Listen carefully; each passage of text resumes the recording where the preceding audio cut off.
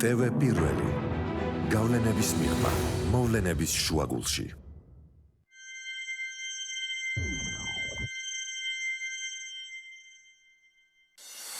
გადაცემის სპონსორია Nova. 200-ზე მეტი დასახელების ქართული პროდუქტი. მადლობა, რომ ირჩევთ ქართულს.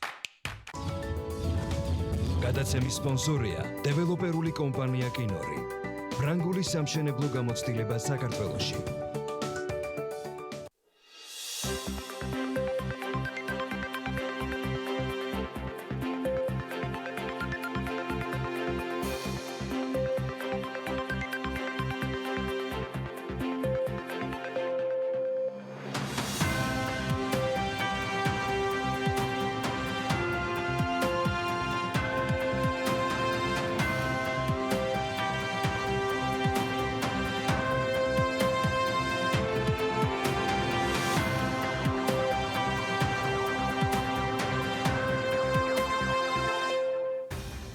მშვიდობისა საქმეს არ ვეშვებით და საქმიან დილას ვიწყებთ ადრიანად TV-ზე BMG-ის გუნდის წევრებთან ერთად.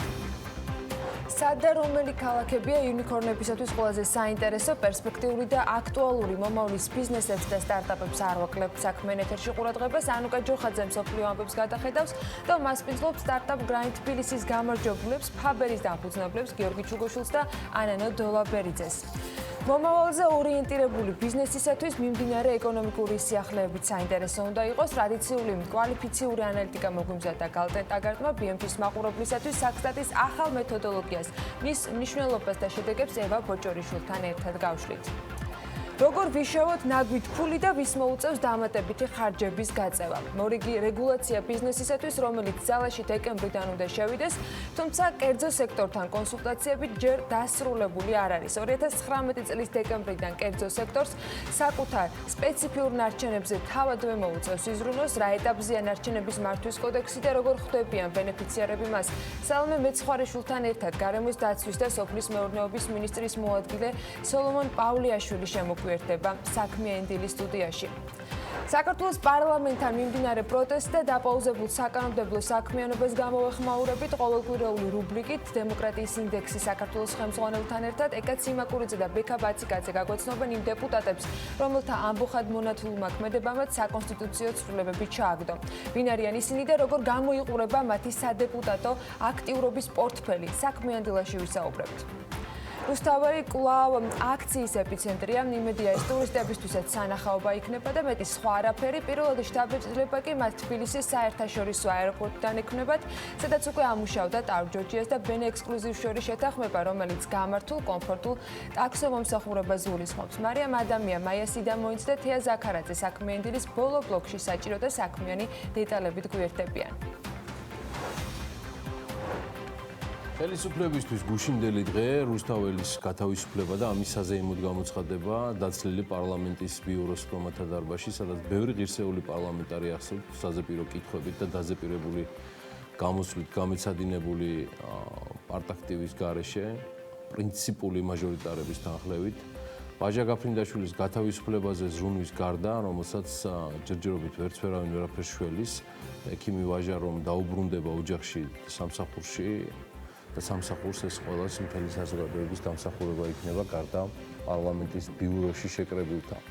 მოკლედ ამ სუბიექტთა და მათ პოლიტიკურ მენტორს, რომელიც პერიოდულად ალაღსემაღლიდან გვევლინება, გამორჩა ხანძარი, რომელიც 10 ჰექტრამდე ტყე შეიწირა მესტიაში, ცხუმარისა და ეცერში, 4 ჰექტარი ტყე სრულად არის განადგურებული ცხუმარში, ხოლო 6 ჰექტრამდე ტყე დაიწვა ეცერში. 45 მაშველი და მეხანძრე ცდილობდა ამ ხანძრის ლოკალიზებას, რომელთანაც გამკლავება ეს გამხმარ ფოთლებს არის წაკიდებული და ცეცხლთან გამკლავდება რთულდება უმძიმესი გეოგრაფიული მდებარეობის და რელიეფის გამო.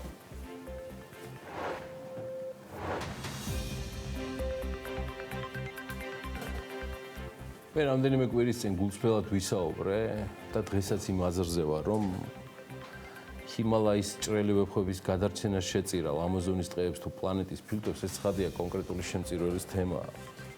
მაგრამ მაშინ როცა იბუგება საქართველოს ფილტვები და ამისთვის არ იცლებ.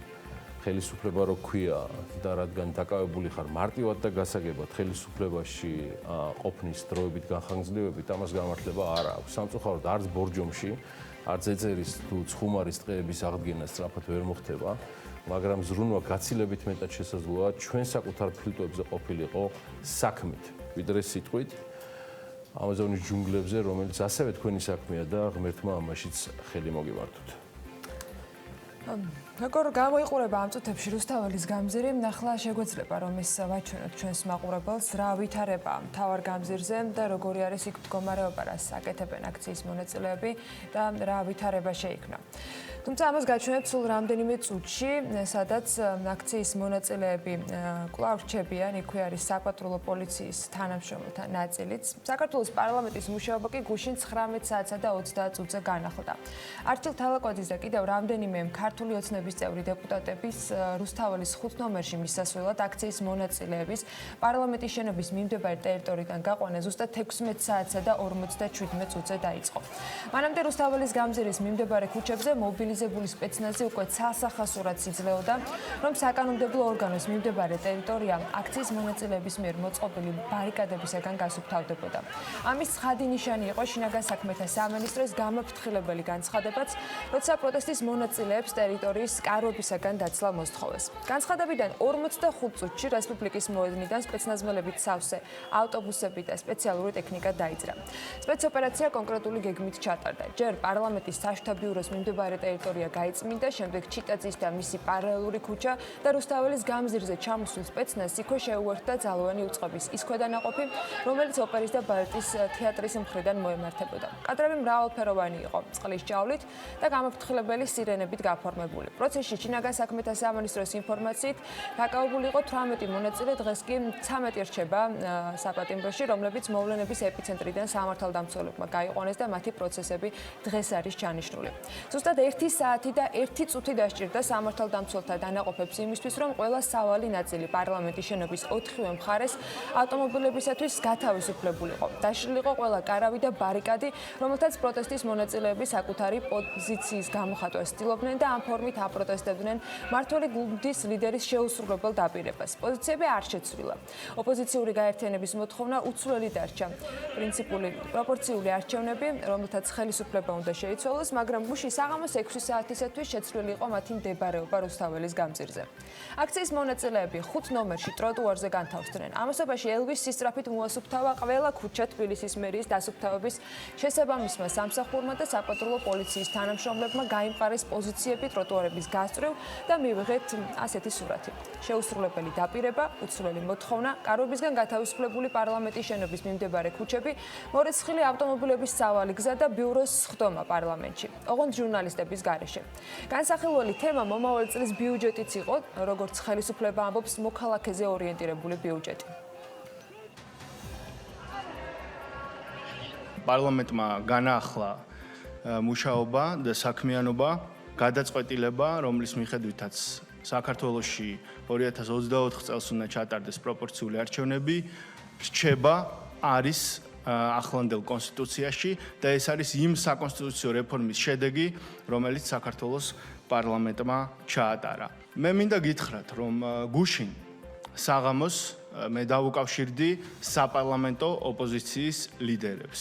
პირადად მე მქონდა თითოეულ მათგანთან საუბარი და მათ ვთხოვე დაბრუნებულიყვნენ კანონის და კონსტიტუციის ფარგლებში. ასევე შევთავაზე მათ, რომ პარლამენტში გადაგვეტანა დისკუსია, დაგვებრუნებინა პოლიტიკური პროცესი.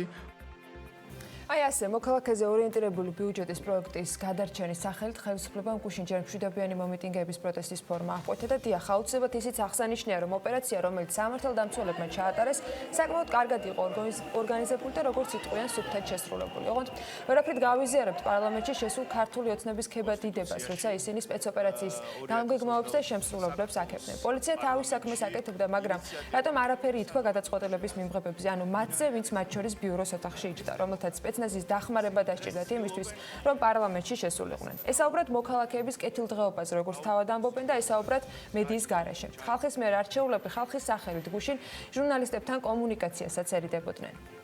მე მინდა მადლობა გადაგიწყვეტეს გამოხატავდნენ გარკვეული გადაწყვეტილების გამო. რა თქმა უნდა, კონსტიტუცია მე მინდა საზოგადოებას შევახსენო, ვინ არიან ეს ადამიანები. ეს არიან ის ადამიანები, ვინც თავის დროზე ბოქლომი დაადეს ადამიანის უფლებებს. ეს არიან ის ადამიანები, ვინც თავის დროზე ბოქლომი დაადეს მედიას, ბოქლომი დაადეს კერძო საკუთრებას, ბოქლომი დაადეს ინსტიტუტებს და ქვეყნის თავისუფლების იდეას. და ამ ყველაფერს ისინი თარგმნიდნენ და მონოპოლიზებული მედიის საშუალებით საზოგადოებას არწმუნებდნენ, რომ ეს იყო თავისუფლება და ეს იყო დემოკრატია. ისინი დღეს ცდილობენ იგივეს. დღეს ცდილობდნენ ისინი იგივეს, რომ ბოქლომი დაედოთ საქართველოს პარლამენტზე, ამიტომ მე მინდა მათ სამახსოვროდ გადავცე და დაუბრუნო სიმბოლურად ის გაჭრილი ჯაჭვი და ბოქლომი, რომელიც სიმბოლურად გამოხატავს მათ მიდგომას და მათ ღირებულებებს მოქალაქეების, სახელმწიფოს და ღირებულებების მიმართ.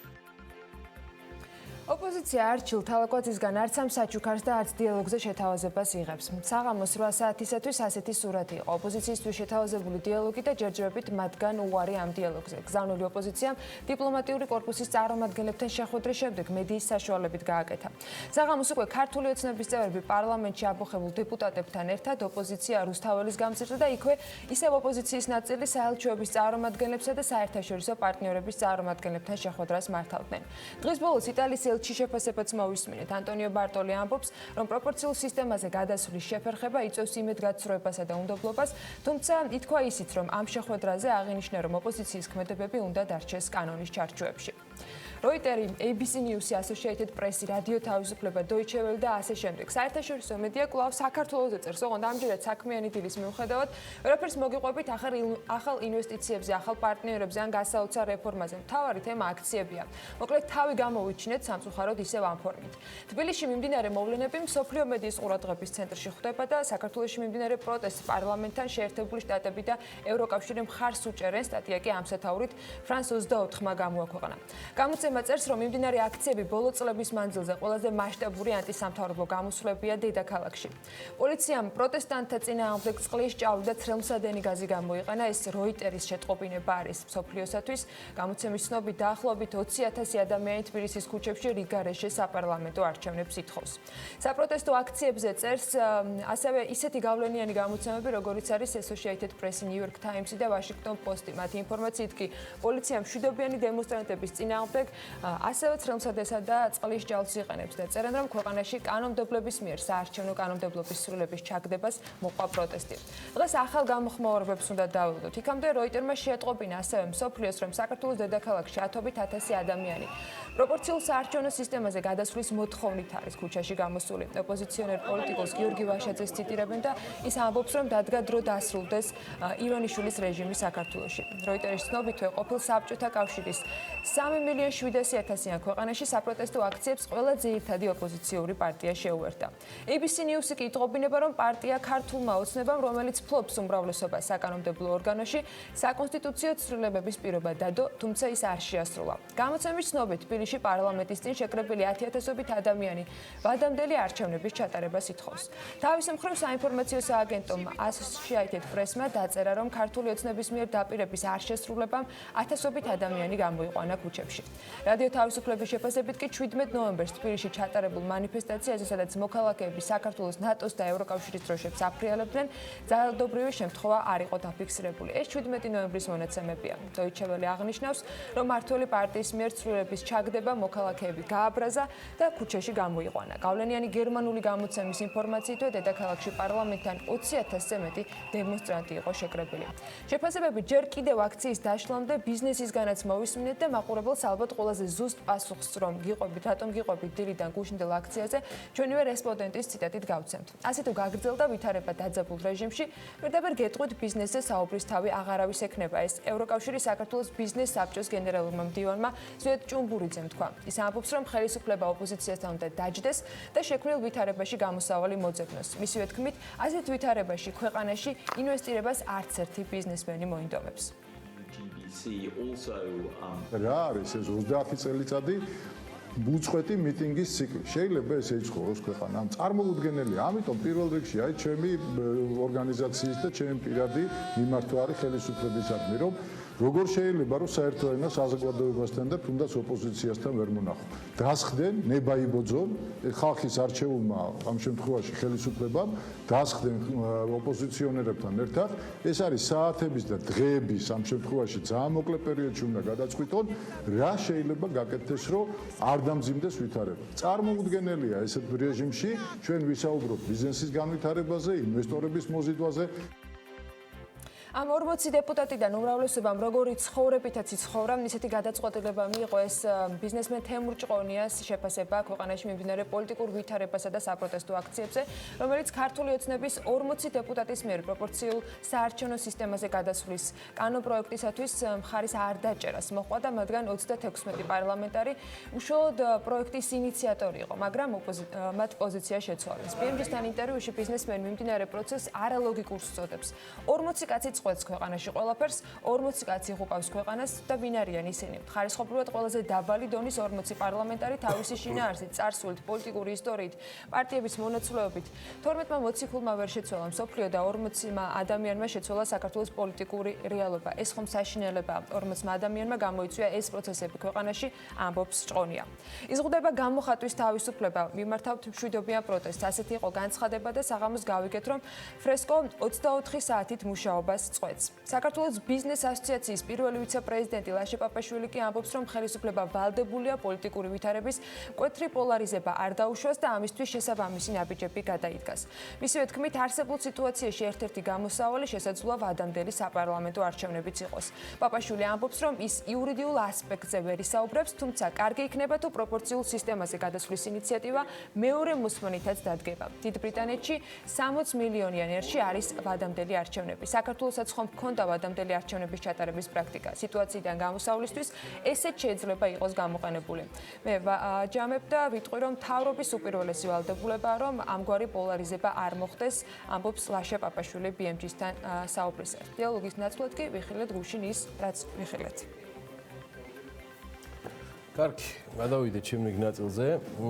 დღეიდან ლარი დოლართან მიმართებაში 2.97 იქნება და არის უკვე დადგენილი 36,000-ით ეროვნული ბანკის მიერ გამოქვეყნებული მონაცემების თანახმად დღევანდელი ვაჭრობის შედეგად დოლარის ღირებულებამ სწორედ შეადგინა კურსი, რომელიც დღეს მოქმედებს ევროსთან დაკავშირებით არის ლართან მიმართებაში 3.28 ლარი 1 ევრო.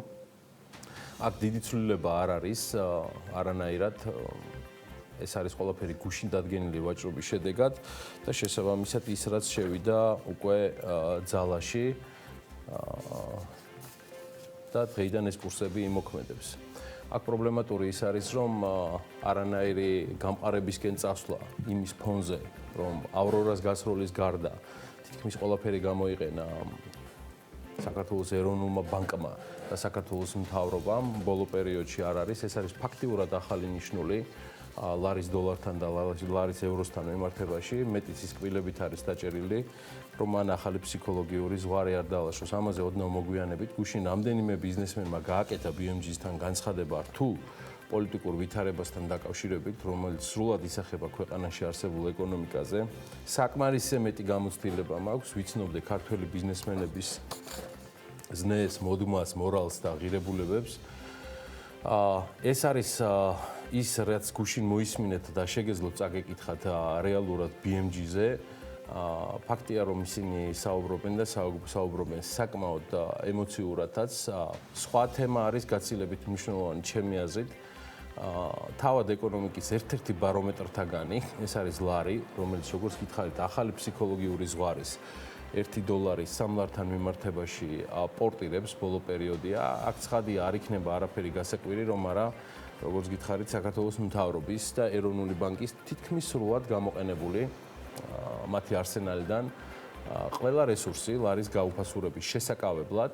ფაქტია, რომ რეზერვების დახარჯვამ სავალუტო რეზერვების ლიმიტის შემცირებამ ეკონომიკისთვის 700 თუ 800 მილიონი დოლარის ბოძებით დამატების ათვისების მიმართულებით ჯერჯერობით ვერანაირი შედეგი ვერ დადო და მოსალოდნელი იყო რომ ვერც დადებდა ხელისუფლებას მოუწევს სრულად პასუხის გაცემა როგორ მოახერხეს 2012 წლიდან დღემდე 1.66 ლარი დოლართან მიმართებაში კურსის პირობებში გადაებარებინათ პირსისხლიანი სააკაშვილის ხელისუფლება როდესაც საპარლამენტო არჩევნებამდე 1 წლით ადრე თითქმის ორჯერ მეტად გაუფასურებული კურსით და უფრო მეტად რამდენჯერმე დაქვეითებული მოსახლეობის მწყიდველობითი უნარიანობით ხვდებით.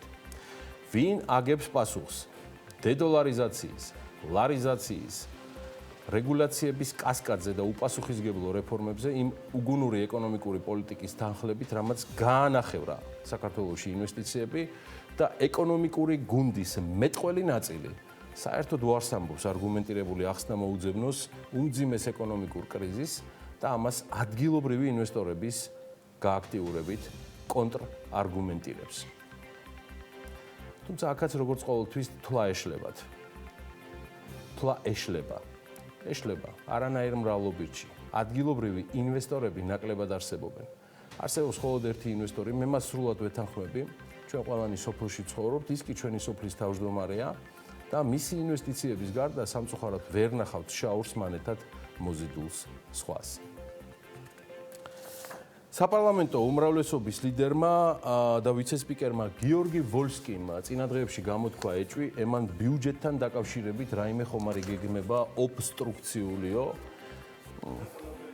არ ამგონია, არც ასეთი ჭეშმარიტად პრინციპულები არიან ქართული ოცნების დეპუტაცია და მაჟორიტართა კორპუსის უდიდესი ნაწილი.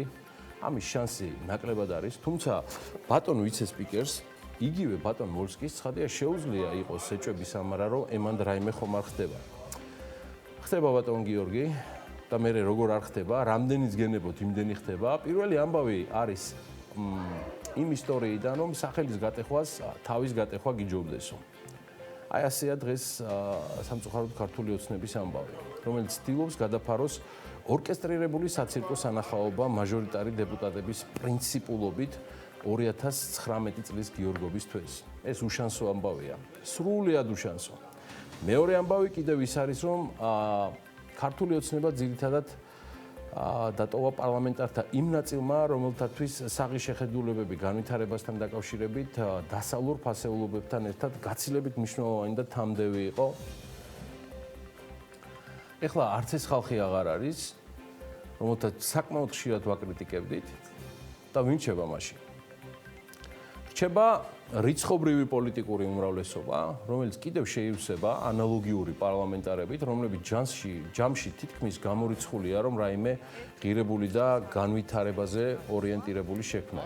და ამის მიზეზი რამდენიმეა, უპირველეს ყოვლისა ეს არის დრო, ფიზიკურად ვერ მოასწრებენ არჩევნებამდე სერიოზული ნაბიჯების გადადგმას, მაგრამ მაინც მიუყვეთ თანამიმდევრობით. პირველი უნარები, უпростоრად აი ამ უნარების არ ქონა. მეორე განათლება, უпростоრად შესაბამისი განათლების არ ქონა.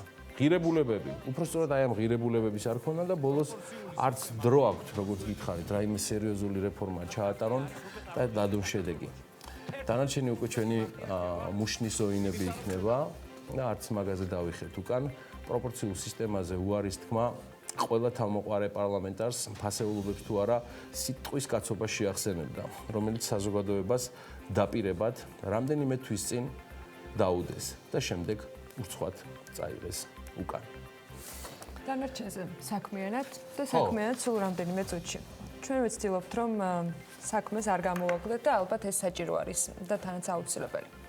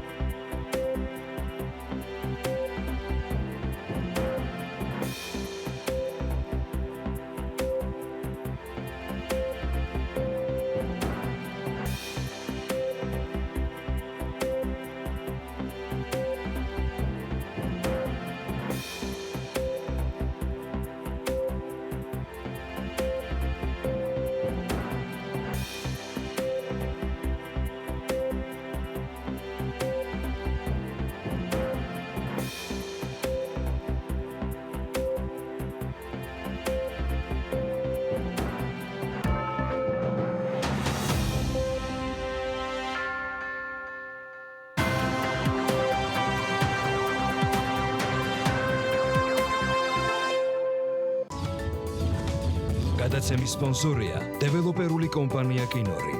ფრანგული სამშენებლო გამოცდილება საქართველოში. გადაცემის სპონსორია ნოვა. ურესზე მეტი დასახელების ქართული პროდუქტი. მადლობა, რომ ირჩევთ ქართულს.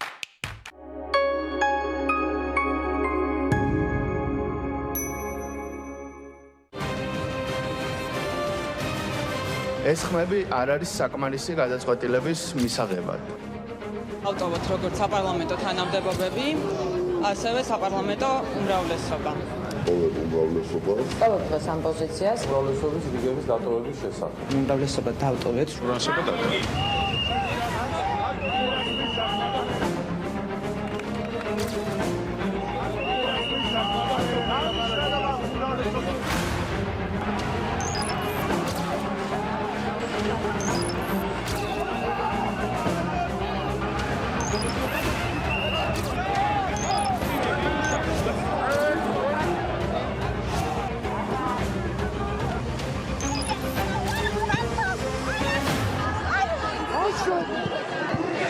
დაუბრუნო სიმბოლურად გაჭრილი ჯაჭვი და ბოქლომი. რადიკალური კონსტიტუციური ყველა მეთოდი იქნება გამოყენებული.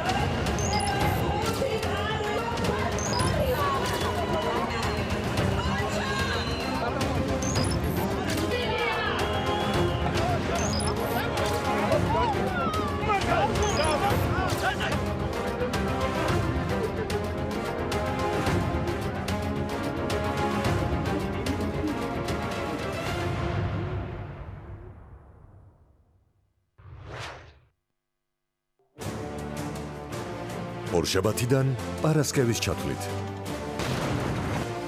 18 საათზე მხოლოდ საუკეთესო ევროპული სერიალები ქართველი მაყურებლისთვის.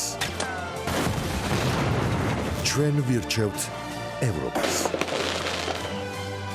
შემოგვიერთდით TV პირველზე.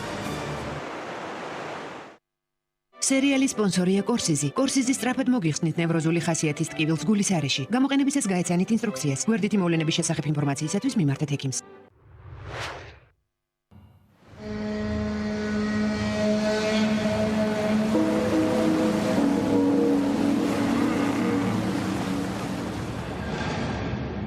ის, რაც არ უნდა მომხდარიყო.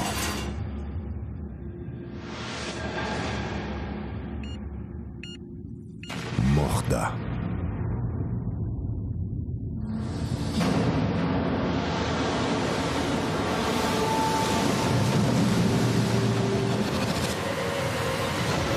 კატასტროფა, რომელმაც დედამიწა შეცვალა.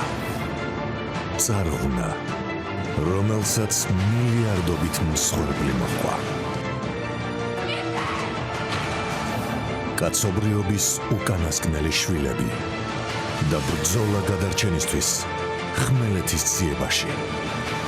ორშაბათიდან პარასკევის ჩათვლით საღამოს 6 საათზე.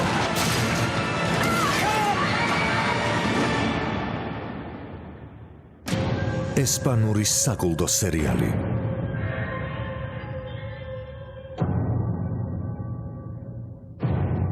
კიდობანი. ექსკლუზიურად TV პირველის ეთერში. სერიალის სპონსორია კორსიზი. კორსიზი სწრაფად მოგიხსნით ნევროზული ხასიათის ტკივილს გულის არეში. გამოყენებისას გაეცანით ინსტრუქციას. გვერდითი მოვლენების შესახებ ინფორმაციისათვის მიმართეთ ექიმს.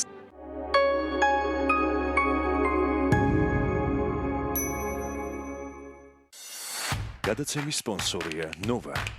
ურესზე მეტი დასახელების ქართული პროდუქტი. მადლობა, რომ ირჩევთ ქართულს. გადაცემის სპონსორია დეველოპერული კომპანია კინორი. ფრანგული სამშენებლო გამოცდილება საქართველოში.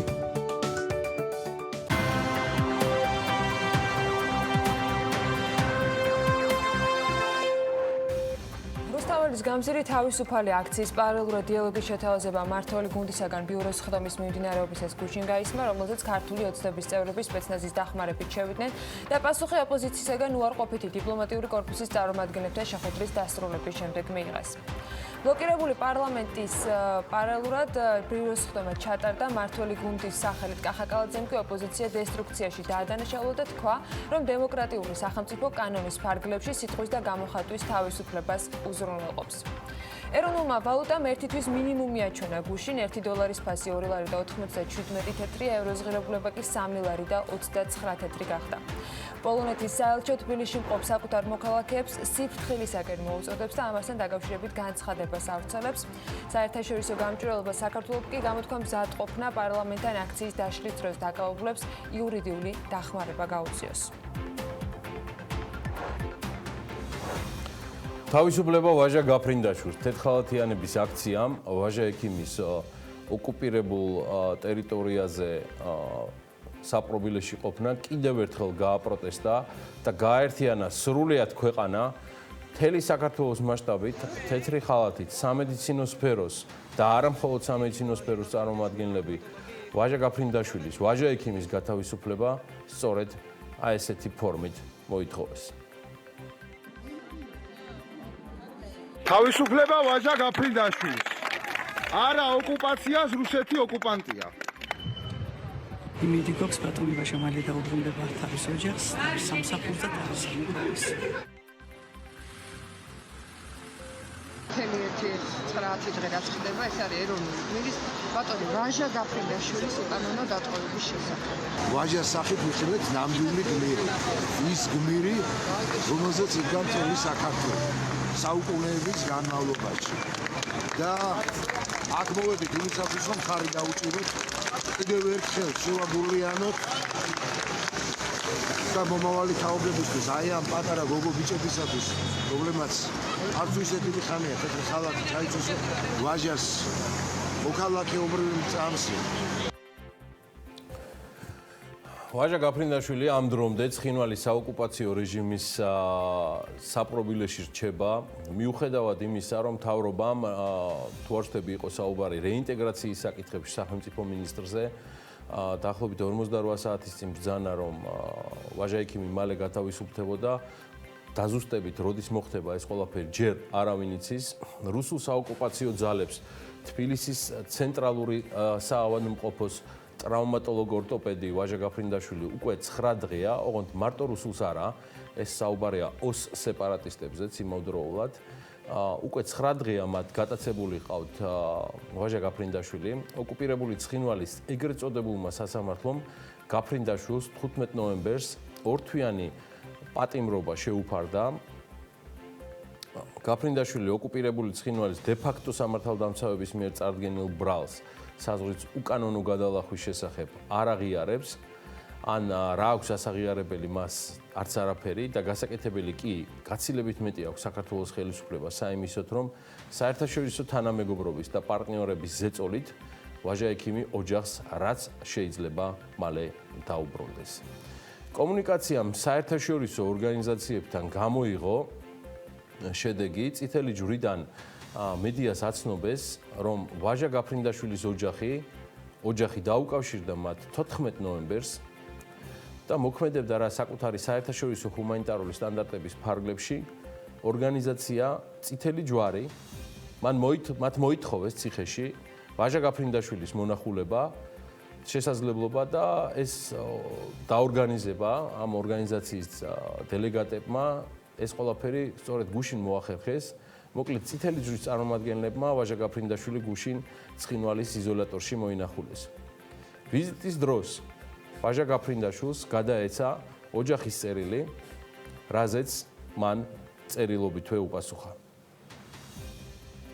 წითელი ჯვრის საერთაშორისო კომიტეტმა ვიზიტის შესახებ ცხადია აცნობა და გადასცა წერილი ვაჟა გაფრინდაშვილის ოჯახს. მიმდინარე პროცესებს მიუბრუნდებით, ეხლა და ესეთი ისტორია მინდა მოგიყვეთ და გაგიზიაროთ კიდევ ერთი ოკუპირებული რეგიონიდან ამბებს ოკუპირებულ აფხაზეთში ერთ კვირაზე მეტია უშედეგოდ ცდილობენ მაღალმთიანი სოფლის ფსუს ტყიდან დაწყებული ხანძრის ჩაქრობას. დე-ფაქტო ხელისუფლებამ ცეცხლის კერები პირველად 10 ნოემბერს აღმოაჩინა და რუსეთს ავიაციით დახმარება სთხოვა რუსეთის საგანგებო სიტუაციების სამინისტროს ვეთფრენი Mi-8 აფხაზეთში მხოლოდ 16 ნოემბერს გაგზავნეს და როგორც სააგენტო TASS-ის იუწყება 17 ნოემბერს დონის როსტოვიდან აფხაზეთში ჩავიდა ეს თვითმფრინავი ამფიბია B200. რუსული და აფხაზური საინფორმაციო სააგენტოების ცნობით ამჟამად ცეცხლი მოდებულია 11000 ჰექტარზე, მათ შორის მსხუგუმისტის ნაკრძალში. მთიდან წამოსული კვამლით პერიოდულად დგება და იფარება მათ შორის სოხუმი, გაგრაც და ტყვარჩელიც. ამის თაობაზე და აფხაზეთის მთებში და აფხაზეთის სხვა ლოკაციებზე გაჩენილ ხანძრებზე ინფორმაციას რადიო თავისუფლება ავრცელებს. ხათრები პრობლემურია და მე მგონი მნიშვნელოვანი თემა არის, რასაც გამოხმაურება ჭირდება მათ შორის ხელისუფლების მხრიდან, კონტროლირება ტერიტორიაზე იქნება ეს თუ ოკუპირებულ აფხაზეთში. და ვიდრე ბიზნეს სიახლეებში გადავალთ, სამედიცინო თემას გავაგრძელებთ საქმიანი დილის ეთერში. შესაძლოა ჩვენო მაყურებელმა შენიშნა კიდეც, რომ წელს გასული წლებისგან განსხვავებით, ამ სტუდიაში არც აცრა ჩაგვიტარებია, არც თუ თაგვიცრი, არა და ოჯახში მატება გვაქვს და ამის მიუხედავად, არც განსაკუთრებით გვიაქტიური ამ მიმართულებით თუნდაც მოწოდების დონეზე. ეს სულაც არ ნიშნავს, რომ წელს სეზონური აცრები აღარ გჭირდება და გაცეების პრევენცია ყველა მხრივ უკვე ჩატარებული გვაქვს. წელს ამ მიმართულებით როგორც ჩანს, ამ დრომდე გადაუწყვეტელი პრობლემები რჩება. ქვეყანაში გრიპის სეზონი დაიწყო, თუმცა კომერციულ სექტორში ვაქცინა ჯერ შემოტანილი არ არის. შესაბამისი ჯგუფებისთვის ვაქცინის შემოტანა დაგვიანდა სახელმწიფოს მხრიდანაც, რომელმაც ნაცვლად ოქტომბრის დასაწყისისა 100,000 დოზა გრიპის საწინააღმდეგო 4 კომპონენტიანი ვაქცინისა რეგიონში 29 ოქტომბრის შემდგომ გადაანაწილა. რა გახდა შეფერხების მიზეზი და რამდენად არის მოსაოდნელი მიმდინარე სეზონზე გრიპის ეპიდემიური საშიშროება, ამის გარკვევას თათია ჩაფიჩაძე ცდილობდა.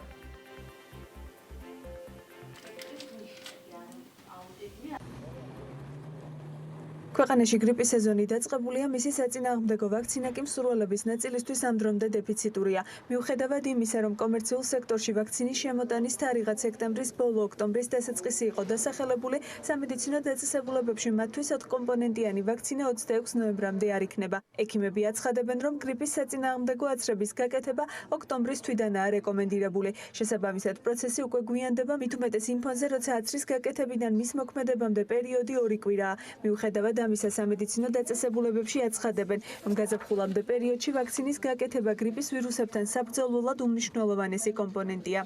ეხლა რა თქმა უნდა ვაქცინა გვიანდება და შესაძლოა კიდეც დაიწყოს დაავადება გრიპით, მაგრამ მაშინ როცა გრიპით დაავადებულების რაოდენობა გაზრდილი იქნება, თუნდაც იმ დროს ვაქცინაციის ჩატარება არის მიზანშეწონილი. ვაქცინა რა თქმა უნდა მაშინვე იწყებს მოქმედებას, აცრისთანავე უბრალოდ სრული იმუნიტეტის ჩამოყალიბება დაახლოებით 2 კვირაში ხდება.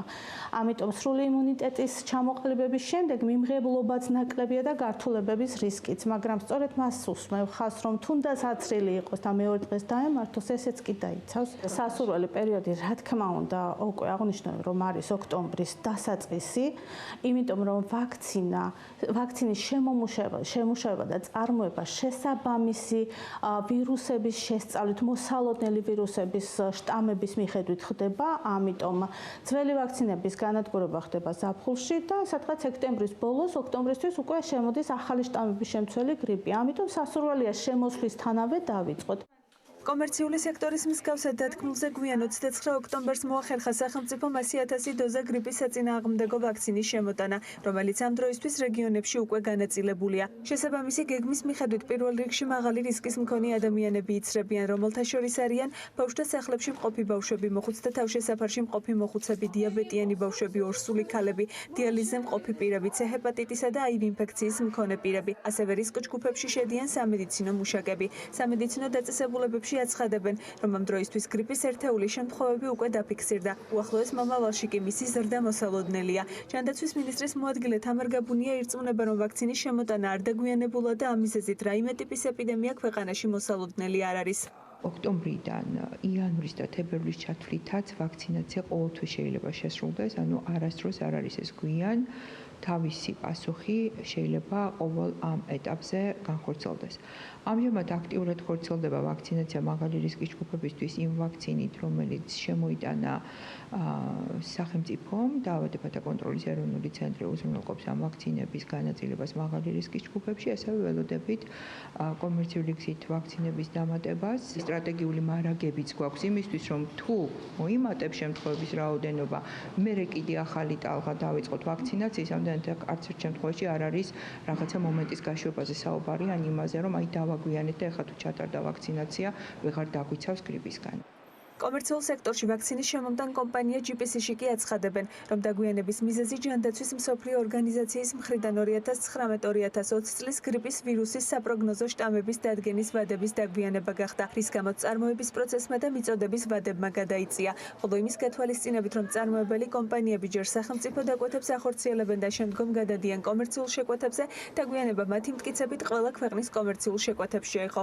GPI-ის ოფიციალურ კომენტარში წერია, რომ 10,000 ვაქცინის შემოსვლას კომპანია 25-26 ნოემბერს ელოდება, თუმცა რა იქნება მისი ღირებულება, ეს ევროს კურსზე იქნება დამოკიდებული.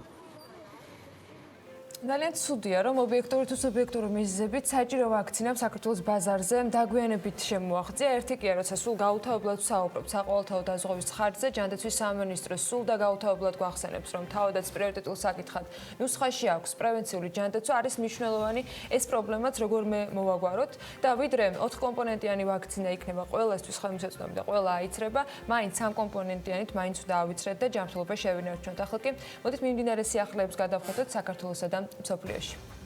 საქართველოს პორტებს ტვირთბრუნვა გაეზარდა 9 თვის მონაცემებით საზღვაო ნავსადგურებმა 12,600,000 ტონა ტვირთი გადაამუშავეს, 1,400,000-ით მეტი, ვიდრე გასული წლის იმავე პერიოდში. 2019 წლის იანვარ-ოქტომბერში ქვეყანაში ბენზინისა და დიზელის საწვავის იმპორტი 2,1% არის შემცირებული, ყველაზე მსხვილ მომწოდებლად კი კვლავ რუსეთი რჩება. 2 მილიონი ევროს ინვესტიცია აგრონეტი საქართველოში კაკლის გადამამუშავებელ საწარმოს ააშენებს.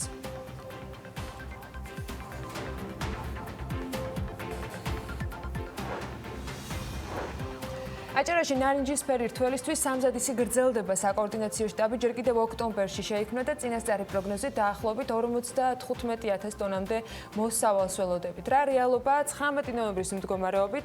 პირდაპირ ეთერში გავაახლებთ ინფორმაციას. საქმიანი დილის ეთერს აჭარის სოფლის მეურნეობის მინისტრი ტიტე აროშიძე უერთდება. მოგესალმებით ბატონო ტიტე, მადლობა იმისთვის რომ ხართ ჩვენთან ხაზზე. პირველ რიგში მინდა გკითხოთ დღევანდელი დღის მდგომარეობით, 19 ნოემბრის მდგომარეობით, როდისთვის დაიწყება ოფიციალურად ნარინჯისფერი რთველი? პირველ რიგში მინდა გითხრათ, რომ ნარინჯისფერი რთველი უკვე ძალაში შევიდა, თუმცა აქტიურ ფაზაში არ გადასულა. ეს გამოიწვია უშუალოდ კარგმა და თბილმა ამინდებმა ალბათ მთელ საქართველოში. გამომდინარე იქედან, რომ ნარინჯისფერ რთველს აუცილებლად ესაჭიროება ცოტათი ცივი ამინდები, ანუ ხინვის ამინდები, რომ შემდგომ მოხდეს მისი გამოიწლება და მოკრეფა, ესე ვთქვათ, ბოლომდე აქტიური ფაზა ჯერ ჩამოყალიბებული არ არის. ამიტომ ჩვენ ველოდებით დაახლოებით ნოემბრის ბოლოდან უკვე დაიწყება ნარინჯისფერი რთველი და უკვე შემდგომში უკვე მოხდება, რა თქმა უნდა, მისი ექსპორტირება სხვადასხვა მხარეს. თუმცა ნაწილობრივ უკვე შეიძლება ითქვას, რომ დაწყებულია მანდარინის რთველი და ნაწილი უკვე როგორც ადგილზე, ასევე საექსპორტოდ რეალიზებულია. ჩვენ ველოდებით წელს სადღაც 55,000. ანუ პროგნოზები არ გადახედილა რეალურად, რაც იყო ოქტომბრის დასაწყისში. არა, პროგნოზს ჩვენ ვაკეთებთ, ესე ვთქვათ, წინასწარ და ეს პროგნოზი არ იცვლება, რა თქმა უნდა, შემდგომ სუსტდება უბრალოდ პროგნოზი, როდესაც სრულდება ნარინჯისფერი რთველი, დასრულებისთანავე გვაქვს უკვე სწორი პროგნოზი და მინდა გითხრათ, რომ ბოლო 5 წლის განმავლობაში პროგნოზი იმდენად ზუსტია, რომ დაახლოებით 10-15% არის ხოლმე ცვლილება. როგორი ხარისხის მოსავალს ველოდებით წელს? ამაზე ჩვენ გქონდა პრინციპში საუბარი, რომ შედარებით უკეთესი მდგომარეობა იგივე ფაროსანასთან მიმართებით, მაგრამ აი ამ მონაცემებით, როცა უკვე შეიძლება ითქვას, რომ უახლოვდებით რთველის პიკურ ნაწილს. დღეს რამდენად არის თქვათ მოსავლის ხარისხთან დაკავშირებით შეფასებები დამაკმაყოფილებელი? შეიძლება ითქვას, რომ ის ორი თბილმა ამინდებმა გამოიწვია ის, რომ მოსავალი რა თქმა უნდა კარგია მანდარინის ნაყოფის შეესაბამება იმ სტანდარტებს, რომელზე მოთხოვნაც საერთაშორისო ბაზრებზე არსებობს და ამიტომ ვფიქრობ, რომ წერტი იქნება საკმაოდ მაღალი ხარისხის მოსავალი, რაც ჯერჯერობით ჩანს და რასაც ველოდებით ესე ვთქვათ. თუმცა რა თქმა უნდა არის გარკვეული ლოკაციები, სადაც სხვადასხვა დაავადებებმა მანდარინის ნაყოფის სარეალიზაციო სახე შეელახა, მაგრამ საერთო ჯამში შეიძლება ითქვას, რომ ძალიან მაღალია ხარისხი წლევანდელი ციტრუსის, ამიტომ მოთხოვნა საკმაოდ მაღალი იქნება, გამომდინარე იქიდან, რომ ნაკლებია შარშამბელთან შედარებით მოსავალი, ვფიქრობ, რომ მაღალი მოთხოვნა განაპირობებს იმას, რომ ჩვენ აჭარაში ციტრუსი დეფიციტურ პროდუქტად იქცევა. რაც ფასზეც მოახდენს სავარაუდოდ გავლენას.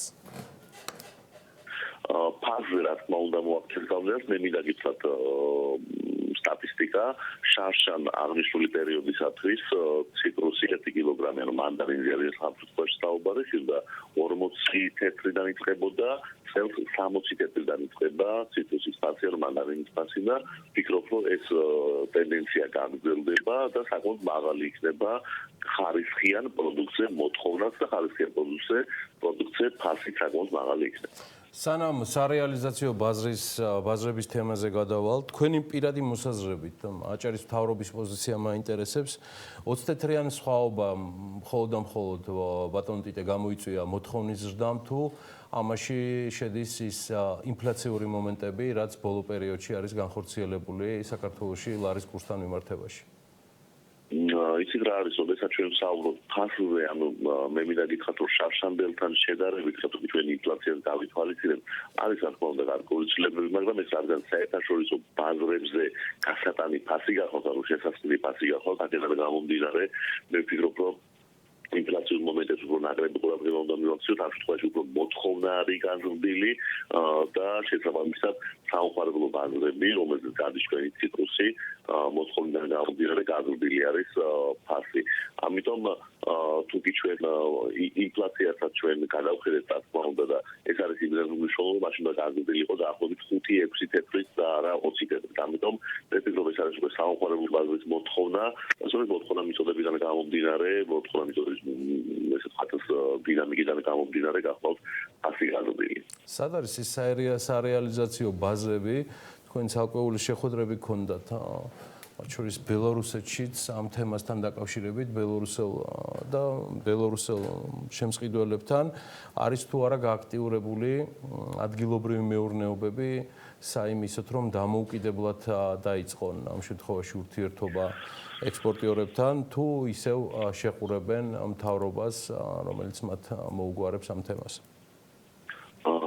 მოდესა ჩვენი ესე ვთქვათ როლი ამ შემთხვევაში გახავთ ის რომ ის ბაზრები რომელი ბაზრების ტრადიციულია პირველ რიგში გააქტიურდეს ჩვენ მოვაგვაროთ ის პრობლემები რომელი პრობლემებიც საზღვარზე არსებობს რომელი პრობლემებიც ლოგისტიკასთან დაკავშირებით არსებობს თუმცა იგივე როდესაც ჩვენ საუბრობთ სხვადასხვა ახალ ბაზრებთან დაკავშირებით, თუნდაც იგივე ბელორუსულ ბაზართან დაკავშირებით, ეს ახალი ბაზარი არ გახლავთ, თუმცა ლოგისტიკის მხრივ ოდნავ გართულებულია პრობლემა ჩვენ, ესე ვთქვათ, ქონდა მოლაპარაკება ჩვენ ბელორუსიასა და საქართველოს შორის არსებობს ეკონომიკური კავშირები და მასში მონაწილეობს საქართველოს ხელისუფლება და ბელორუსიის ხელისუფლება და მე ვფიქრობ, რომ წლევანდელი მოლაპარაკება, რომელიც დავმართეთ როგორც საქართველოს გარემოს და სოციალურ სამინისტროს და ჩვენი მონაწილეობით ვფიქრობ, რომ იქნება წარმატებული, გამომდინარე იქიდან, რომ შეხვედრა ჰქონდა ჩვენ როგორც ბელორუსის ცენტრალური ხელისუფლების წარმომადგენლებთან, ასევე რაიონული მაგილიოვის ოლქის წარმომადგენლებთან, ვფიქრობ, რომ წარმატებული იქნება და ჩვენ მოვახერხებთ იმას, რომ გავზარდოთ. ტულით, თქვათ, გადაწყვეტა შეგიძლიათ გითხრათ, რას შეიძლება უკავშირდებოდეს ამ შეხვედრებიდან შედეგი, ანუ რაში გამოიხატება ეს, თქვათ, დადებითი კომუნიკაცია, რასაც თქვენ აღნიშნავთ ახლა?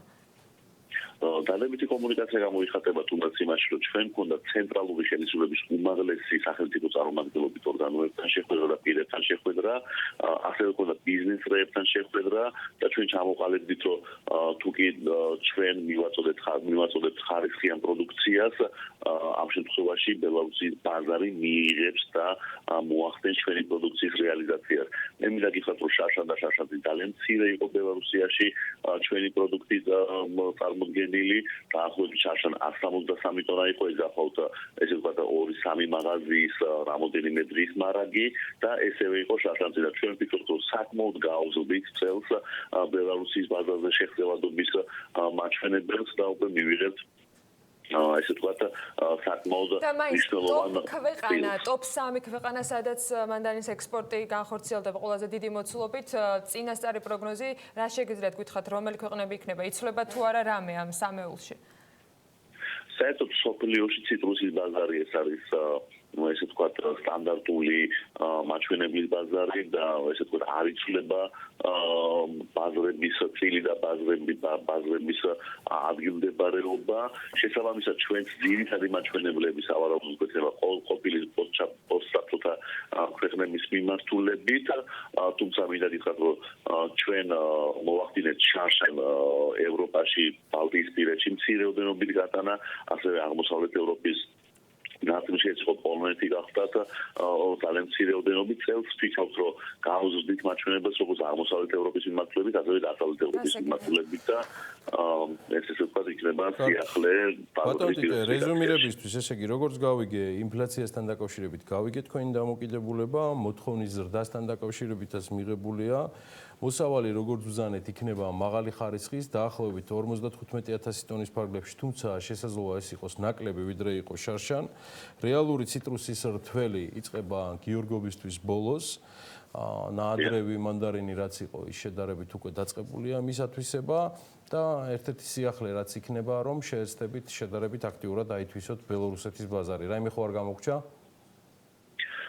ფიქრის ყველაფერი კარგად ჩამოვაყალიბეთ, ერთადერთი მინდა ვთქვა, რომ მოსახლეობაც და ხელისუფლებაც ორივე ერთად ჩავერთვებით, რა თქმა უნდა, ნაბიჯის ვერცხელში და წელსაც ძალიან კარგად ჩავატარებთ ნაბიჯის ვერცხელში.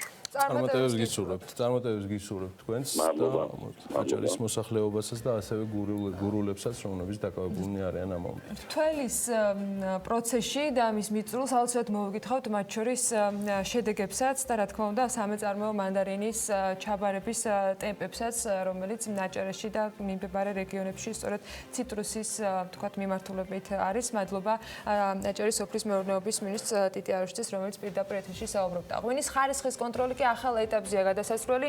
ეს თბილვინოს დამფუძნებელმა ზურაბ მარგველაშვილმა თქვა BMG-თან საუბრისას. ის აღნიშნავს, რომ იმის გათვალისწინებით, რომ ქვეყანაში ღვინის ექსპორტი იზრდება, არსებული კონტროლის მექანიზმები ვეღარ უმკლავდება ბაზარს. შესაბამისად, მისი თქმით, რეგულაციები უნდა გამკაცრდეს და ის შეეხოს როგორც ბოთლის, ისე ჩამოსასხმელ ღვინოს.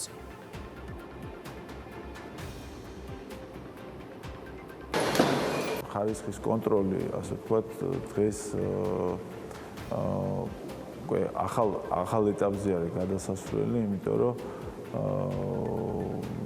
ბოლო 3 წლის განმავლობაში გაორმაგდა ქართული ღვინის ექსპორტი, რაც ცალსახად დადებითი არის, მაგრამ ამავდროულად არსებობს ის რისკები და ცდუნებები, რომ პრაქტიკულად თითოეული ბოთლი უნდა იყოს გარანტირებულად შემოწმებული. რისკები გაზრდილია და სანამ ეს გაზრდილი რისკები ჩვენ ასე ვთქვათ მტკივნეულად დაგვარტყავს, გვინდა რომ აქამდე არ მივიდეს ასე ვთქვათ საკითხი.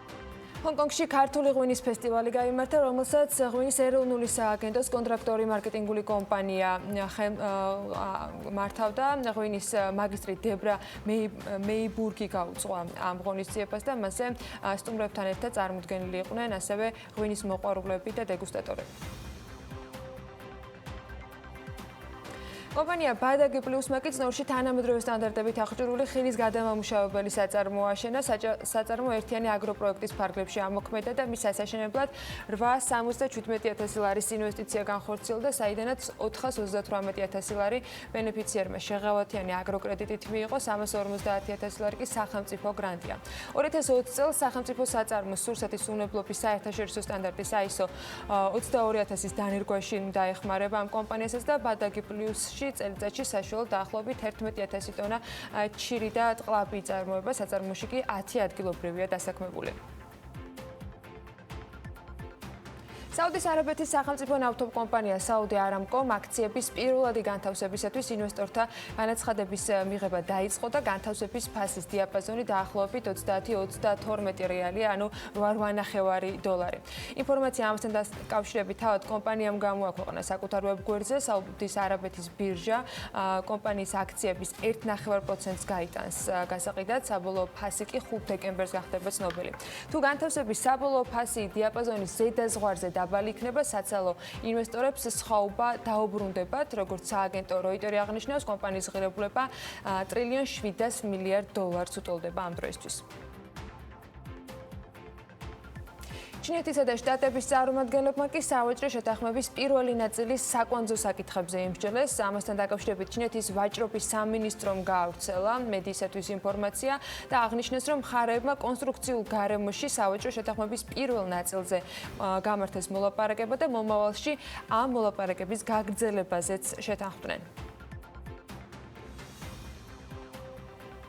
2019 წელი ავიაკომპანიებისათვის საკმაოდ წარმატებული აღმოჩნდა GIVT-ის მონაცემებით. ევროპაში ფრენების რაოდენობა მიმდინარე წლის 3 კვარტალში გასული წლის ანალოგიურ პერიოდთან შედარებით 100,000-ით არის გაზრდილი. შემცირდა შეფერხებული ფრენების რაოდენობაც. საავიაციო სექტორის წარმომადგენლები გარკვეული წვლილის შეტანაზე საუბრობენ 2018 წლის შემდეგ ფასების შემცირებასთან დაკავშირებითაც საავიაციო საწვავზე და ავიაკომპანიები აღნიშნავენ, რომ გაუმკლავდნენ პილოტების დეფიციტს და შედარებით ნაკლები იყო ასევე პერსონალის გაფიცვებიც. Yahoo Japanis მფლობელი კორპორაცია Z Holdings და სამხრეთ კორეული Nevercorp, რომელიც Messenger Line-ის აქციების საკონტროლო პაკეტს ფლობენ, გაერთიანებაზე შეთანხმდნენ. ინფორმაცია Associated Press-მა გაავრცელა. მოლაპარაკებები მათივე წყაროს ინფორმაციით გაერთიანების შესახებ ჯერ კიდევ ივნისში დაიწყო. კომპანიების განცხადებით გაერთიანების პროცედურა დეკემბერში დასრულდება და შეიქმნება უმსხვილესი ონლაინ კომპანია, რომელიც საცალო ვაჭრობის, რეკლამის და მობილური სერვისების სფეროში იმუშავებს.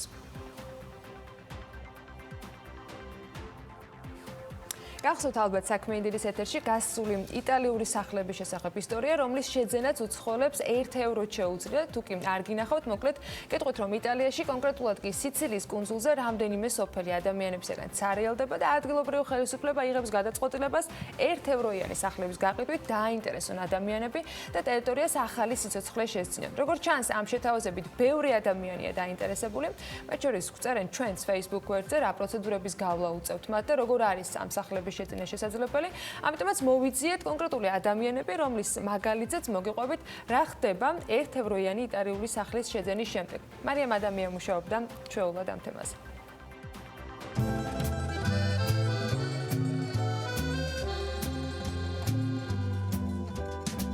ახალი სახლი, ახალი ურთიერთობები და ახალი შესაძლებლობები მზიან იტალიაში €1 ბევრისთვის, როგორც ჩანს, ცხოვრების ნულიდან დაწყების მიზეზი გახდა. ეს ფაქტი განაპირობა იმანაც, რომ განსაკუთრებით ბოლო 1 წლის განმავლობაში უცხოურ მედიაში გახშირდა იმ სტატიების რაოდენობა, რომლებიც €1-იანი ან სულაც უფასო იტალიური სახლების შესახებ გვიყვებიან.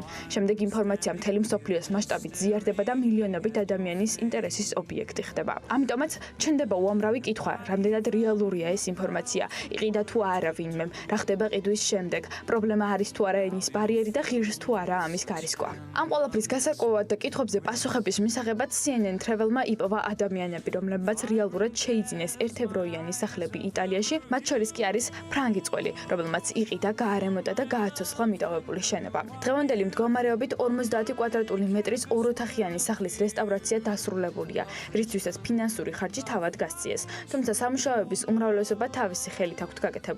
მინიმალიზმისა და გემოვნების სინთეზით კი მიტოვებული შენობა ხელახლა გაცოცხლდა და სასიამოვნო შესახედიც გახდა. თავისი პანორამული 15 კვადრატულ მეტრიანი ტერასით. თუმცა მთავარი არის ის ფაქტი, რომ წყვილი აქ საცხოვრებლად არ გადმოდის. ეს მათთვის მშობლების სახლი აგარაკი იქნება, სადაც ზაფხულის ან საშობაო არდედეგების დროს ბავშვებთან ერთად დაისვენებენ. წყვილმა იტალიაში ინვესტირება სწორედ დაბალი ფასის გამო გადაწყვიტა, რადგან საფრანგეთში აგარაკის ტიპის უძრავი ქონების შეძენა იმდენად ძვირი ღირს, ალბათ ამას ვერასდროს შეძლებდნენ. იტალიაში კი მარტივად იაფად და ხარისხიანად მეორე სახლის მფლობელები გახდნენ. ხოლო სტუმართმოყვარე ადგილობრივები ძველი ვიწრო ქუჩების სიმშვიდე და ულამაზესი პანორამული ხედები იყო ის მთავარი გადამწყვეტი ფაქტორები, რის გამოც გარისკეს. კიდევ ერთი დადებითი ფაქტორი კი არის ის, რომ ტერიტორია ახლოს მდებარეობს სიცილიის ტურისტულად აქტიურ ადგილებთან და არ არის იზოლირებული. ანუ აქ განთავსებულია მაღაზიები, სუპერმარკეტები, სკოლები, ბაღები და ზოგადად ყველაფერი, რაც ყოველდღიური ცხოვრებისთვის საჭიროა და აუცილებელი.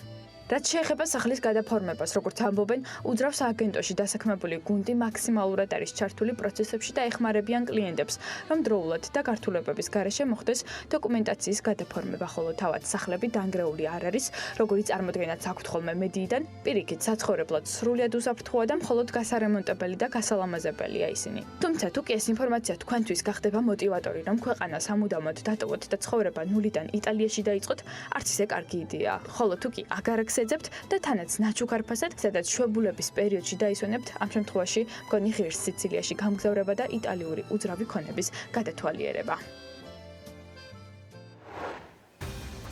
საფრანგეთის შეერთებული შტატები, დიდი ბრიტანეთი, საქართველოს განსხვავებული აპლიკაციები და ერთი იდეა მობილური აპლიკაცია, სადაც ტანსაცმლის, ფეხსაცმლის და აქსესუარების ყიდვა-გაყიდვა შესაძლებელი. ფაბერის მორი გამარჯვებაზე და საომავლო გეგმებზე გეგმავთ საუბარს რამდენიმე წუთში. რეკლამის შემდეგ შემოგვიერთებიან ჩვენი კორესპონდენტებიც ანუკა ჯოხაძე იუნიკორნების სამოთხეებზე მოგუყვება და ლევან თაღიაშვილი და მარიამ ადამია მილენიალის ჩვევებს ტელეფონთან კავშირზე გადახედავენ.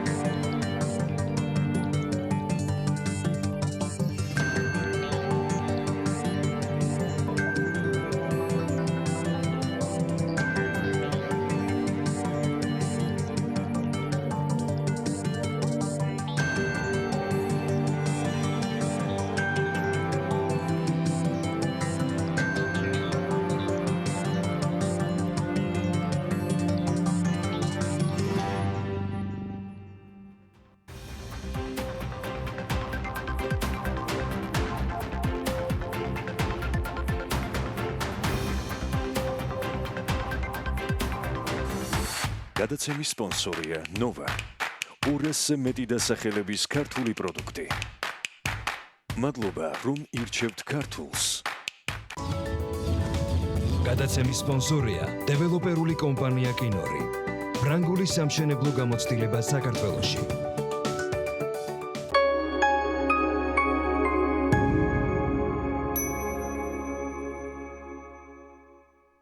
გააგზავნე ამანათი იტალიასა და საბერძნეთში საქართველოს პოსტით საუკეთესო ფასად.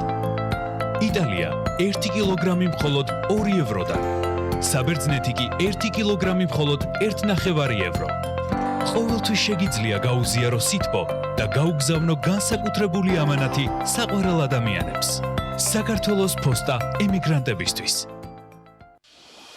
სამზარეულოს პროფესიონალური დანადგარები და ელექტრომოწყობილობები. ჭურჭლის და აქსესუარების მრავალფეროვანი არჩევანი. მაგიდის სერვირება სასტუმროებისთვის და რესტორნებისთვის. გასტროტეკი, ყველაფერი პროფესიონალური სამზარეულოსთვის. დაგვიკავშირდით ნომერზე 295 66 33. ბევრი წელია ერთმანეთს ვიცნობთ. მე და შენ ერთ დღეს დავიბადეთ. 1994 წლის 14 ნოემბერი. ჩემი და შენი დაბადების დღეა. მახსოვს პირველად რომ წაგიყვანა დედამ საბავშვო ბაღში. აი თქვენი ისტორია კი სკოლაში დაიწყო. როცა მასწავლებელმა გვერდით სწორედ ის გოგონა დაგისვა, ვის გამოც არაერთხელ გაგფანტვია გონება. ჩვენმა ურთიერთობამ წლებს გაუძლო და შექმნა ერთად ყოფნის 25 წლიანი ისტორია. ამ ისტორიის გმირებიც თავად თქვენ ხართ. ავერსი 25 წელი მუდამ თქვენი ერთგული. შეიძინეთ VIP აპარტამენტები Dark Tower-ის ყველაზე მასშტაბურ პროექტში, ბათუმში, ზღვის პანორამული ხედით და გამორჩეული არქიტექტურით. კომპლექსის მმართველობაში შემოდის საერთაშორისო ბრენდი Ramada Plaza by Windham-ის ჯგუფი. აქციეთ შეძენილი სახლის შემოსავლის წყაროდ, ან თავადი ცხოვრეთ გამორჩეულად. ნებისმიერი საცხოვრებელი ბინის შეძენისას თქვენ მიიღებთ სახლის დიზაინის საჩუქრად. დაგვიკავშირდით 3W Darbuilding G.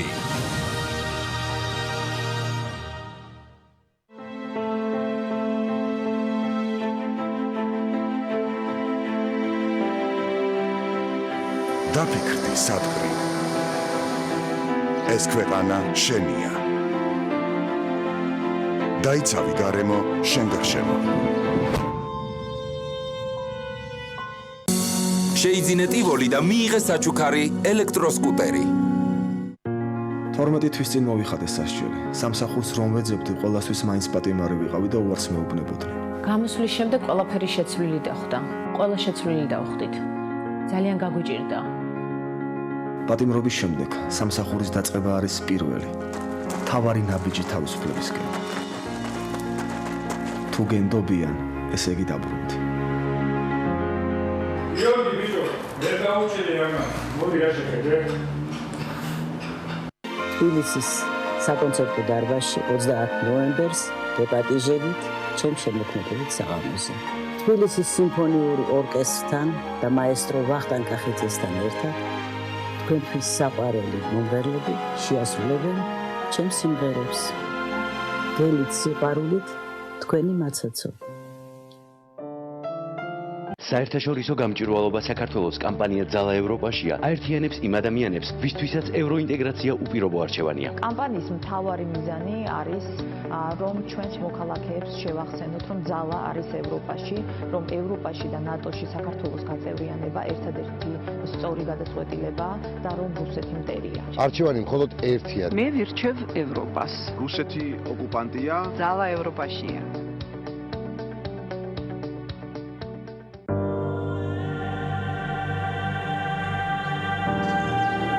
დიდი საიდუმლო, რომელიც ბუნებამ შექმნა. აღმოვაჩინეთ თქვენთვის და შევქმნით სრულყოფილი ფორმა, სრულყოფილი გემო, სრულყოფილი შეგრძნება, ბარამბო, სრულყოფილი შოკოლადი. სრულყოფილებაა საყვარელ ადამიანებთან გატარებული თითოეული წამი. მათთან ერთად მშვიდი და ჰარმონიული გარემოს შექმნა. და რამხელა სიხარულია, როდესაც ადამიანებს ეზრუნავ. უზიარებ ემოციას. აგრძნობინებ თავს დაცულად და განაწყობ სიცოცხლისთვის. სააფთია ქოქსელი იმპექსი.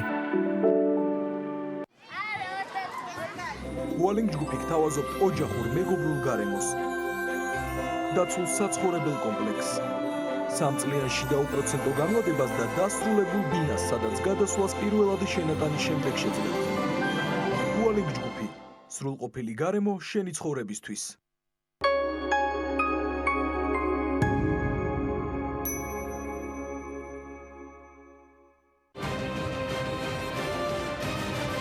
ეს ხმები არ არის საკმარისი გადაწყვეტილების მისაღებად.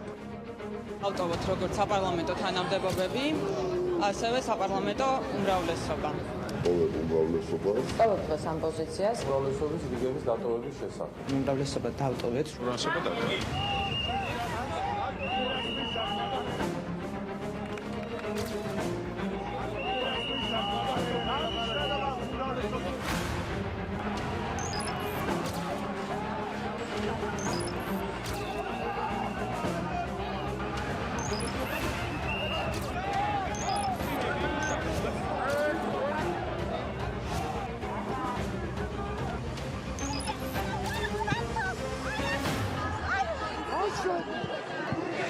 დაუბრუნო სიმბოლურად გაჭრილი ჯაჭვი და ბოქლომი. რადიკალური კონსტიტუციური ყველა მეთოდი იქნება გამოყენებული.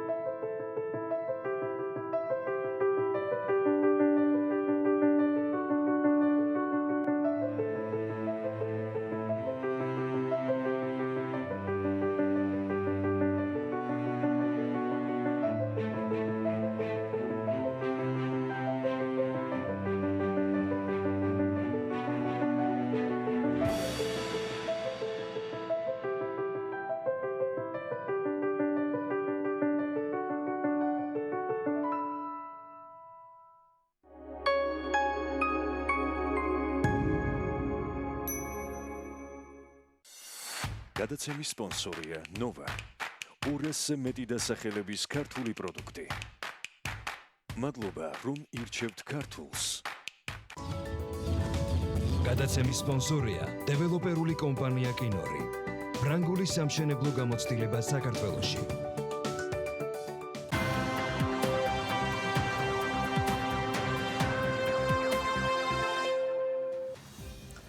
რომელ ქვეყანაშია ყველაზე მეტი იუნიკორნი? ამ კითხვაზე პასუხის ძიებაში მივაკლიეთ ჩინური კვლევითი ინსტიტუტის ახალ რეიტინგს, რომელიც რამდენიმე დღის წინ გამოქვეყნდა, გააერთიანა ყველა ის ქვეყანა, სადაც ასეთი სტარტაპები მრავლად არის წარმოდგენილი. კვლევაში ასევე ვკითხულობთ, რომ 2019 წელს მსოფლიოს მასშტაბით 494 იუნიკორნია, რომელთა საერთო ღირებულება $1,670 მილიარდ აღემატება.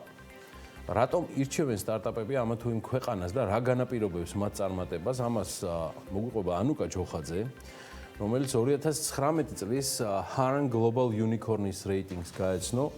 მე ბოლომდე ისიც ვერ მოვახერხე, რომ იუნიკორნი მეთარგმნა ქართულ ენაზე პირდაპირ და ამის შესატყვისი მომეძებნა და იმედია Hurun Global-ის სპელინგი მაინც სწორად გავაკეთე. დანარჩენი ყველაფრისთვის უკვე ანუკა ჯოხაძეა. დილამშვიდობის ანუკა. დილამშვიდობისა გიორგი ანა. ბევრს გვსმენია კომპანიებზე, რომლებსაც ეძახიან იუნიკორნებს, ანუ იმ კომპანიებს, რომელთა კაპიტალიზაციამ უჩვეულოდ სწრაფად მიაღწია $1 მილიარდ.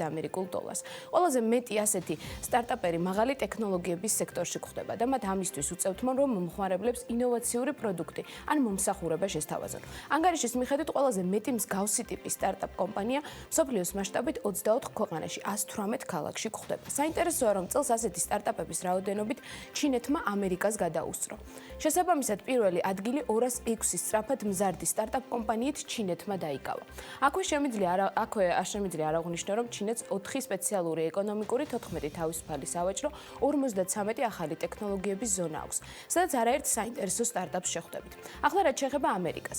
ქვეყანა წელს მხოლოდ მეორე ადგილს დასჯერდა. მიუხედავად იმისა, რომ ქვეყნის მოსახლეობა გლობალური მოსახლეობის მხოლოდ 4.3% შეადგენს, უცხო არავისთვის არ არის ის, რომ ამერიკელები მსოფლიოს მთლიანი სიმდიდრის 40%-ს ფლობენ. ქვეყანაში 2019 წელს 203 უნიკორნი დაფიქსირდა. მესამე ადგილი კი ინდოეთს ერგო, სადაც 21 სწრაფად მზარდი კომპანია ფიქსირდება. მათ შორის ისეთები, როგორიცაა 197 Communications-ი 10 მილიარდი ამერიკული დოლარის კაპიტალიზაციით, ასევე Cab Aggregator, Ola Cabs და Online Educator BU 66 მილიარდი ამერიკული დოლარის ღირებულებით. ანუკა, შენ ახსენე კონკრეტული კომპანიები და საინტერესო არის ამ მიმართულებით ყველაზე მაღალი კაპიტალიზაცია რომელ სტარტაპებს აქვს და რომელ ქვეყანაში არიან ისინი წარმოდგენებით, რა განსაკუთრებულ მომსახურებას თავაზობენ მომხმარებელს. ანა, არც ის არის გასაკვირი, რომ საერთო რეიტინგში მოხვედრილი სწრაფად მზარდი სტარტაპების პირველი 10-იდან ყველა ამერიკული და ჩინური წარმომავლობისაა. საბაზრო კაპიტალიზაციით მსოფლიოში პირველი ასეთი Ant Financial-ია, რომლის საბაზრო ღირებულება 150 მილიარდი ამერიკული დოლარია. უფრო მეტი სიცხადისთვის კომპანია ყველასთვის ცნობილი სავაჭრო გიგანტის Alibaba შვილობილია და საბაზრო წილით ისეთ ბანკებს უსწრებს, როგორებიცაა Goldman Sachs და Morgan Stanley. რეიტინგში მეორე ადგილს ისევ ჩინური 75 მილიარდი ამერიკული დოლარის ღირებულების ტექნოლოგიური კომპანია ByteDance იკავებს, რომელიც სხვადასხვა მედია პლატფორმებს აერთიანებს. სტარტაპის მომხმარებელთა რაოდენობა დღის განმავლობაში 120 მილიონ ადამიანს აღწევს. მესამე ყველაზე მსხვილი სტარტაპი 56 მილიარდი საბაზრო ღირებულებით სატრანსპორტო მომსახურების კომპანია დიდი Chuxing-ია. კომპანიის მომსახურებით დაახლოებით 450 მილიონი მომხმარებელი სარგებლობს. როგორც ექსპერტები ამბობენ, კომპანიის მთავარი კონკურენტი სწორედ Uber-ია, რომელმაც შესაძლოა ჩინურ სტარტაპს სხვადასხვა ქვეყნების ბაზრების დატოვებისკენაც უბიძგოს. მე მაინც მაინტერესებს ყველაზე სწრაფად მზარდი სტარტაპები, აკეთებენ თუ არა რაიმე კონკრეტულ სფეროზე გათვლას, როგორც ვიცი წინასწარ შენგან ეს თემებიც გააერთიანა ამ კვლევამ. დიახ, გიორგი, სამი ყველაზე მსხვილი სფერო, სადაც ყველაზე მეტი სწრაფად მზარდი სტარტაპი გვხვდება, არის ელექტრონული ვაჭრობა, ფინტეკი და ღრუბლოვანი ეგრეთ წოდებული cloud ინდუსტრია. მიუხედავად იმისა, რომ ელექტრონული ვაჭრობის სფეროში წამყვან როლს გიგანტი კომპანია Amazon-ი თამაშობს, ბაზარზე არაერთი წარმატებული სტარტაპია, რომელიც შეიძლება ითქვას, რომ მას ღირსეულ კონკურენციას უწევს. ელექტრონული ვაჭრობის ინდუსტრიაში ჩართული კომპანიების საერთო ღირებულება 157 მილიარდ 500 მილიონ ამერიკულ დოლარს აჭარბებს. შემდეგია ფინტეკ კომპანიები, რომლებიც საფინანსო სექტორში ოპერირებენ და შეიძლება ითქვას, ბოლო წლებია ბანკებს სიმშვიდეს ურღვევენ. ამ მიმართულებით ლიდერი მსოფლიოში, როგორც ჩვენ მანამდე ვახსენეთ, Ant Financial-ია. ფინტექ კომპანიების საერთო საბაზრო კაპიტალიზაცია მსოფლიოში 376 მილიარდი ამერიკული დოლარია და ბოლოს პოპულარული მიმართულებაა ღრუბლოვანი იგივე cloud ინდუსტრია, სადაც სტარტაპები 7% ოპერირებს. ამ ინდუსტრიაში მოღვაწე კომპანიები ძირითადად ამერიკული წარმომავლობისაა. მათი საერთო ღირებულება კი 116 მილიარდ ამერიკულ დოლარს შეადგენს. მადლობა ანუკას, ფაქტია რომ top 3-ში ხვდებიან შემდეგი ჩვენი სტუმარი და მისი კომპანია Startup Mecca-ში სოციალური შოპინგის ქართულ ონლაინ პლატფორმის დაფუძნებლებს სულ ცოტა ხანში უნდა ელოდონ. იქამდე თბილისში შექმნილმა სტარტაპმა სახელით Faberi ჯერ GTA's გრანტი მიიღო და სულ ცოტა ხნის წინ უკვე Startup Grind-ის ფარგლებში გამართულ გამოფენაზე პირველი ადგილიც მოიპოვეს. Faberi-ს ჩვენი მაყურებელი უკვე იცნობს, თუმცა ვიდრე სტუმართან საუბარს დავიწყებ და მოკლედ მაინც გეტყვით, რომ Faberi ეს არის ონლაინ პლატფორმა, რომლის საშუალებითაც ყველა შეუძლია იყიდოს ან გაყიდოს ტანსაცმელი, აქსესუარები, ფეხსაცმელი და ასე შემდეგ. ანა დოლაბერიძეს Faberi-ს თანადამფუძნებელს მასპინძლობ საქმიანი დილის ან მოგესალმებით. მადლობა ამის რომ ხართ ჩვენთან ერთად და გამარჯვება Startup Grind-ზე. მახსოვს თავიდან მოვიწყებდით თქვენთან ერთ-ერთი პირველი ვიყავით და ასე ვთქვათ, ჩვენი გეგმების შესახებ მოგიყევით და მოდი გავაახლოთ ეს გეგმები. როგორც ვიცი, რამდენიმე კვირაში უნდა გაემგზავროთ შეერთებულ შტატებში. მივდივართ სამთებერვალს ამერიკის შეერთებულ შტატებში, კონკრეტულად სან-ფრანცისკოში, Silicon Valley-ში უნდა გავიაროთ აქსელერაციის პროგრამა და სულ რაღაც ერთი კვირის წინ შევიტყვეთ, რომ გამარჯვების შედეგად, რადგან გავედით ასე ვთქვათ, პირველ ადგილზე Startup Grind-ის showcase-ში, ასევე მივიღებთ Startup Global-ში მონაწილეობას, ასე ვთქვათ, shortlist-ში ვართ და ძალიან გვიხარია ეს შესაძლებლობები, იმიტომ რომ ვფიქრობ, რომ შესაძლებელია, რადგან საქართველოში ცხოვრობ, ვფიქრობ, რომ რაღაცა მაინც სხვაგან არის, ასე ვთქვათ, ესეთი ძალიან ჯანსაღი გარემო და ყველანაირი შესაძლებლობა, თუმცა ჩვენ შემთხვევაში ვფიქრობ, რომ ძალიან გაგვიმართლა, იმიტომ რომ ფაქტიურად სტარტაპების ეპიცენტრში ხვდებით და გვაქვს შესაძლებლობა ჩვენი მაქსიმუმი გავაკეთოთ და რა თქმა უნდა საქართველოს ვასახელოთ. მე ვახსენე, რომ Faberi-ს ქართულ რეალობაში შექმნილი პლატფორმა, რომელიც აპლიკაციით ნებისმიერ ადამიანს აძლევს ერთგვარ ბიზნესში ჩართვის შესაძლებლობას, მაგრამ ის ანალოგები მსოფლიოში რამდენიმე არსებობს და ისეთი ცნობილები, როგორც არის მაგალითად ბრიტანეთში შეერთებულ შტატებში და ძალიან ბევრი არის. თქვენ აი იგივე ამერიკაში როცა წახვალთ და გექნება შესაძლებლობა რომ ამ გარემოში წარმოადგენთ თქვენი თავი. რა განსხვავებული შეგიძლიათ შესთავაზოთ, რა პროგრესია აჩვენა Faberi-მა ამ დროის განმავლობაში, თუნდაც იმ გამოცდილებით, როცა მომხმარებლები უკვე აქტიურები არიან. ჩვენ ზოგადად ვფიქრობ, რომ ძალიან მოკლე პერიოდში შევძელით ის, რომ ძალიან ბევრი ადამიანს მივაწვდინეთ ხმა. ამით იმის თქმა მინდა, რომ რა თქმა უნდა, როცა სტარტაპს იწყებს, გაგვს თავიდან გათვლები, რა პერიოდში რა მოლოდინი გექნება. ვფიქრობ, რომ ჩვენი გუნდის დაუღალავმა შრომამ დღევანდელ დღემდე მოგვიყვანა იმით, რომ საქართველოში და თბილისში განსაკუთრებით ძალიან ბევრი ადამიანი ყოველთვის Faberi-ზე მესაუბრება, სადაც არ უნდა მოხვდე და ჩვენთვის გასაოცრად და სასიხარულოდ ყველა ის ინვესტორი, რომელიც ჩამოსული იყო მაგალითად GTA's საგრანტო პროგრამის დროს, როგორც ტრენერები და შემდეგ ინვესტორები, ასევე Startup Grind-ის დროს, აბსოლუტურად ყველა, ასე ვთქვათ, ერთმანეთს აღნიშნავდა, ძალიან ისე გამომივა, მაგრამ ყველა ერთმანეთს აღნიშნავდა, რომ ძალიან ისეთი საინვესტიციო სტარტაპია და თვითონ პირიქით, ასე ვთქვათ, გვაწვებოდნენ და გვაძლევდნენ იმის мотиваციას, რომ ამერიკაში ჩვენ შევძლებთ, რომ ჩვენი სათქმელი ვთქვათ. დღევანდელი მონაცემებით ვიცით, რომ ყოველი დღე გაწერილია სან-ფრანცისკოში და ძალიან დიდ, ასე ვთქვათ, ინვესტორებთან გვაქვს დაგეგმილი შეხვედრები. ვფიქრობ, მათ მოწონთ ჩვენი მიდგომა პირველ რიგში მომხმარებელთან. ჩვენ არ ვმუშაობთ ისე, რომ რაღაცა დეტალები არ იყოს ჩვენთვის მნიშვნელოვანი და მარტო ესეთ გეგმები გქონდეს. ჩვენ უშუალოდ დამფუძნებლებით თითოეულ მომხმარებელთან ვართ კომუნიკაციაში და ყოველდღიურად ვცდილობთ მათი ფიდბექი მივიღოთ, ეს ყველაფერი გამოვასწოროთ, გამოვიყენოთ ჩვენივე კომპანიის ზრდისთვის და ასევე ვფიქრობ ძალიან დიდი შედეგი ამ ყველაფრისა მოიტანა იმან, რომ ფაქტიურად, სტატისტიკურად ყოველი მეოთხე ადამიანი თავისი სურვილით ყველანაირი ჩვენი დაძალების, სხვადასხვა cashback-ების და ზედმეტი ესე ვთქვათ ბენეფიტების შეთავაზების გარეშე ძალიან დიდი სიხარულით აშიარებს და აზიარებს სოციალურ მედიაში მათ Faberi-ს შენაძენს. არ დაგავიწყდეთ, ან ეს არის ანუ მეორადი ნივთი, რომელზეც საქართველოში თავიდან ქონდა კიდევაც შიში, რომ ქართველები ვერ გაიგებდნენ, ან რაღაცა რისკი ექნებოდათ, მაგრამ პირიქით. გენდერულ დისბალანსში რამე გარდატეხის ნიშნები ჩაეს.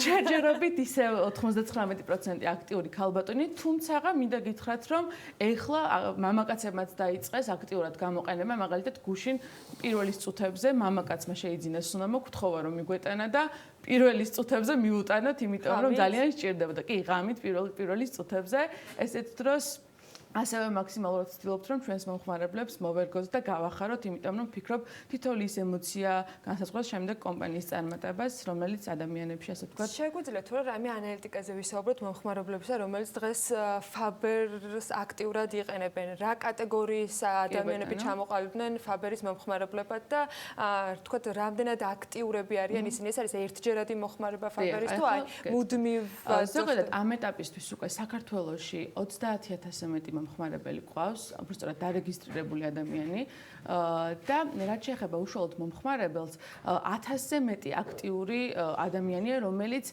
მინიმუმ ორჯერ მაინც იყენებს აპლიკაციას. მე გულისხმობ, ვინც ყიდულობს, იმიტომ რომ ამ შემთხვევაში მომხმარებელი ითვლება ის, ვინც ასე ვთქვათ, თანხას იხდის შენს სერვისში. და ფაქტიურად რაოდენობა იმ ადამიანების, რომლებიც ერთხელ შეიძინეს და ძალიან მოკლე პერიოდში მეორეჯერვე არ განახორციელეს Faber-ზე შეძენა, ძალიან ცოტა ესეთი ადამიანების. მინიმუმ ორჯერ, სამჯერ და ფაქტიურად არიან მომხმარებლები, რომლებიც ასე ვთქვათ, ნონ-სტოპ ყოველდღე დღეში რამდენჯერმე იყენებენ.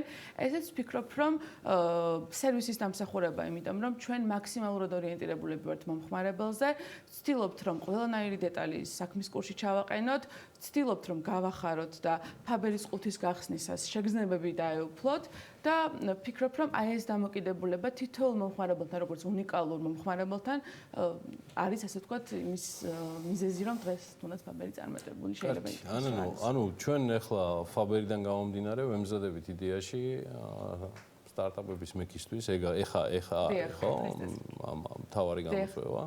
და ბოლო კითხვა, unicorn-ების თარგმანში მართლა ხო ვერ დამეხმარება, რა არის ყველაზე მიახლოებული თარგმანი? თუმცა ჯერ კიდე შოთა დიღმელაშვილი ჩვენთან იყო, მას ფასკუნჯები დავარქვით, იმიტომ რომ რაღაცა ხატოვანი გვინდოდა მე მგონია რომ არის ისეთი სიტყვები, რომელსაც უბრალოდ თარგმნი და ჩვენს შემთხვევაშიც მაგალითად გვაქვს სიტყვები, რომელიც ჩვენ თვითონ შევქმნით, მაგალითად სელერი, იმიტომ რომ გამყიდველი ცოტა არა ტექნოლოგიურად ჟღერს და არა საინტერესოდ და იგივე ავთენტური ნივთი თუ სხვა გვიწევს რა დღევანდელ თანამედროვე ასე ვთქვათ ცხოვრებაში და მით უმეტეს დიჯიტალ სივრცეში და დიჯიტალ ცხოვრებაში რომ რაღაცები დავნერგოთ იმისთვის რომ სწორად მივიტანოთ მესიჯი მომხმარებელთან. მადლობა დიდი. წარმატებები Faber-ს, წარმატებები ანანუ დოლაბერიძეს, იგი კომპანია Faber-ის დამფუძნებელია და კიდევ ერთი თემა. მაინც რატომ ზულთ მილენიალებს სატელეფონო ზარები? თემაზე დაინტერესა და ვრცელი სტატია ამერიკულმა Forbes-მა გამოაქვეყნა, მიზეზებიც ახსნა თუ რატომ ანიჭებს უპირატესობას ეს თაობა ელექტრონულ პოსტას საკომუნიკაციოდ, ვიდრე ვთქვათ ტელეფონს, რატომ თვლიან რომ ეს დროის ფუჭი კარგვაა და როგორ არის შესაძლებელი კონტაქტების დამყარება. თემაში უფრო ღრმად მარიამ ადამიანმა და ლევან თაღიაშვილმა ჩაიხედეს. ისინი უკვე სწორედ იმ თაობის წარმომადგენლები არიან, რომელზეც Forbes-ის ამერიკული გამოცემა წერდა და ისინი მოგვიყვებიან რამდენად თანხმედრაშია უცხოეთში არსებული გამოწვევები ადგილობრივ ვითარებასთან და რამდენად იზიარებენ Forbes-ის ძირითად აქცენტებს სტატიიდან გამომდინარე. დილომშვიდობის მარიამ ლევანის გიორგი, ალბათ დამეთანხმები რომ ყველა თაობას თავისი ჩვევები, წესები და ხშირად უჩვეულობები ახასიათებს, შესაბამისად არც მილენიალები ვართ გამონაკლისები. ისინი ვერ ატარებენ სატელეფონო, ვერ იტანენ სატელეფონო ზარებს და ხშირად თავსაც არიდებენ ხოლმე. ეს არის ბოლო თაობა, რომელსაც ემახსოვრება ინტერნეტობა და რომელიც ციფრული ეპოქის განვითარების პარალელურად გაიზარდა. ამ პროცესებში კი თავადაც იყვნენ, რა თქმა უნდა, ჩართულები, ამიტომაც ისე როგორც არც ერთ თაობაზე მილენიალების განვითარებასა და ჩამოყალიბებაზე განსაკუთრებული გავლენა სწორედ ტექნოლოგიებმა იქონია. განვითარებული ტექნოლოგიური უნარჩვევები მილენიალებს საშუალებას აძლევთ გამოიყენონ ახლებური მიდგომები სამუშაო პროცესებში და ზოგადად მისი დახმარებით ცდილობენ გაიმარტივონ ცხოვრება.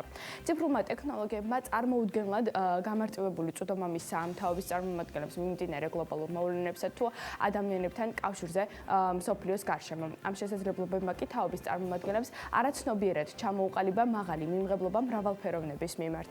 როგორც Forbes-ი წერს, სატელეფონო ზარები იმიტომაა მილენიალებისთვის მიუღებელი, რომ ყისიერ პასუხს და დროის დათმობას ითხოვს. ახალგაზრდებს კი ურჩევნიათ კარგად მოიფიქრონ პასუხი და საკუთარი სურვილის მიხედვით დაამყარონ ადრესატთან ურთიერთობა.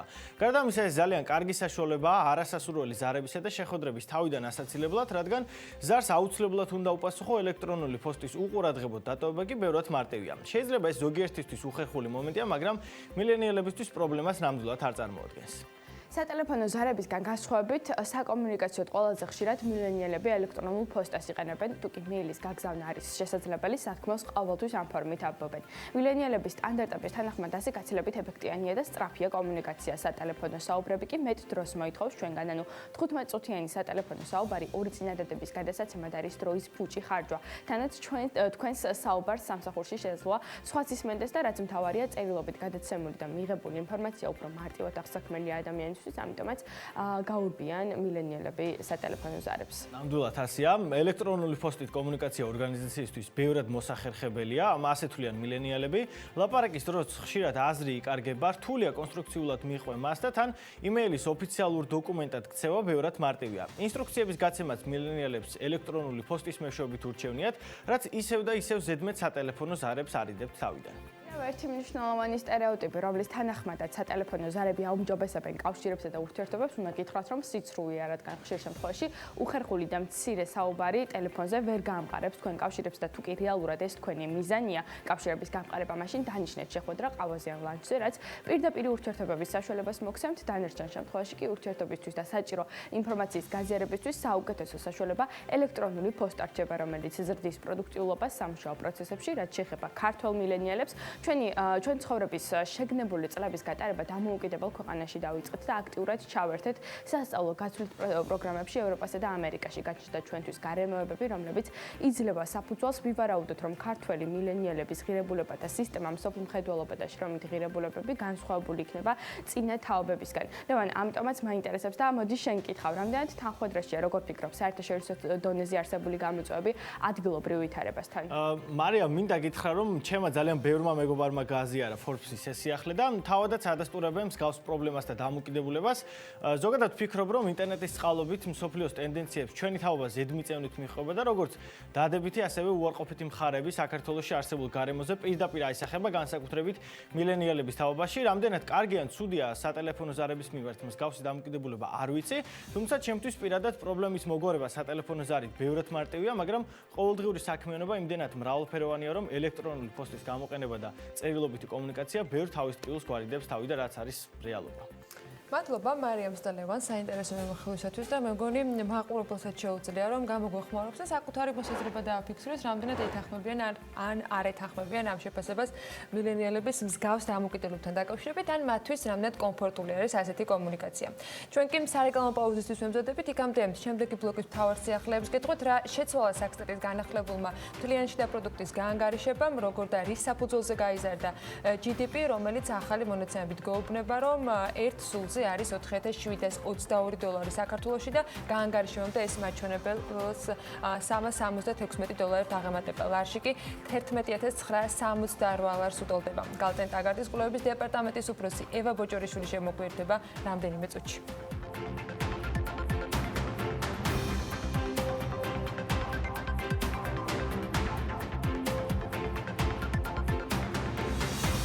გადაცემის სპონსორია Nova. 200-ზე მეტი დასახელების ქართული პროდუქტი. მადლობა, რომ ირჩევთ ქართულს. გადაცემის სპონსორია დეველოპერული კომპანია კინორი. ფრანგული სამშენებლო გამოცდილება საქართველოში.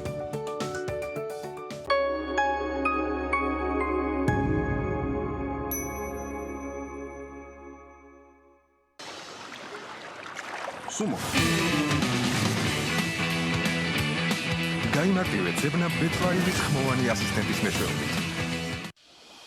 სამზარეულოს პროფესიონალური დანადგარები და ელექტრომოწყობილობები. ჭურჭლის და აქსესუარების მრავალფეროვანი არჩევანი. მაგიდის სერვირება სასტუმროებისთვის და რესტორნებისთვის. გასტროტეკი, ყველაფერი პროფესიონალური სამზარეულოსთვის. დაგვიკავშირდით ნომერზე 295 66 33. გაბედნიერებს საკუთარ ოჯახზე ზრუნვა. ყოველდღიურად თბილი და მზრუნველი გარემოს შექმნა. მშვიდად ხარ, როდესაც მათი ჯანმრთელობა საიმედო ხელშია. და საოცარი შეგრძნებაა, როდესაც სხვის ჯანმრთელობაზე ზრუნავ, უმყარებ მომავლის რწმენას და განაწყობ ჯანმრთელობისთვის. საფთიაქო ქსელი იმპექსი. აია ძამა მილიონი. დამაყურებდა დეთხუ ელანზე მარშრუტს. არ გამაკუჭა მიალონში, მიანგალებიო და ბაი აბდალათაემა ვილნიუსში. ჯეკპოტი 1 მილიონ ლარზე მეტია. ლოტო 642. გახდი მილიონერი. საქართველოს ეროვნული ლოტარია. მოგება შეუძლია ყველას. იმუშავე ონლაინ. შეიძინე ონლაინ. იყავი ონლაინ ბილაინთან ერთად. 10 გიგაბაიტი, მხოლოდ 15 ლარად. ბილაინი ასწორებს.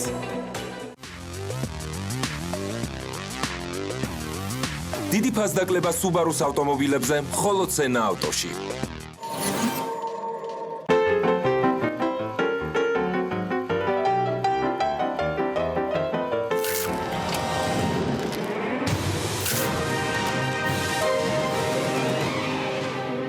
ახალი ხრუსწინ მიქსი. სამი სახეობის სუხარი ერთ შეფუთვაში. ხრუსწინ მიქსი. შეიგრძენი სამაგი ეფექტი. კალცემინი ადონსი აკავებს კალციუმს და უნარჩუნებს ძვლების სიმტკიცეს. კალცემინი ადონსი თქვენი ძვლების სიმტკიცისთვის. გამოყენებისას გაეცანით ინსტრუქციას. გვერდითი მოვლენების შესახებ დეტალური ინფორმაციის მისაღებად მიმართეთ ექიმს. ბაია. მზად ხარ? მის ოჯახთან შესახვედრად. ამ მნიშვნელოვანი მოვლენისთვის. პირველი ჩახუტებისთვის. ჩვეულებრივი კბილის პასტისგან განსხვავებით, ახალი რევოლუციური ფორმულა Colgate Total ებრძვის ბაქტერიებს კბილებზე, ენაზე, ლოყებსა და ღრძილებზე და იცავს მათ 12 საათის განმავლობაში, იმისთვის რომ იყო აბსოლუტურად მზად. ახალი Colgate Total იყავი მზად ყველაფრისთვის. Glovo აპლიკაციაა, რომელსაც ყველაფერი მოაქვს, რაც გსურს. მოგშვიდა? სუში? ან პიცა მოგინდა? ხინკალი, შევკვეთე Glovo-ს. Glovo-ს საჭმლის გარდა ბევრი სხვა რამ მოაქვს. სურსათი, ფარმაცევტული პროდუქტები. გადმოწერი აპლიკაცია და შევკვეთე Glovo-ს რაც გინდა. Monterey Luxis მეტალოკრამიტის სახურავები, უმაღლესი ხარისხი და საუკეთესო მომსახურება. ენდე ლიდერებს, გაიროს ქუჩა 42. Monterey, ახლა უკვე ქუთაისშიც. დეტალები, რომელიც ერთად და ცალ-ცალკე ქმნის საერთო საქმეს. იმ ღირებულებებს, რომელსაც მოდუსის ქსელი უკვე 20 წელია ემსახურება. ვაწარმოებთ საქართველოში, ასევე მსოფლიო ბაზრიდან გაწვდით პროდუქციის მრავალფეროვან არჩევანს. ჩვენი გუნდი გემსახურებათ უმაღლესი სტანდარტებით. ჩვენთვის მნიშვნელოვანია თქვენთან ურთიერთობა. მადლობა 20 წლიანი მეგობრობისთვის.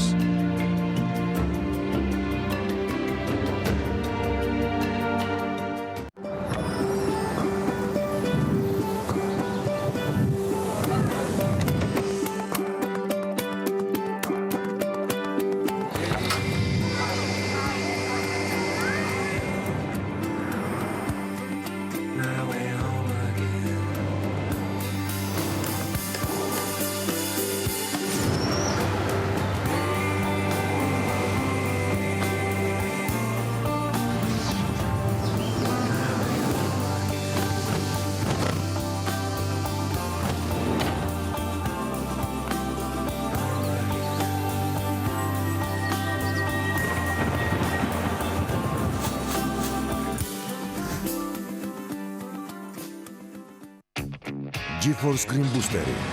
ყველაზე ეკოლოგიური და ინოვაციური საწვავი, რომელიც ნაკლებად აბინძურებს გარემოს, აუმჯობესებს ნახშირ წყალბადის წვის პროცესს ავტომობილის ძრავში და მნიშვნელოვნად ამცირებს ხარჯს საწვავზე. GeForce Green Booster. ეკოლოგიური და ეკონომიური საწვავი მხოლოდ Galfis ქსელში.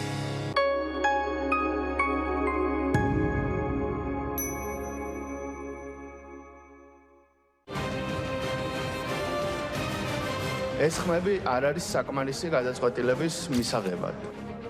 ავტობოთ როგორც საპარლამენტო თანამდებობები, ასევე საპარლამენტო უმრავლესობა. უმრავლესობა. სწავლობთ ამ პოზიციას. უმრავლესობის რიგების დატოვების შესახებ. უმრავლესობა დავტოვეთ. უმრავლესობა დავტოვეთ.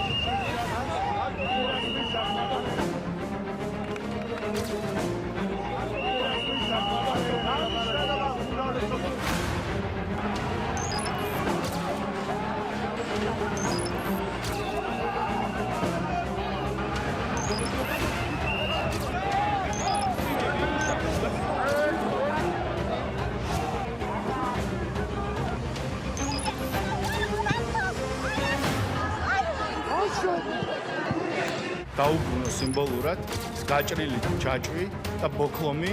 რადიკალური კონსტიტუციური ყველა მეთოდი იქნება გამოყენებული.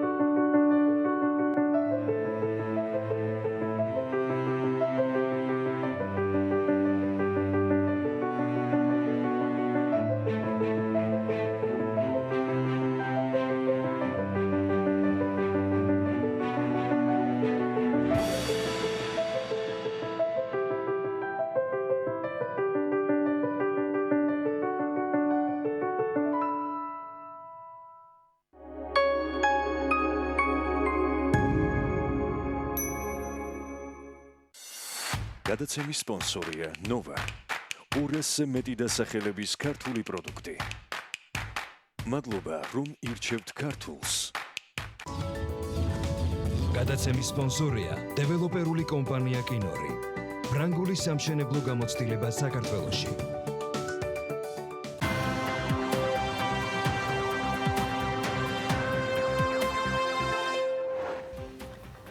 ხელისუფლება ვალდებულია პოლიტიკური ვითარების მკვეთრი პოლარიზება არ დაუშვეს და ამისთვის შესაბამისი ნაბიჯები გადადგას. ასეთ იყო მლაშა პაპაშვილის შეფასება ქვეყანაში შექმნილ ვითარებასთან დაკავშირებით და ის ამბობს, რომ არსებულ სიტუაციაში ერთ-ერთი გამოსავალია შესაძლო ვადამდელი საპარლამენტო არჩევნები იყოს.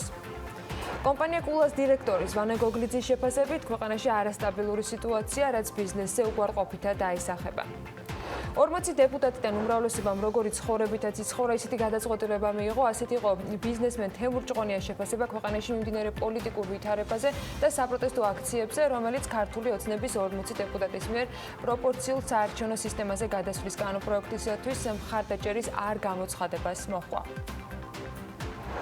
ამასობაში დედაქალაქის კიდევ ერთი საბავშვო ბაღი შეემატა 230 ახსაზრდელზე გათვლილი 91 სკოლამდე აღზრდის დაწესებულებას. თბილისის მერმა კახა კალაძემ სტუმრობდა ის ადგილზე მართვის ბაღების მართვის სააგენტოს ხელმძღვანელთან ერთად მივიდა. კალაძემ გუშინ ისიც თქვა, რომ საარჩევნო სისტემასთან დაკავშირებული რაიმე ახალი ინიციატივის განხილვა აღარ იგეგმება და ის იყო პასუხი ოპოზიციის მხრიდან მმართველი გუნდისათვის შეთავაზებულ ეგრეთ წოდებულ გერმანულ მოდელთან დაკავშირებით. მთავრობას საგზაო მოძრაობისა და უსაფრთხოების კუთხით მიდგომების გამკაცრებას ქვეითების მიმართ აანონსებს. ამასთან დაკავშირებით შინაგან საქმეთა სამინისტროს მიერ მომზადებულ კანონპროექტში არის აღნიშნული, რომლის ინიცირებად პარლამენტში უახლოეს მომავალში იგეგმება. პროექტის თანახმად ქვეითის მიერ მოძრაობის წესების დარღვევისათვის პასუხისმგებლობის ზომად გათვალისწინებული ჯარიმა გაორმაგდება და არსებული 10 ლარის ნაცვლად ის 20 ლარით განისაზღვრება. დიზელის საწვავის იმპორტი გაიზარდა, საწვავის ყველაზე დიდი მომწოდებელი კი კვლავ რუსეთი რჩება. ნავთობპროდუქტების იმპორტიორთა კავშირის განცხადებით 2019 წლის იანვარ-ოქტომბრის თვეების განმავლობაში ქვეყანაში ბენზინისა და დიზელის საწვავის იმპორტმა 850,19 ტონა შეადგინა, რაც 19,3 ტონით, ანუ 2,1% ნაკლები არის გასული წლის იმავე პერიოდის მაჩვენებელთან შედარებით. ქვეყნების მიხედვით 10 თვის განმავლობაში ბენზინისა და დიზელის საწვავის იმპორტის ყველაზე დიდი მოცულობა რუსეთიდან არის განხორციელებული და ის მთლიანი იმპორტის 30,8% შეადგენს. შემდეგ მოჰყვება მას რუმინეთი, აზერბაიჯანი, თურქმენეთი, ბულგარეთი, საბერძნეთი, თურქეთი და ასე შემდეგ. მიმდინარე წლის იანვარ-სექტემბერში სატრანსპორტო დარგების მიერ გადაზიდული ტვირთების მოცულობა 2018 წლის ამავე პერიოდთან შედარებით 500,000 ტონით გაიზარდა. 2019 წლის იანვარ-სექტემბერში გადაზიდული ტვირთების რაოდენობამ 30,600,000 ტონა შეადგინა. სატრანსპორტო დარგების მიერ გადაყვანილი მგზავრების რაოდენობა კი გასულ წელთან შედარებით 8,9 მილიონი მგზავრით არის გაზრდილი. იანვარ-სექტემბერში 317,400,000 მგზავრის გადაყვანა მოხდა. 2018 წლის იანვარ-სექტემბერში კი ეს მაჩვენებელი იყო 308,900,000. კომპანია აგრონეტი საქართველოში კაკლის გადამამუშავებელ 2 საწარმოს ააშენებს. კომპანია აგრონეტის დამფუძნებელი ამბობს, რომ პროექტში 2 მილიონი ევროს ჩადება 2 წლის განმავლობაში კახეთში და მარნეულში იგეგმება. კომპანიას კაკლის ბაღები თავადაც აქვს და ნერგებსაც ყიდის. როგორც ის ამბობს, კაკლის მოსავალი წვრილ ფერმერებსაც აქვთ, რომლებსაც ისინი ვერ გადაამუშავებენ და სწორედ ამიტომ მსგავსი ქარხნის ამოქმედება აუცილებელია. საქართველოში მოყვანილი კაკლის გასაღების აზრად აგრონეტის დამფუძნებელი თურქეთს მოიაზრებს, რამდენადაც ამ კულტურას მეზობელი ქვეყანა პრაქტიკულად სრულად სხვა ქვეყნებიდან ყიდულობს. კომპანია 13 წელია, რაც საქართველოში ოპერირებს და მათი ძირითადი მიმართულება სოფლის მეურნეობაა. აქვთ სანერგე მეურნეობა, აგროტექნიკა და ვაჭრობს სასუქებით. ასევე ჰოლდინგში შედის კომპანია ჯეოლაივი, რომელიც თავის მხრივ ფლობს ზეთისხილის ბაღებს კახეთში და ქართული ზეითუნის ზეთსაწარმოებს. თავად კომპანია აგრონეტის დამფუძნებელი მიიჩნევს, რომ უცხოელებზე სასოფლო-სამეურნეო მიწების მიყიდვის აკრძალვა სექტორის განვითარებისათვის შემაფერხებელია. ბიზნესმენი ამბობს, რომ არაერთი ინვესტორი იყო დაინტერესებული საქართველოში სოფლის მეურნეობაში თანხების ჩადებით, მაგრამ კანონმდებლობა მათ ხელი შეუშალა.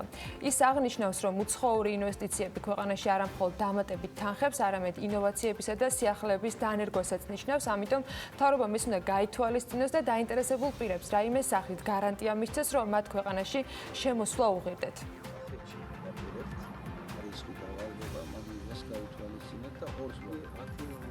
სულ რო უცხოელებსა ესეთი კარგი ხარისხიანი მიწები ახლა ეს საქართველოსთვის თავრობისთვის კარგი თემა არ არის, მაგრამ მეორე პრობლემა არის, რომ ახლა თუ შენ მოქალაქეს შენ თემამონს უჭირს და ვერ ამუშავებს ამიზას, მეორე გზა აუცილებლად უნდა იყოს, რომ ინვესტორი რო შემოდის, რაც გარანტია უნდა რის მიხედვით გააკეთოს ნაკ. სამ ბევრი ხალხის იყვნენ დაინტერესებული იმის, რომ ჩვენ ახლა პროექტებს რომ ნახულობენ, ყველას უნდათ, მაგრამ ეს ცოტა პატარა პრობლემა ჩანს და არის.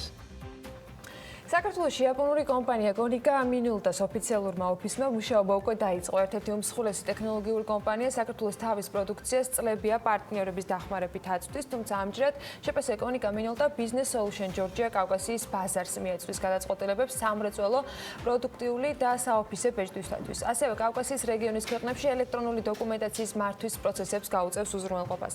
Konica Minoltas ქვეყანაში შემოსვლის შესახებ სააგენტო აწარმოეს საქართველოს ხელმძღვანელმა მიხეილ ხიდურელმა კიდევ რამდენიმე თვის წინ განაცხადა ჩვენთან საუბარში, რომელიც ამ პროცესში, როგორც თავად ამბობს, აქტიურად იყო ჩართული და ახლად გახსნილ ოფისს, რა თქმა უნდა, ჩვენც ვესტუმრეთ და თავად კომპანიის წარმომადგენლებისგან მოვისმინეთ Konica Minoltas გეგმებზე და მოლოდინის შესახებ, რომელიც მათ საქართველოს ბაზრისგან აქვთ.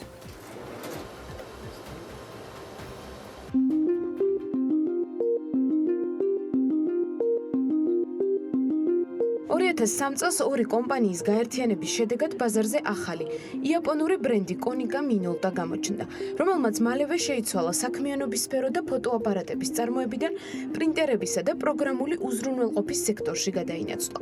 მას შემდეგ დაახლოებით 16 წელი გავიდა და დღეს Konica Minolta მსოფლიოს 100-მდე ქვეყანაშია წარმოდგენილი. მისი წლიური ბრუნვა კი 6 მილიარდ 300 მილიონ ევროს აჭარბებს. ბრენდის პროდუქციას არც საქართველოს ბაზარზე მოვისაკლისებთ, რომელიც კავკასიის რეგიონში წლების განმავლობაში პარტნიორების საშუალებით შემოდიოდა.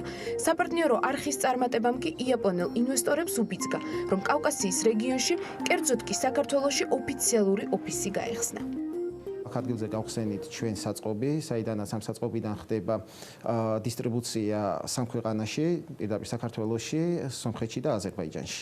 ძირითადი საქმიანობა მაინც Konica Minoltas არის პრინტერებით უზრუნველყოფა და საბეჭდი ინფრასტრუქტურაში შესვლა. ეს არის ჩვენ ძირითადი საქმიანობის სფერო და წელს იქნება ზუსტად მიმართული ამისკენ. ასევე გვაქვს საინტერესო პროექტი აუთსორსინგთან დაკავშირებით, როდესაც კომპანიებს არ უწევთ პრინტერების ყიდვა, იღებენ აუთსორსინგში ჩვენგან და ამ მომენტში პრინტერში თანხას არ იხდიან მხოლოდ ყოველი ანაბეჭდიდან. პლუს S + M კონტრაქტები იქნება, რომელიც ვისაც აქვს უკვე გააჩნია Konica Minoltas ნაადგარები, მათ მომსახურებით სერვისულად. Konica Minolta საქართველოს ბაზარს პირველ ეტაპზე ბეჭდვისა და დოკუმენტ ბრუნვის სერვისებს შესთავაზებს. ასევე კლიენტები ისარგებლებენ პროგრამული უზრუნველყოფის ისეთი მომსახურებებით, რომელიც ბიზნესებს გაუმარტივებს კომპანიაში გარკვეული პროცესების მართვას. როგორც ამბობენ, ყოველი დანადგარი, რომელიც მათი ბრენდის ქვეშ ქართულ ბაზარზე იქნება წარმოდგენილი, ქართულ ენაზე იქნება ადაპტირებული, რაც მის გამოყენებას ბიზნეს სუბიექტებისთვის უფრო მოქნილსა და მარტივს გახდის. პროგრამულ უზრუნველყოფას შეუძლია რომ დაასკანიროს ნებისმიერი ხელით ნაწერი, გარდაქმნას იგი ელექტრონულ დოკუმენტად და დაახარისხოს ფაილებში. ეს არის მაგალითად უნივერსიტეტებისთვის ძალიან საინტერესო არის, როდესაც სტუდენტის ნაშრომი შეიძლება დასკანირდეს და აიტვირთოს ზუსტად სტუდენტის ანგარიშზე, პირად ანგარიშზე, იგივე არის ზუსტად სამედიცინო სფეროში, რომ პაციენტის ბარათი შეიძლება აიტვირთოს და პაციენტს ელექტრონულად ხელმისაწვდომი გაუხდეს თავისი ბარათი. ასევე უნივერსიტეტებისთვის გვაქვს სხვადასხვა პროგრამული უზრუნველყოფა, რომელიც არის თვითმომსახურების ტერმინალების დაყენება და ძალიან მნიშვნელოვანი არის ჩვენი ახალი თაობის დაანდგარები ყველა იქნება ქართულ ენაზე წარმოდგენილი. და მაინც რატომ საქართველოს ბაზარი? რა არის ის მთავარი უპირატესობები, რის გამოც იაპონური ბრენდი ქართული ბაზრით დაინტერესდა? კითხვაზე კომპანიაში გვპასუხობენ, რომ ბაზარს ყველაზე მიმზიდველს მოქნილი საგადასახადო სისტემა და კორუფციის არარსებობა ქმნის. კომპანიის წარმომადგენლების თქმით, მნიშვნელოვანი როლი ამ პროცესებში სააგენტო აწარმოეს საქართველოს ჰქონდა, რომელთა წარმომადგენლებიც კონიკა მინოლტას მენეჯმენტს იაპონიაში შეხვდნენ.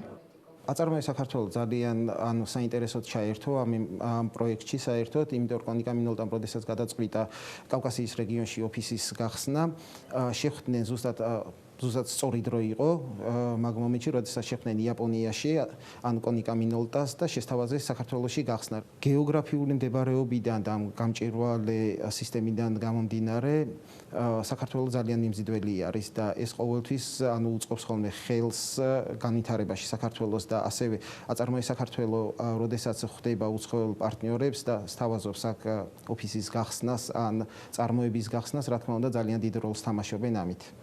ამ ეტაპზე კონიკა მინოლტა Business Solution ჯორჯიაში 6 ადამიანია დასაქმებული. გამოწვევებს შორის სწორედ კადრების ნაკლებობას სახელდება. კომპანიაში დამატებით 2 ადამიანს ეძებენ, რომლებიც კონიკა მინოლტას გუნდს შეუერთდებიან. ამ პროცესებში კი აქტიურად არის ჩართული უკრაინის ოფისი. მომდევნო წლიდან კონიკა მინოლტა გეგმავს უფრო აქტიურად შემოვიდეს ბაზარზე მაღალი წარმადობის დანადგარებითა და საოფისე ტექნიკით.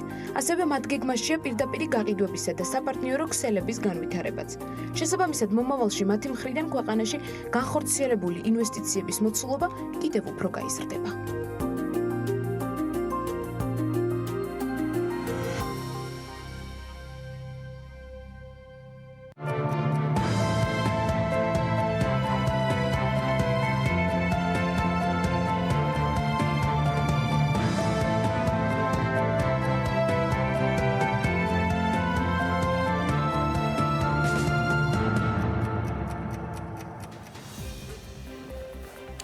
გამდიდრდით თუ არა, დამდიდრდებით თუ არა, რა პროცესში ვართ, ეს იყო ალბათ შედარებით ისეთი კითხვა. პოლიტიკური კითხვებს მიღმა ცხადია, რაც ამ პერიოდში, რომელმაც კვლავ მორიგჯერზე შთანთქა ტელეეკონომიკა. მოკლედ საინტერესო ეს კითხვა იყო მაშინ, როცა საქსტატმა ეროვნული გაანგარიშების ფორმულა შეცვალა. რასაც ანონსებდნენ კიდევ რამდენიმე თვის განმავლობაში. 2018 წელს საქართველოს მთლიანი შიდა პროდუქტი 44 მილიარდ 600 მილიონ ლარამდე გაიზარდა. და 15 ნოემბრიდან საქსტატი განახლებული მეთოდოლოგიით ითვლის მთლიანი შიდა პროდუქტის და ზოგადად სხვა მაკროეკონომიკურ მაჩვენებლებს. მაგრამ ეს ნამდვილად არ ნიშნავს სულაც, რომ ქვეყანა გამდიდრდა, უბრალოდ აქამდე როგორ ვიყავით, რისთვის დაგვჭირდა ამ ყველაფრის გაკეთება და საერთოდ აქ როგორ მოვედით, სწორედ ამისთვის დაეცილულად სამშაბათს მოვიდა ელვა ბოჭორიშვილი, გალდენდაგარდის კვლევების დეპარტამენტის უფროსი და ვესწრებით ევასგან კიდევ დამატებით მოვისმინოთ ახსნა განმარტება 15 ნოემბრიდან მიმდინარე წლის ამ ახალ სტანდარტებზე გადასვლასთან დაკავშირებით. დილომშვიდობის. მოგესალმებით. ფაქტია, რომ ამ ყველაფერში ბევრმა სხვა ქვეყანამაც დაგვასწრო გარშემო. და რამდენად საჭიროება იყო, დავაგვიანეთ, დროული იყო, რამ შეცვალა, მოდი ამას დავიწყოთ საუბარი. ანუ ზოგადად ახლა რაც უფრო გაუმჯობესებული სტატისტიკა გვაქვს, მით კარგია, მით უმეტეს ჩვენნაირი ხალხისთვის, ვინც ანალიტიკას ვაკეთებს და აი ხა ბოლო წლებში რაც მეტად ვსწავლობთ ამ ტურიზმის სექტორს, ჩვენც ვხედავდით მაგალითად მონაცემების უზუსტებებს, რაც იყო მთლიანში და პროდუქტში, რაც იყო ტურიზმის გამოკვლევაში, ან ტურიზმის შემოსავლებში, ეროვნულ ბანკს სხვა ციფრი აქვს, საქსტატს სხვა ციფრი ჰქონდა და ამ ყველაფრის საჭიროებას ვხედავდით თან იმის გათვალისწინებით, რომ Airbnb-ის ბაზარი მნიშვნელოვნად გაიზარდა და იყო სხვადასხვა მიმართულებები ტურიზმში, რომელიც მაგალითად დახვდებოდა. ეს სხვადასხვა სტატისტიკები მოიხსნა? აი ხა ჩვენ როგორც ვხედავთ, ანუ ერთ-ერთი ფაქტორი, რამაც გამოიწვია მთლიანში და პროდუქტის დონის ამაღლება არის ეს საქსტატი როგორც ეძახის ეგრეთ წოდებული დაუკრებადი ეკონომიკის წილის გაზრდა და აქ ყველაზე მეტად მოიმატა ტურიზმმა, რო შევხედეთ 50%-ზე მეტი არის ტურიზმში დაუკვირვებადი ეკონომიკა და ვფიქრობთ, რომ ამ მხრივ გაუმჯობესება გვაქვს. ეხლა თვითონ ეს მეთოდოლოგიის ცვლილებასთან დაკავშირებით, ანუ როგორც აღნიშნეთ, რაც ვიცით დაახლოებით სტატისტიკის სამსახურის ინფორმაციით 80 ქვეყანამდე არის გადასული მსოფლიოში ამ სტანდარტზე, მათ შორის ჩვენი მეზობელი ქვეყნებიდან თურქეთი და სომხეთი. ჩვენთან ესე იგი ამ გადასვლასთან დაკავშირებით ეკონომიკა, რაც აღნიშნა გიორგიმ, რომ 44.6 მილიარდ ლარამდე გაიზარდა, დაახლოებით ესე იგი 8.6%-ით გაიზარდა, რაც ქონდა წინაზე დაანგარიშებული, ეს იყო 41.1 მილიარდი ლარი. სხვა ქვეყნებში, აი ესე 8.6%-ს მინდა გაუსვა ხაზი, ანუ სხვა ქვეყნებში, ანუ სხვადასხვა ზომით გაიზარდა, მაგალითად, როდესაც სომხეთი გადავიდა 6.6%-ით გაიზარდა ეკონომიკა, ანუ ახალი დაანგარიშებული წინამაჩვენებელთან და ყველაზე დიდი ზრდა იყო მოლდოვას შემთხვევაში, როგორც სტატისტიკის სამსახურს აქვს მითითებული, სადაც დაახლოებით 19%-ით გაიზარდა მთლიანში და პროდუქტის მოცულობა. ანუ საქსტატის მიხედვით განხორციელდა სამი ძირითადი მიმართულებები, ცვლილებები. ერთი ეს არის დაინერგა გაეროს ახალი სტანდარტი, როგორც ეძახიან 2008 წლის სტანდარტი ეროვნული ანგარიშების, გაანგარიშების და აქამდე ჩვენ ვიყენებდით ისევე გაეროს სტანდარტს 1993 წლის. ამის მიხედვით, ანუ სამ ძირითად დარგს შეეხო ცვლილება, ეს არის ფინანსური შრომავლობა, ეს არის პირობითი რენტა და კვლევების ნაწილი აისახა მთლიანში და პროდუქტში. და როგორც საქსტატი იძახის, ამ ცვლილებით ჩვენი ეკონომიკის დონე გაიზარდა დაახლოებით 8.6%-დან 3% პუნქტი ცვლილება განაპირობა. არის ეს რენტა იგულისხმება. რენტა აქ არის შესული და თვითონ ახლა სტრუქტურასაც რო შევხედოთ, ეს აი და გადავიდა მეორე ცვლილებებს ვიტყვი, ანუ გადავიდა ახალ კლასიფიკატორზე, ანუ დარგების ახალ კლასიფიკატორზე, შეცვალა ეკონომიკის საბაზო წელი და ეს კარგია, რადგანაც ეკონომიკის სტრუქტურას უფრო კარგად ასახავს. გაზარდა მონაცემთა წყაროები, გაუმჯობესა და კიდე ცვლილებები ეხება იმას, რომ ჩაატარა ახალი კვლევები, როგორც საქსტატი იძახის, მათ შორის ტურიზმის, მათ შორის სოფლის მეურნეობის, მშენებლობის მიმართულების და ამანაც გამოიწვია ეკონომიკის დონის ამაღლება. ახლა რაც არის საინტერესო, ეს ახალი კლასიფიკაციით, რო შევხედოთ ეკონომიკის სტრუქტურას და ძველი კლასიფიკაციით, ანუ მაშინ ჩვენ როცა ვიცოდით მაგალითად ადრე რომ ვაჭრობას და მრეწველობას ჰქონდა დაახლოებით 17% ეკონომიკაში, ამ ორივეს წილი შემცირებულია ახალი მეთოდოლოგიით. პირველ ადგილზეა მრეწველობა დაახლოებით 15% აქვს მთლიანში და პროდუქტში წილი და მეორე ადგილზეა ვაჭრობა 14%-იანი წილით. ანუ კიდევ უფრო დივერსიფიცირებულია ამ ახალი მეთოდოლოგიით, რომ ჩავხედოთ თვითონ მთლიანში და პროდუქტის სტრუქტურას და რაც საინტერესოა ყველაზე არის ის, რომ ეს ოპერაციები უძრავი ქონებით, როცა წინა მეთოდოლოგიით ქონდა მას ჩვენ ეკონომიკაში 7%-იანი წილი, ამის წილი არის მნიშვნელოვნად გაზრდილი და მესამე ყველაზე მსხვილი დარგი არის 11.4%-ით და ზოგადად რო შევხედოთ აი ეკონომიკა სამ მსხვილ სექტორად რო დავყოთ, სოფლის მეურნეობა, მრეწველობა და მომსახურების დარგებს, რაც აქამდე ქონდა, კიდევ უფრო მეტი წილი აქვს ჩვენ ეკონომიკაში, შემცირებულია მრეწველობის წილი, ამ ახალი მეთოდოლოგიით და სოფლის მეურნეობის წილი დაახლოებით იგივეა, რაც ადრე იყო, მიუხედავად იმისა, რომ დონე ზოგადად ეკონომიკის არის გაზრდილი. ანუ ცალსახად აი ამ მეთოდოლოგიური ცვლილებით ძირითადი ზრდას ჩვენ ვხედავთ მომსახურების დარგებში და ეს განაპირობებს იმას, რომ ეს დაუკვირვებადი ეკონომიკა, რაც გამოაქვეყნა საქსტატმა, იქ გაზრდილია დაუკვირვებადი ეკონომიკის წილი, მათ შორის ტურიზმი, როგორც აღნიშნე, სოფლის მეურნეობა, განათლება, მშენებლობა და სხვა. ეგ ნაწილი რო შევაჯამოთ, უფრო დაზუსტებულ სტატისტიკას, უფრო ადაპტირებულ მეთოდოლოგიაზე მორგებულს, რომელიც გამორიცხავს შიდა სხვადასხვა მონაცემების არსებობას, იმიტომაც მიყვარს და იმიტომაც ვარ ეტყობა ჯერჯერობით ბიზნეს მედიაში, რომ ყოველთვის არსებობს ტყვილი, მერე დიდი ტყვილი და ბოლოს არსებობს სტატისტიკა. და შესაბამისად მაინტერესებს, რამდენად დავწდებით ამ ყველაფრიდან გამომდინარე, манипულირების საშუალებას დიდად არ ვაძლევთ არავის, მაგრამ მაინც რამდენად დაზუსტდა ევა ჩვენთვის, ვისაც გვიყვარს კვლევები, გვიყვარს რაღაცებში უფრო დეტალებში ჩახედვა. ამ ყველაფრით თუ უბრალოდ მოიმატა ამ მიმართულებით, მოიკლო იმ მიმართულებით და ეს არის. ზოგადად ხა მსოფლიოშიც რო გადავხედოთ, როცა ეკონომიკური ზრდა და ეკონომიკაში დიდი წილი აქვს მომსახურების სექტორს, ანუ უზუსტობების ალბათობა უფრო მეტია. ყველა ქვეყანაში ეს არის ხოლმე, აი მაგალითად, როდესაც ჩინეთის აი რამდენჯერმე არის ხოლმე მედიაში ინფორმაცია, როდესაც ჩინეთში ეკონომიკა იზრდება ანუ ეს ეგრეთ წოდებული მომსახურების სექტორების ხარჯზე, ყოველთვის ანუ ანალიტიკოსების აზრი არის ხოლმე, რომ აქ რაღაც манипуляციები არის, იმიტომ რომ ეს მრეწველობის სტატისტიკა, ანუ რაც მოდის ანუ საქონლის ვაჭრობიდან უფრო ზუსტია ყოველთვის, რაც აღირიცხება საბაჟოზე და ასე შემდეგ და ის ეკონომიკის ის ნაწილი, რომელიც ეფუძნება სხვადასხვა კვლევებს, ანუ აქ ყოველთვის არის იმის ალბათობა, რომ იყოს სხვადასხვა შეფასებები. ხა თქვენ იცით, რომ აი მაგალითად ტურისტთან დაკავშირებით ჩვენ სხვა შეფასება გვაქვს, იმიტომ რომ არ არის ეს მონაცემი ზუსტი, ანუ შემოსავლებთან დაკავშირებით ეროვნულ ბანკს სხვა მონაცემები ქონდა და ასე შემდეგ და ასე შემდეგ. ანუ როდესაც არის მომსახურების სტატისტიკის შედგენა, ამის ხაზგასმა მინდა რომ ყოველთვის არის და ეს ეფუძნება კვლევებს და სხვადასხვა შეფასებებს, ანუ აქ იმის ალბათობა, რომ რაღაც არაზუსტი იყოს და ამის ალბათობა ყოველთვის არის ხოლმე და ეს ანუ ამას სხვადასხვა ანალიტიკოსებიც დამჩა მაინც ბევრი კითხვა, რომელზეც უნდა გამწეს პასუხი საქსტატის მესვეურებმა.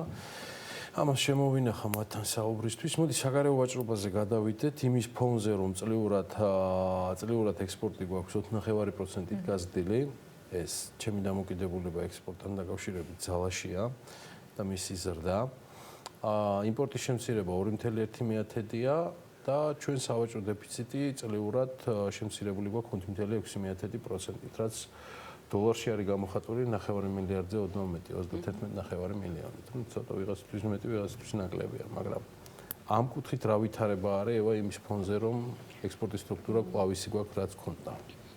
ანუ დღეს გამოქვეყნდება საგარეო ვაჭრობაში დეტალური სტატისტიკა. დღეს არის უკაცრავად, არ დაემთხვა. ამ ეტაპზე გვაქვს ანუ როგორც აღნიშნეთ ჩვენ წინასწარი მონაცემები, ჯამურად ვიცით ყველაფერი. ანუ წინათვისთან შედარებით ექსპორტის ტემპი დაჩქარებულია. თუ გახსოვთ, ანუ სექტემბერში დაახლოებით 0.5%-ით გაიზარდა და იმასთან შედარებით გვაქვს დაჩქარებული ექსპორტის და რაც შეეხება იმპორტს, იმპორტი არის ძალიან საინტერესო.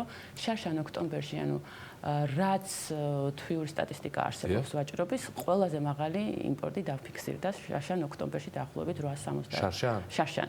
ანუ ძალიან დიდი ბაზა იყო, ანუ ძირითადად ესე ხდება ხოლმე, რომ წლის ბოლოს დეკემბერშია ხოლმე, ანუ სხვა წინა წლებს რო გადავხედოთ და დიდი ბაზა იყო. ხა იმასთან შედარებით ეს 2.1%-ით შემცირება, ანუ პროცენტულად კი ჩანს, მაგრამ ნომინალში, ანუ ეხაც ოქტომბერში ძალიან მაღალი იმპორტი იყო 858 მილიონი დოლარი, იმაზე მეტი მაგალითად ვიდრე შარშან ნოემბერში და დეკემბერში. ანუ მნიშვნელოვანი თანხა დაფიქსირდა და ძალიან საინტერესოა დღეს რო გამოქვეყნდება რა კატეგორიების გავლენით შენარჩუნდა ესეთი ბაზა. ესეთი მაღალი იმპორტის დონე. ხა მიუხედავად ამისა, ესე იგი ექსპორტი რო გაიზარდა და იმპორტი შემცირდა, სავაჭრო დეფიციტი გვაქვს გაუმჯობესება, როგორც გიორგი აღნიშნა დაახლოებით 6% და ჯამურად ახლა რო შევხედოთ, ანუ ექსპორტის დისტემპი რა თქმა უნდა შენელებულია წლის დასაწყისთან შედარებით, როდესაც ორნიშნა ზრდა ჰქონდა, მაგრამ ჯამურად ექსპორტი 10 თვეში გაზრდილია 10%-ით და არის 3 მილიარდი დოლარი. იმპორტი 3%-ით არის შემცირებული, ანუ ბოლო თვეებში რადგანაც მოიმატა ნაკლები ტემპით ეცემა, ისეთი მკვეთრი შემცირება აღარა გვაქვს, როგორც წლის დასაწყისში იყო, 3%-ით არის შემცირებული და საბოლოო ჯამში იმის გავლენით, რომ ექსპორტი გაიზარდა და იმპორტი შემცირდა, სავაჭრო დეფიციტი დაახლოებით 11%-ით გვაქვს შემცირებული.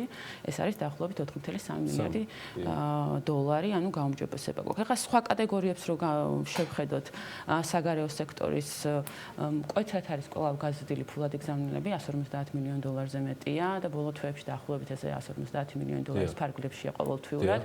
წინა თვეშიც გაგახსენებთ, რომ სექტემბერში დაახლოებით 14%-იანი ზრდა იყო, ანუ საკმაოდ სწრაფად იზრდება და ეს არის ერთ-ერთი ფაქტორი, ანუ რაც მოხმარების დონეს ინარჩუნებს წელს, ანუ აქაც ვხედავთ, რომ იმპორტის ტემპი შენელება არ არის მკვეთრი და აი ბოლო თვეებში რო შევხედოთ, ანუ ტელეფონები კვების, ავეჯის და შემდეგ სამოხმარებლო საქონლის იმპორტი მზარდი იყო და ეხლა საინტერესოა რა მოხდება ნოემბერში და ამას რა თქმა უნდა ინარჩუნებს ამოხმარების დონეს ან ფულადი გზავნილები და რაც შეეხება მესამე კატეგორია საგარეო სექტორის რაც გვაქვს უკვე ამ ეტაპზე ეს არის ტურიზმი და აქაც გვაქვს გაუმჯობესება წინა თვეებთან შედარებით. პირველად იყო ფულად ნაწილში მცირედით მატება და ანუ აქ ესე იგი ოქტომბერში თვითონ ვიზიტორები გაიზარდა დაახლოებით მთლიანად 8.8%-ით და აქედან ტურისტები 7.8%-ით, მაშინ როცა მაგალითად წინა სამთვეში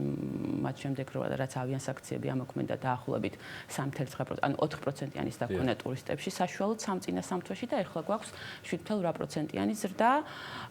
ერთდღიანი ვიზიტორებიც იზრდება, მათ შემდეგ რაც თურქეთიდან კლება აღარ გვაქვს და ანუ სხვა მეზობელი ქვეყნებიც, ანუ აზერბაიჯანი, სომხეთი იზრდებიან მიუხედავად იმისა, რომ რუსეთიდან ყველა გვაქვს კლება, ერთდღიანი ვიზიტორები დაახლოებით 10%-ით გაიზარდა და ეხლა თვითონ რომ შევხედოთ ქვეყნების მიხედვით სტრუქტურას, ანუ ეს ორი ბაზარი, რუსეთი და ირანი, ეს მცირდება, რუსეთიდან ვიზიტორები დაახლოებით 15%-ით დაეკლო, ირანიდან 35%-ით, მაგრამ იმდენად მაღალი ზრდა არის სხვა ქვეყნებში, რომ მთლიანად არის დაბალანსებული ამ რუსეთიდან და ირანიდან ვიზიტორების კლება.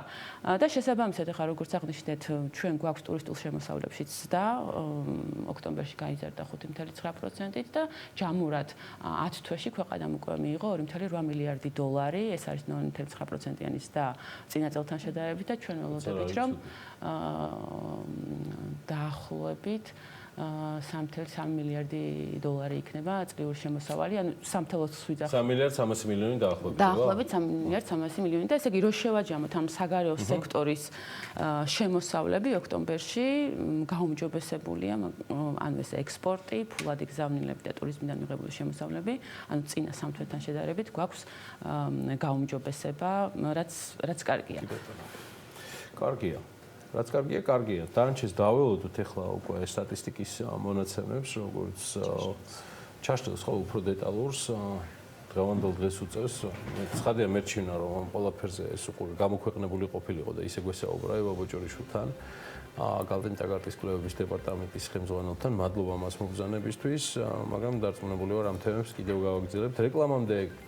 რეკლამის შემდეგ კი კერძო სექტორისთვის კიდევ ერთ ვალდებულებაზე და რეგულაციაზე ვისაუბრებთ. 1 დეკემბრიდან საქართველოს კანონის ნარჩენების მართვის კოდექსის ვალდებულებების შესაბამისად რა ცვლილებები შედის ძალაში, რა გადავადდება, რას გულისხმობს ეს გაფართოებული ვალდებულებები, რომ საქართველოს ბიზნეს ოპერატორები ვალდებულნი იქნებიან უზრუნველყონ მათ მიერ ბაზარზე განთავსებული პროდუქციის წარმოქმნილი ნარჩენების სეპარირებული შეგროვება, ტრანსპორტირება, აღდგენა და გარემოსთან უსაფრთხო განთავსება.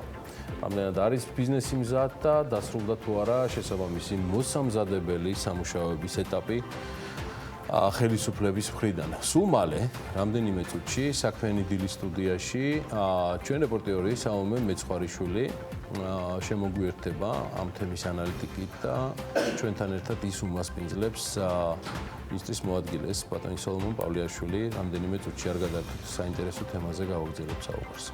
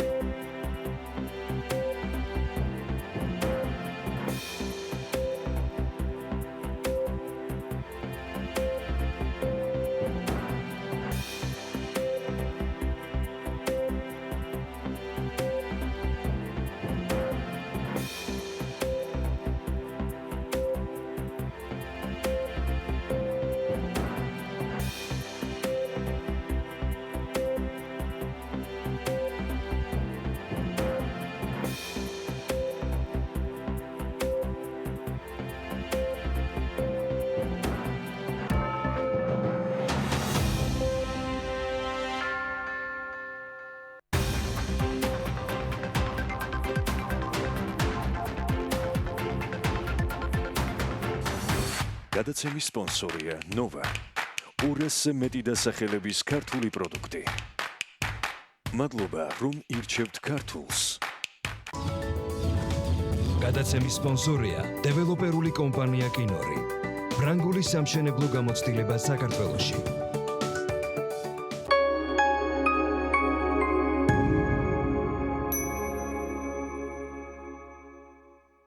არალეგალური ფილმის ჩვენება არის კანონდარღვევა.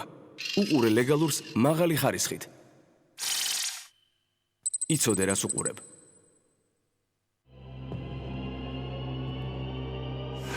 რვა სივრცე 25 არჩევანი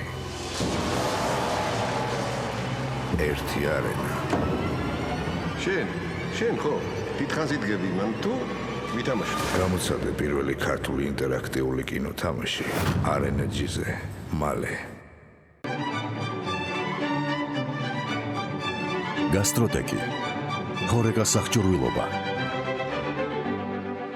ყველაფერი პროფესიონალური სამზარეულოსთვის გასტროტეკი თბილისი წერეთლის 66 მე და დაიკოს გვიყვარს ბებიასთან სტუმრობა. ბებო დილით ძროხებს წველის და ასე ვიღებს საუკეთესო რძეს. მერე ვუმატებთ ბაღში მოკრეფილ ხილს და გამოგვდის იოგურტი, რომელიც ჩემთვის და ჩემი პატარა დაიკოსთვის ძალიან სასარგებლოა. მისი პატარა მუცელი საათივით მუშაობს. სოფლის ნობათის საბავშვო იოგურტი დამზადებულია საღირძისგან და გამდიდრებულია პრებიოტიკით. ბუნებრივი სარგებელი ყველაზე პატარებისთვის 1 წლიდან. ახლა ახალი მეგობრები გვყავს. შეიძინეთ VIP აპარტამენტები Dark Tower-ის ყველაზე მასშტაბურ პროექტში, ბათუმში, ზღვის პანორამული ხედით და გამორჩეული არქიტექტურით. კომპლექსის მმართველობაში შემოდის საერთაშორისო ბრენდი Ramada Plaza by Windham-ის ჯგუფი. აქციეთ შეძენილი სახლის შემოსავლის წყაროდ, ან თავად იცხოვრეთ გამორჩეულად. ნებისმიერი საცხოვრებელი ბინის შეძენისას თქვენ მიიღებთ სახლის დიზაინს საჩუქრად. დაგვიკავშირდით. 3W Dar Building G.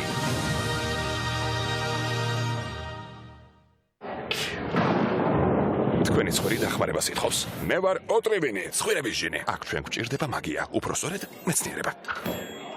მადლობა. სპრეი ოტრევინი მენთოლით და ევკალიპტით მოქმედებას იწყებს წუთებში და გრძელდება 12 საათამდე.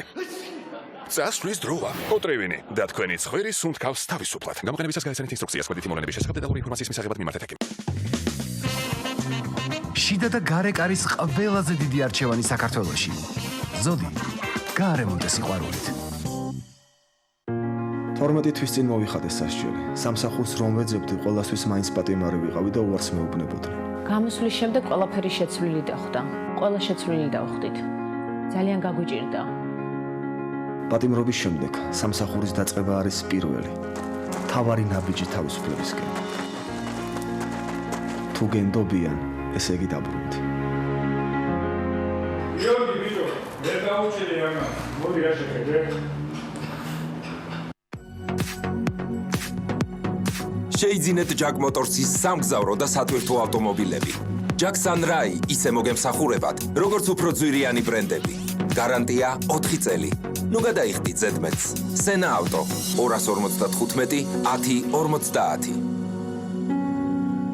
თანაბარის სითბო ოთახებში, ცხელი წყალი აბაზანასა და სამზარეულოში. Bosch-ის გათბობის და ცხელი წყლის ქვაბი გამოირჩევა ეკონომიურობით და ექსპლუატაციის ხანგრძლივი ვადით. ქებული კლიმატი, ჩვენ ვქმნით ამინს. დაგვიკავშირდით 202 22 22. წაგართმევთ წამებს და გაგიტაცებთ Nova-ს საწარმოში, სადაც 200-ზე მეტი ქართული პროდუქტი იქნება. მადლობა 13 წლიანი ერთგულებისთვის. თქვენ ირჩევთ ქართულს და ჩვენ გვაძლევთ мотиваციას შევქმნათ მეტი ქართული პროდუქტი. 13 წელი თქვენს გვერდით. ერთად ვქმნით ქართულს. შეიძინეთ ივოლი და მიიღეს საჩუქარი ელექტროსკუტერი.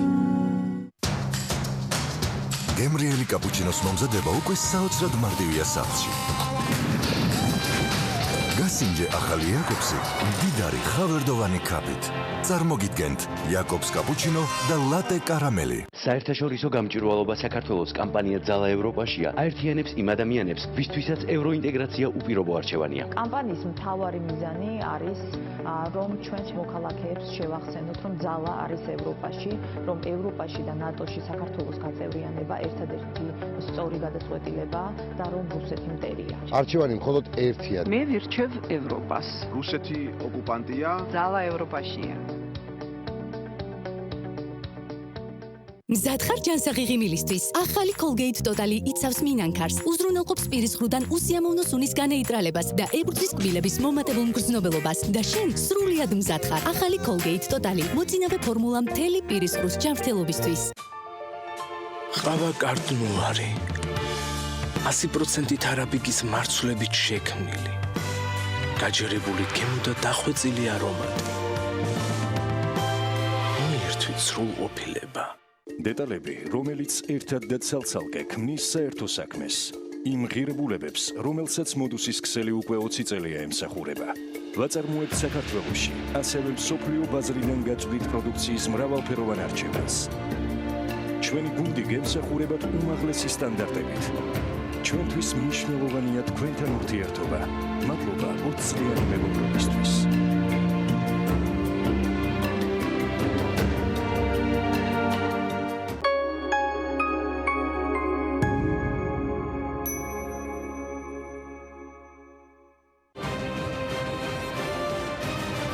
ეს ხმები არ არის საკმარისი გადაწყვეტილების მისაღებად. ავტობოთ როგორც საპარლამენტო თანამდებობები, ასევე საპარლამენტო უმრავლესობა. უმრავლესობა. სწავლობთ დღეს ამ პოზიციას. უმრავლესობის რიგების დატოვების შესახებ. უმრავლესობა დავტოვეთ. უმრავლესობა დავტოვეთ.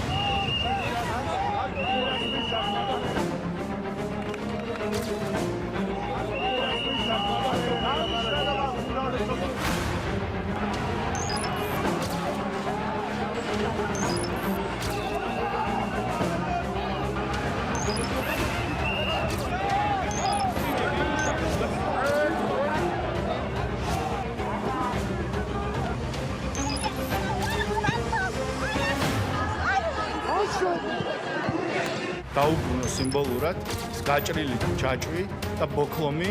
რადიკალური კონსტიტუციური ყველა მეთოდი იქნება გამოყენებული.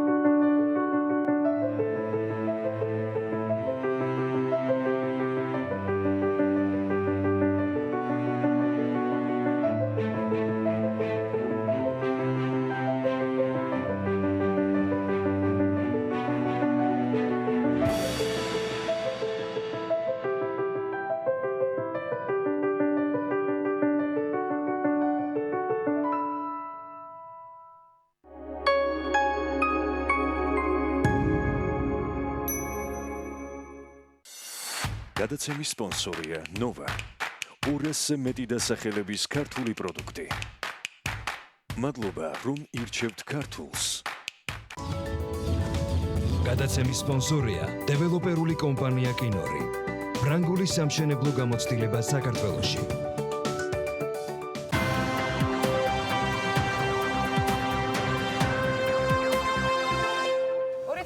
2019 წლის დეკემბრიდან ბიზნესისათვის ახალი ვალდებულების ამოქმედება უნდა დაიწყოს. სიახლის თანახმად, რომლისთვისაც სამზადისი დიდი ხანია დაწყებულია, კერძო სექტორს მოუწევს საკუთარ სპეციფიკურ ნარჩენზე თავად ეზრუნოს, უზრუნველყოს მათი შეგროვება და გადამუშავება. ნარჩენების მართვის კოდექსი დიდი ხანია უკვე მზად არის. ამჟამად კი გარემოსა და სოფლის მეურნეობის დაცვის სამინისტრო კანონქვემდებარე აქტებზე ბიზნესთან ერთად მუშაობს. გვაქვს თუ არა პროგრესი და რა საკითხების განხილვის ეტაპია ამ დროისათვის, ამაზე უნდა ვისაუბროთ სტუმართან ერთად. სტუდიაში სალმა მეცხვარიშვილი გვერდება, რომელიც ამ თემაზე რამდენჯერმე იყო ჩვენთვის რეპორტაჟით წარმოდგენილი და სწორედ მასთან ერთად გავაახლებთ ინფორმაციას. სალამი დილამშვიდობისა. რა ეტაპზე ამ დროისათვის ამ თემაზე მუშაობა და არის თუ არა შეჯერებული პოზიციები მთავრობის წარმომადგენლების მხრიდან, ვინც ამ პროექტზე მუშაობს და ბიზნესის მხრიდან, ვინც რეალურად აღმასრულებელი უნდა იყოს. პირველ რიგში დილამშვიდობის ანა მიესალმები საქმიანი დილის მაყურებელს. რა კანონქვემდებარე აქტებს ველოდებით ახლა ჩვენ უფრო სწორედ ბიზნესი. როგორც ითქვა 2019 წლის დეკემბრიდან საქართველოში წარმოებლის გაფართოებული ვალდებულება შემოდის, რომელიც კერძო სექტორს ავალდებულებს საკუთარ ნარჩენზე თავად იზრუნოს, შეაგროვოს და დაამუშავოს ის. შესაბამისი ცვლილებები ნარჩენების მართვის კოდექსშია შესული, რომელიც წესით 1 დეკემბრიდან უნდა ამოქმედდეს. წარმოებლის გაფართოებული ვალდებულება ამ ეტაპზე სპეციფიკურ ნარჩენებს ეხება, ისეთებს როგორებიცაა შეფუთვის ნარჩენები, მაგალითად პლასტმასი, ქაღალდი, მუყაოხე და ასე შემდეგ, ასევე ნარჩენი ელექტრო და ელექტრონული მოწყობილობები, ხმარებიდან ამოღებული საბურავები, სატრანსპორტო საშუალებები, გამოყენებული ზეთები, ბატარეები და აკუმულატორები. ანუ პრაქტიკულად ყველა ბიზნესს ეხება ეს ახალი რეგულაცია, სანამ კანონი ძალაში შევა, მანამდე გარემოს დაცვისა და სოფლის მეურნეობის სამინისტრომ კანონქვემდებარე აქტები უნდა დაამტკიცოს, რომელიც ზუსტად განსაზღვრავს, ვინ რას და როგორ აკეთებს. თუმცა ჩვენი ინფორმაციით აქტების მიღებამ შეიძლება დაიგვიანოს, გარემოს დაცვის სამინისტროს კანონქვემდებარე აქტები პრაქტიკულად მომზადებული აქვს, თუმცა მთავრობისთვის ჯერ არ გადაუგზავნია. თუმცა მათ მიღებაც არ ნიშნავს, რომ მეორე დღიდან დაიწყება ნარჩენების შეგროვება, მანამდე კიდევ გარკვეული პროცედურებია გასავლელი, საინტერესო არის ამ პროცედურებთან საუბარს აუცილებლად შევძლებთ ჩვენ სტუმართან, ვინ უნდა შეაგროვოს ეს ნარჩენები სალომე და სახელმწიფო არის პასუხისმგებელი ამ შეგროვებას თუ თავად ბიზნესს უჩნდება ვალდებულება კიდევ ერთხელ რომ განმარტოთ მაყურებელს. იქანა ეს ერთ-ერთი მთავარი განსახილველი საკითხი იყო მაშინაც, როდესაც ამ კანონზე მუშაობდნენ სპეციფიკური ნარჩენების შეგროვებას, დღეს არსებული კანონით სპეციალური ორგანიზაციები, ეგრეთ წოდებული პიაროები უზრუნველყოფენ. ეს იქნება თავად ბიზნესის მიერ შექმნილი ორგანიზაციები, რომლებიც კონკრეტულ სპეციფიკურ ნარჩენს შეაგროვებენ. პიაროები ავტორიზაციას გარემოს დაცვის სამინისტროში მომავალი წლის სექტემბრამდე გაივლიან. ყოველ შემთხვევაში ამ დროისთვის ინფორმაცია ასეთია. თუმცა ამ ვადამაც შეიძლება გადაიწიოს. შესაბამისად, როცა ვამბობთ, რომ მეორე დღიდანვე არ დაიწყება ნარჩენების შეგროვება, სწორედ ამას გულისხმობთ, რომ გარკვეული პროცედურების გავლა ჯერ ისევ რჩება. მოდი ვნახოთ სიუჟეტი და შემდეგ უკვე სტუმართან ერთად გავაგრძელოთ საუბარი. აღნიშნული სიუჟეტი ჩვენ რამდენიმე კვირის წინ მოვამზადეთ, როდესაც ერთ-ერთი შეხვედრა გაიმართა წარმოებლის გაფართოებულ ვალდებულებაზე ბიზნესთან. მეორადი საბურავები, ზეთები, ძველი და დაზიანებული ელექტრონული მოწყობილობები, შესაფუთი მასალები. ერთი შეხედვით ეს მხოლოდ ნარჩენებია, რომელთა ადგილიც ნაგავსაყრელზეა. თუმცა ნაგავი ყოველთვის ნაგავი არ არის. აქ ფულის შოვნაც შეიძლება. დიახ, ნარჩენების გადამუშავება დღეს ერთ-ერთი ყველაზე მზარდი ინდუსტრია ამ სოფლიოში და მალე ამ ტრენდს საქართველოც აუწყობს ფეხს. დეკემბერში ქვეყანაში წარმოებლის გაფართოებული ვალდებულება ამოქმედდება. ბიზნესმა მის მიერ წარმოქმნილი სპეციფიკური ნარჩენი უნდა შეაგროვოს და მის გადამუშავებაზეც იზრუნოს. წარმოებლის გაფართოებული ვალდებულება ძალაში შედის 2019 წლის 1 დეკემბრიდან და ეხება ბატარეებს და აკუმულატორებს, ელექტრო და ელექტრონულ მოწყობილობებს, შესაფუთ მასალებს, ზეთებს, საბურავებს. ჩამოთვლილი სპეციფიკური ნარჩენების შეგროვება სპეციალური ორგანიზაციები, ეგრეთ წოდებული პიაროები უზრუნველყოფენ. ეს იქნება თავად ბიზნესის მიერ შექმნილი ორგანიზაციები, რომლებიც კონკრეტულ სპეციფიკურ ნარჩენს შეაგროვებენ, მაგალითად საბურავებს ან შესაფუთ მასალებს. შეგროვილ ნარჩენებს კი ან ადგილზე გადაამუშავებენ, ან ექსპორტზე გაუშვებენ რეციკლირებისთვის. პიაროები ავტორიზაციას გარემოს დაცვის სამინისტროში მომავალი წლის სექტემბრამდე გაივლიან. არის სრულიად ახალი მიდგომა გარემოს დაცვის მიმართულებით, ეს ევროპაში უკვე ეს აპრობირებულია და ჩვენ გვაქვს კომუნიკაციები სექტორების მიხედვით, ვხვდებით ბიზნესმენებს, ბიზნესმენთან მათ აქვს თავიანთი მოსაზრებები, მაგრამ ჩვენ გავაკეთებთ ამის შეჯამებას. მოგესალმებით, უნდა მივიღოთ 6 რეგლამენტი მთავრობის დადგენილება. ჩვენ არ გვინდა გავიდეთ მთავრობაზე ისე, რომ ეს არ იყოს შეთანხმებული ბიზნეს სექტორთან. გაეროს განვითარების პროგრამა და შვედეთის მთავრობა მხარს უჭერენ ქვეყანაში წარმოებლის გაფართოებული ვალდებულების დანერგვას და გარემოს დაცვის სამინისტროსთან ერთად სექტორალურ შეხვედრებს მართავენ ბიზნესთან, რათა მათ დაგეგმილი ცვლილებების შესახებ სრული ინფორმაცია მიაწოდან. სწორედ ელექტრონული ნარჩენების შეგროვებისა და გადამუშავების თემაზე შეიკრიბნენ მხარეები მორიგ შეხვედრაზე, სადაც ნარჩენების მართვის კოდექსი და ელექტრონული ნარჩენების კანონქვემდებარე აქტის პროექტი განიხილეს. სწორედ კანონქვემდებარე აქტებმა უნდა განსაზღვროს დეტალები, ვინ და როგორ უნდა შეაგროვოს ნარჩენები. როდესაც ვამბობთ, რომ უნდა აიღონ ამ ყველაფერზე ორგანიზების ვალდებულება, ბუნებრივია, რომ ამას იგივე შეცეპარებულ შეგროვებას, ტრანსპორტირებას, მათ დამუშავებას სჭირდება ფინანსური რესურსები. გამოცდილებიდან გამომდინარე, პრაქტიკა არის შემდეგი, რომ თვითოულ პროდუქტს გარკვეული ფასნამატი უკეთდება, რომელიც მიდის სწორედ აი ამ ნარჩენების მართვაში. ეს ხარჯები არ უნდა აღემატებოდეს ამ ტიპის ნარჩენების შეგროვებისა და დამუშავების ხარჯებს. ზოგიერთი ნარჩენის შეგროვება, მისი დამუშავება ცოტა უფრო ძვირი ხდება, ზოგიერთი ნარჩენის შეგროვება და დამუშავება ცოტა ნაკლები ხდება. პირიქით, ზოგიერთი შეგროვებული ნარჩენი ღირებული არის, ის შეიძლება გაიყიდოს კიდევაც. ახალი ვალდებულება ფინანსურ ვალდებულებებსაც ქმნის მწარმოებლებისთვის. სწორედ ამიტომ ბიზნეს ომბუდსმენის აპარატი მხარეებს პროცესში ბიზნესის მაქსიმალური ჩართულობისკენ მოუწოდებს. ისეთი მნიშვნელოვანი ცვლილებები, რასაც ეს ტექნიკური რეგლამენტები ითვალისწინებს, აუცილებელია მაქსიმალურად იქნას ბიზნესთან შეთანხმებული, განსაკუთრებით ეს ეხება მცირე და საშუალო ბიზნესს, რათა ახალმა რეგულაციამ დამატებით ისეთი ვალდებულება არ შეუქმნას ბიზნესს, რომ მათი შეჩერება ან საქმიანობის საერთოდ შეფერხება გამოიწვიოს. ყოველწლიურად საქართველოში დაახლოებით 9000 ტონა მუნიციპალური ნარჩენი წარმოიქმნება, რომელიც 1000-მდე სახიფათო და არასახიფათო ნივთიერებას შეიცავს.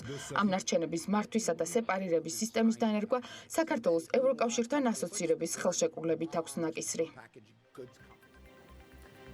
ეს რეალობაა დღეს და ამ თემაზე გავაგრძელებთ საუბარს ჩვენს სტუმართან. სტუდიაში შემოგვიერთდა სოლომონ პავლეაშვილი, გარემოს დაცვის და სოფლის მეურნეობის მინისტრის მოადგილე. მოგესალმებით ბატონო სოლომონ, მოგესალმებით, დილამშვიდობისა. ხართ ჩვენთან ერთად.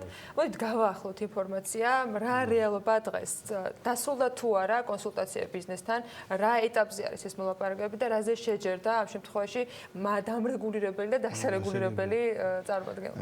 ჯერ მარტივად რომ ვთქვათ, თითოეულ წარმოების გაფართოებული ვალდებულება ნიშნავს წარმოების ვალდებულებას აიღოს პასუხისმგებლობა მისი მიერ განთავსებულ პროდუქციაზე, მოახდინოს მისი სეპარირება, შეგროვება, ასევე აღდგენა, გადამუშავება, რეციკლირება და რაც დარჩება სპეციფიკური ნარჩენები, რომელიც აღარ არის სახიფათო, მისი განთავსება ნაგავსაყრელზე, ორგანიზებულ ნაგავსაყრელზე. ამიტომ აქ უნდა გამოვყოთ ჩვენ ძალიან მკაფიოდ, რომ ეს ეხება მხოლოდ სპეციფიკურ ნარჩენებს, რომელი პროდუქციაც გარკვეული სპეციფიკური ნარჩენები აქვს, რომელიც არ გადის ჩვეულებრივ საყოფაცხოვრო ნარჩენებში. ამიტომ ეს არის 6 სექტორი.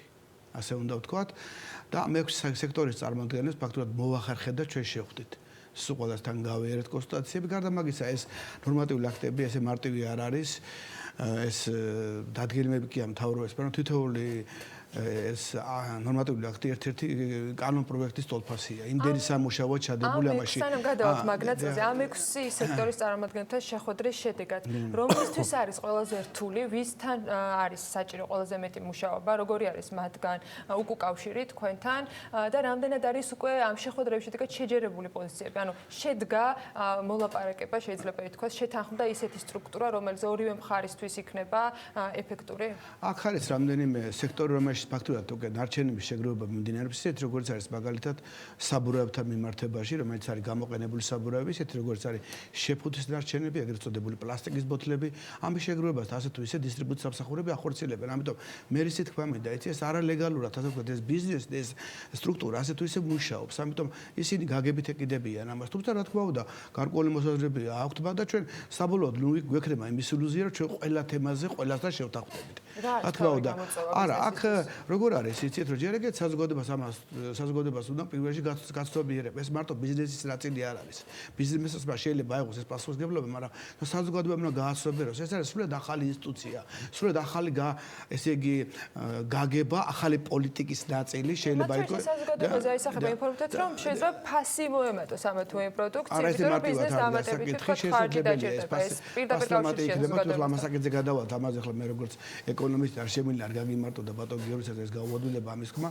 მე თუ მინდა ბაზარზე ჩემი სეგმენტის შევინარჩუნო, უნდა ვიყოს სოლიდარული საზოგადოებას და შეიძლება მაინც არ დავაწესო ის ფასლამატი, რომელიც ჭირდება მის გადამუშავებას და დავაწესო ნაკლები, რომ მე არ დავკარგო კონკურენტულ გარემოში ჩემი ადგილი არ დავკარგო. ამიტომ ეს თლიანად უნდა ვიტყვით, რომ ეს დააწოვა მოსახლეობას და გარდა მაგისა თუ ხარ ჩვენ გადავართ უკვე პირდაპირ თემაზე, აქ არის ეგრეთ წოდებული პლასტიკური ბოთლები, ეგრეთ წოდებული ალუმინის ბოთლები, ეს შეფუთის ნარჩენების ნაწილია, რომელსაც ჩვენ აქ ორი ფორმა არსებობს. ერთი არსებობს არსებობს ეგრეთ წოდებული ჩაბარება, მეორე არსებობს შეგროვება. როცა ჩაბარებით ხორციელდება, მოიხსენებათ აქვე შემოდის დეპოზიტის სისტემა, ამიტომ წარმოებელი ვალდებულია თავის პიარობის მეშვეობით განათავსოს სპეციალური აპარატები, სადაც მივა და მოხმარებას ექნება мотивация და ეს განახორციელოს დაებრუნოს ეს თანხა. ამიტომ ორი ფორმა არსებობს. კი ბატონო. შეგაწყვეტინებთ, მხოლოდ ეს ფორმა ნარჩენების შეგროვების არ იქნება საკმარისი იმისთვის, რომ ბიზნესმა მოახერხოს და შეაგროვოს ის სპეციფიკური ნარჩენები, რაზეც ვსაუბრობთ. და თქვენ ახსენეთ, რომ ეს 6 სფეროს შეეხება, თუმცა იმხელა ჩამონათვალი არის აი ამ ბიზნესის, ხო, თითქმის ყველა კერძო სექტორს და დაფარავს, ასე რომ ვთქვათ. აქედან გამომდინარე, საინტერესოა, მხოლოდ ამ ეგრეთ წოდებული ბოთლიყლაპია აპარატებით ვერ გავალთ იოლას. აქ იქნებიან საჭირო ის ადამიანი, მაგალითად კონკრეტული მაღაზიების წარმომადგენლები იქნებიან ჩართულები და აღნიშნულიდან გამომდინარე, რამდენად მარტივი იქნება კანონის აღსრულება, რომელზეც პასუხისგებელი თქვენ იქნებით. აქ საუბარი არის ჯერ ეგრეთ რეგლამენტების აღსრულებაზეა საუბარი. ჩვენ ისეთი ვადები ჩავდეთ შეგიძლიათ, რომ გვინდა რომ ეს ბიზნეს არ დააწვეს და რამე რყევები არ გამოიწვიოს. ჩვენ უყურებთ ამას მაკროეკონომიკურადაც უყურებთ და არა ისე სპონტანურად, რომ მარტო ეს კოდექსის ნაწილია, ეს თვითონ კოდექსიდან გამომდინარე ეს რეგლამენტაციები. მისი აღსრულების ვადა ჯერ ეგერთი მინდა გითხრათ პირველ რიგში, რომ რეგისტრაციის ვადა თვითონ ამ პიაროვების ეს არის არამომგებიანი ორგანიზაციები, რომელსაც ქმნიან ჩვეულებრივი კომპანიები. მას პიარობის რეგისტრაციის ვადა ჩვენ გადავწიეთ 1 სექტემბრამდე. ამიტომ მათ ვადა და ვფიქრობთ უფრო მეტადაც გადავწიოთ. ანუ ვისაც დაევალება ეს პასუხისგებლობა. აქ სხვა ფორმა იქნება, თქვენ კარგად განმარტებთ. ეს არ არის მარტო ბოთლიყლაპი ეგრეთ წოდებული აპარატებზე, ეს სულ სხვა სისტემაა. მაგალითად, საბურავების შეკრება სხვა სისტემა ჭირდება, ზეთების შეგროვება სხვა სისტემა, ბატარეების შეგრება სხვა სისტემა, მაგრამ ესენი მეტნაკლებად მუშაობს. ახლა მე რას ვიზახი, ხო, მუშაობს სპონტანურად, მუშაობს და არა ფრაგმენტულია მათი მუშაობა და ეს უნდა მოექცეს, ასე ვთქვათ, რეგულარულად. ეს გარკვეულად სამუშაო ადგილებსაც შექმნის. რა თქმა უნდა, გარემო გარკვეულად კარგად თქვენ როგორ გააკონტროლებთ ბატონო? ჩვენ გვექნება ტარგეტები. ტარგეტები ექნება განსაზღვრული ყველა სექტორს და ამ ტარგეტებში შევცდილოთ რაც შეიძლება რბილები ვიყოთ ბიზნესთან. პირველ ეტაპზე ეს პირველი ტარგეტი გაჟღერდება, ესე იგი იქნება პირველი ინფორმაცია და ანგარიშვალდებული იქნება 2021 წელს წარმოადგენს და მაგალითად თუ ავიღებთ ჩვენ იგივე პლასტიკის ბოთლებს, იგივე ალუმინის ქილებს და ასე შემდეგ, იგივე მინას, მისი ტარგეტები ძალიან დაწეული ქონდა. ისედაც ახლა კიდევ ვაფერებ დავწიოთ სადღაც ის იყოს 25%. ანუ იმ ასე ვთქვათ, იმ რაოდენობის, რომელიც მათ მიერ იქნება შემოტანილი, ჯერ მინდა გამმარტო აქ რომ წარმოებაში არ იგულისხმება მხოლოდ მწარმოებელი. მწარმოებაში იგულისხმება იმპორტიორი, იგულისხმება გამთავსებელი, იგულისხმება პირდაპირ გაგებითი მწარმოებელი. ამიტომ ყველა ვინ ჩართულია ამ სფეროში, იმათ უნდა შექმნან ეს პიარობა და მათ შეუგლიან შექმნან ეს განმარტოებულობა, შეუგლიან შექმნან ცალკე, თუ კი მინდა შექმნი და თუ კი მინდა შექმნი სხვასთან ერთად. აქაც ისე გავაკეთე, რომ ქაოსი ვარ გამოიწვიოს, ფიქრობთ, რომ დაახლოებით ბაზარზე 10% უნდა ეკავოს იმ კომპანიებს, ვინც ამის პიაროს შექმნას აპირებს. ჯამში. თქვენ ახლა რამდენიმე საკითხის გადადება ახსენეთ, მათ შორის ვადებთან დაკავშირებით, პიაროების დარეგისტრირებასთან დაკავშირებით, ტარგეტის თქვათ პროცენტთან დაკავშირებით. აი, როდის გაქვთ სამიზნე, რა დროისთვის არის თქვათ დედლაინი, როდესაც ეს საკითხი უნდა იყოს მოგვარებული შერბილებული ვარიანტით, ან უკვე საშუალო დონეზე მაინც. ზედმეტად ხომ არ იწელება ეს პროცესი მეორეს მხრივ? არ იწელება, იმიტომ რომ აქ წეგანათაურში კიდე ცოტა ჩვენ ფართო მასშტაბით უყურებთ ამ ყველაფერს და ეს არ არის მარტო თქვა ბიზნესის ვალდებულება, ეს არის როგორც სახელმწიფოს პოლიტიკური ნება, ეს არის ბიზნესის ვალდებულება და ეს არის საზოგადოების ვალდებულებაც, იმიტომ რომ საზოგადოების გასწორება უნდა მოხდეს. ის პიაროები, რომლებიც იქ შეიქმნება, არა მათ უნდა განათავსოს სპეციალური ეგრეთ წოდებული ურნები უნდა განათავსოს, სადაც საზოგადოებას უნდა ქონდეს იმისი უკვე გაცნობიერებული ის ნარჩენი, სპეციფიკური ნარჩენზე მაგ მივიდეს და იქ განათავსოს. ამაშია საუბარი.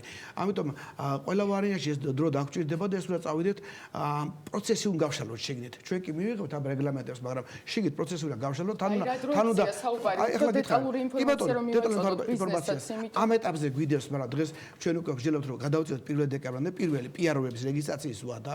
მეორე ის რომ ტარგეტი იქნება 2021 წლის ბოლოსთვის, ანუ ტარგეტი მაგალითად ავიღოთ 25%.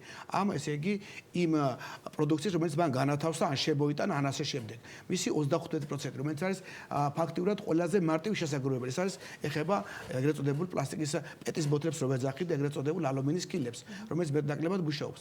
რაც შეეხება ეს საბურავებს, უფრო საბურავებს პატარა დაბალი ტარგეტი გვაქვს. რაც შეეხება ელექტრონულ ნარჩენებს, რომელიც მისი შეგროვება უფრო გართულებულია, ნატურების შეგროვება პირობითად. იმას ეხება 5%-ია პირველ ეტაპზე. ამიტომ ჩვენ ყველაფერი გავითვალისწინეთ, რეალურ მდგომარეობაც გავითვალისწინეთ, საზოგადოების გათვალისწინებელებას გავითვალეს, მაგრამ ამავდროულად ჩვენ გვინდა რომ ეს საქმე დაიწყოს, ეს სახელმწიფოს განაცხადია რომ ჩვენ თუ ამის პრეტენზია გვაქვს ახალი ინსტიტუციას ვქმნით, ეს არის სრულად ახალი მოვლენა ნარჩენების მართლობები და ნარჩენის მართლობა თუ რას გულისხმობს მოგეხსენებათ, ეს არის პირველი ეტაპი, ეს არის პრევენცია, მეორე შეგროვება, ეს არის გადამუშავება, რეციკლება და რაც თავარია, ეს ხდება საფუძველი ყოველგვარი გაზრდების გარეშე ცირკულარული ეკონომიკის. ბატონ სოლომონი.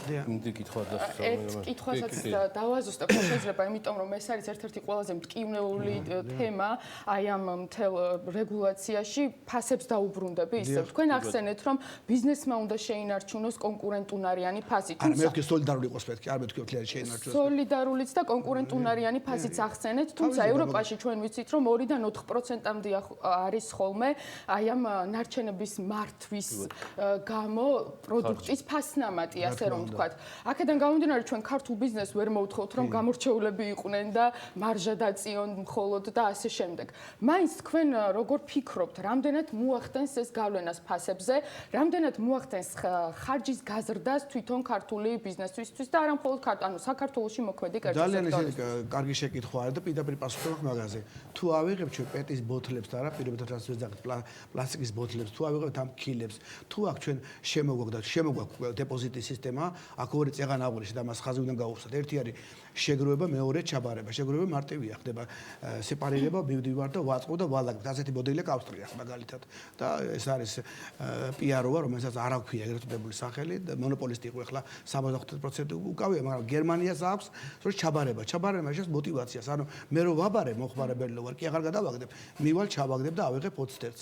ამიტომ მე მიჩნდება, ამიტომ ის ფული, რომელიც მე გადავიხადე ლარი და 20 პირობითად კოკა-კოლაში, მივედი 20 ცენტრი უკან დავებრუნე. ეს რატო ვაჩეთ და რატო ვაკეთებ ამას, იმიტომ რომ мотиваცია გაჩნდეს, რომ მოსახლეობას ეს თანხა უკან მიიღოს. ჩვენ გვახსოვს ხარჯია ბიზნესისთვის. აქ ხარჯებზე საუბრობ, აქედან გამომდინარე მაინტერესებს. დიახ, რა თქმა უნდა, კი, ეს ჩვეულებრივი და გარემო მოითხოვს გარკვეული ხარჯების გაწევას, ეს ჩვეულებრივი ამბავი არის და ამიტომ ჩვენ ამას უნდა შევეგუოთ, აბა როგორ გინდა საერთოდ ეს რეზუმირებისთვის ეს თემა გავაკეთოთ. პიეროები იწევს დროში და ვადაში, კი, რეგისტრაცია პიეროები. რეგისტრაციებთან. ასეც უნდა ყოფილიყო თავიდან. ესევე არის გათვლილი, ანუ ბიზნესთან საუბარმა რა გამოიღო, რა შედეგები, აი ვადებში რო ვთქვა, რა განვაახლოთ ინფორმაცია. რა გადავიდა დროში, რა რჩება ძალაში. ძალიან კარგი კითხვა გიორგი, მინდა რომ ბიზნესთან საუბარმა გამოიღო პირველ რიგში ის, რომ ჩვენ კი შეიძლება დავიწყოთ, მაგრამ საზოგადოება გაცვლებერება ვერ მოხდეს, იმიტომ რომ თვითონ ტექნიკური დახმარების ეს პროექტ პარკლებში ხორციელდება ევროკავშირის ტექნიკური დახმარება და ერთი კომპონენტი პირდაპირ უწერია არა მარტო ინსტიტუციების შექმნა, არამედ მისი იმპლემენტაცია. ჩვენ თუ მარტო დავდეთ ეს დოკუმენტები და არ ახსოვდა რა აზრი აქვს. ამიტომ საზოგადოებაც უნდა წამოყვეს ამ საქმეში. იმიტომ წელათ ამ პროცესს და ბიზნესს ამას ითხოვდა. იქ ერთი საკითხია, კიდე დეპოზიტის საკითხი, რომელიც შეიძლება ბიზნესი მეტნაკლებად ღიათ არის ეს საკითხი? არა, ღიათ არა. ჩვენ ამას ვთქვა, დეპოზიტი უნდა იყოს ყველა ვარიანტში, იმიტომ რომ мотиваცია გაჩნდეს საზოგადოებაში. შესახება მხოლოდ პეტის ბოთლებს, აქ ხაზი გაუსვას, ხვებს არა. საბურავდება. თქვენი გზავნილი რო იყო, ჩვენ მაქსიმალურად რაც სიუჟეტში იყო სალომესი, ჩვენ მაქსიმალურად ვეცდებით თავრობაზე გავიტანოთ ისეთი გადაწყვეტილება, რომელიც ბიზნესისთვის იქნება მისაღები. რამდენად მოხერხდა ეს? კი, ეს არის საკითხები, რომელიც გადაწყდა, არის საკითხები, რომელიც ჯერ ვერ შეტანილია. როგორ არის, ახლა ჩვენ ვერ გავაკეთებთ და ამ ბიზნესს და ამ ბევრი კერძო-სამართლიანი და პირი, ასე ვთქვათ, კომპანიაა ჩართული და ამიტომ ჩვენ შეიძლება რაღაც საკითხები დარჩეს, ისეთი რომელიც შეიძლება საბოლოოდ თლიანი პროცესი ვერ მივიღოთ, მაგრამ პრინციპულ საკითხებზე, პოლიტიკურ ნებაზე, მის იმპლემენტაციაზე ბიზნესი უდაოდ მზად არის. აი შემდეგ დაგიდასტუროთ. გიორგი, აუცილებლად მინდა აღნიშნო, რადგანაც აი ამ თემას რამდენჯერმე შევეხე, მინდა ვთქვა ჩვენი ბიზნესის სამწუხაროდ თუ აი არ ვიცი როგორ, რომ ისინი დიდად არ აქტიურობდნენ ამ თემაში მონაწილეობისას. სულ რამდენიმე ბიზნესის წარმომადგენელი მახსენდება შეხვედრებზე, რომელზეც იყო ხოლმე პრეზენტაცია წარმოებლის გაფართოებულ ვალდებულებასთან დაკავშირებით, როდესაც მუდმივად ერთი და იგივე ადამიანები ესწრებოდნენ აი ამ შეხვედრებს და სამწუხაროა, რომ შეიძლება მათ არ ქონდეთ ყველანაირი ინფორმაცია ახალი ვალდებულების შესახებ, რომელიც მათთვის როგორც ჩანს საკმაოდ ხარჯიანი იქნება. არა, ვერ დაგეთანხმებთ მაგაში. პიჯეგეთ პირველ შეხვედრებს. ჩვენ სექტორალურ შეხვედრებს არ გულისხმობ. მე გულისხმობ ზოგადად აი ამ გარდა მაგისა ინფორმაციის თვალსაზრისით აბსოლუტურად ყველას გადაუგზავნეთ ეს რეგლამენტაციები. აბსოლუტურად ყველას. არ მარტო ბიზნესს. რამდენად აქტიურები იყვნენ ბატონ სოლომონ? აქედან გამოვიდეს. არის, ესე იგი, ახლა როგორი ბიზნესია, ეცი აქ რომ საუბრობთ ნატურების შეგროვება და ელექტროტექნიკური მოწყობილების შეგროვება, აქ შეიძლება არ იყოს აქტიურები და ჩვენც მაინც ვთქვათ, რომ ძალიან ისე უყურებთ ამას, მაგრამ უნდა დაეძას ეს საკითხიც. მაგრამ რაც შეეხება შეფუც დარჩენებს, აქ აქტიურები როგორ არ იყო პეპსიკოლა, კოკაკოლა, ზედაზენი აბსოლუტურად ყველა ჩართული იყო. და რა თქმა უნდა, რა თქმა უნდა შექმნილია უკვე, მაგრამ თუმცა ამას უნდა სხვა ის ჭირდება და მოვლენებს დაასწრეს ასე ვთქვათ. მე მინდა რომ შემდეგი შენი სტუმარი სალომე ჩვენთან ერთად იყოს უკვე გივი კალანდაძე და სხვები, ვინც ამ ასოციაციის მესვეურები არიან. მან არის შეკრებილი 8 უმსხვილესი კომპანია, რომელსაც აქვს თავისი მხოლოდ ეს სექტორი ბატონო. თავისი მოსაზრებები. სალომე რაზე საუბრობდა, ბატონო სულიკო საუბარია რაზე, რომ მხოლოდ ამ სექტორმა იაქტიურა კომუნიკაციაში მთავრობასთან.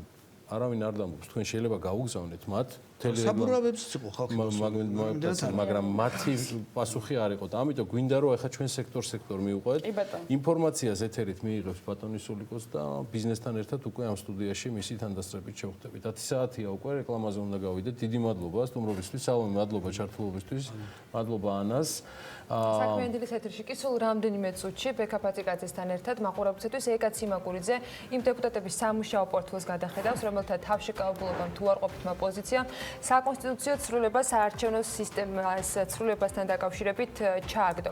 რამდენიმე წუთში განახლებული ინფორმაციებით გიბრუნდებით საქმე დილის ეთერიდან.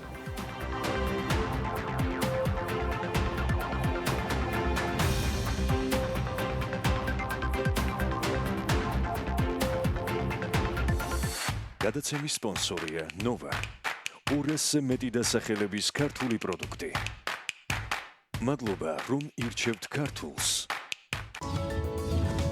გადაცემის სპონსორია დეველოპერული კომპანია კინორი. ფრანგული სამშენებლო გამოცდილება საქართველოში.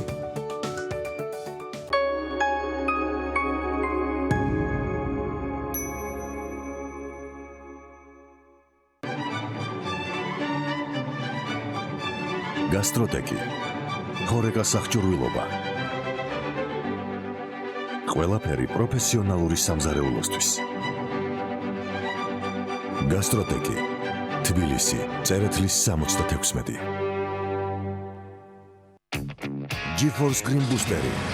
ყველაზე ეკოლოგიური და ინოვაციური საწყობი, რომელიც ნაკლებად აბინძურებს გარემოს, აუმჯობესებს ნახშირწყალბადის წვის პროცესს ავტომობილის ძრავში და მნიშვნელოვნად ამცირებს ხარჯს საწვავზე. GeForce Green Booster. ეკოლოგიური და ეკონომიური საწვავი მხოლოდ კალფის ქსელში. სანდომი ყველაზე ტკბილი ზღაპარი.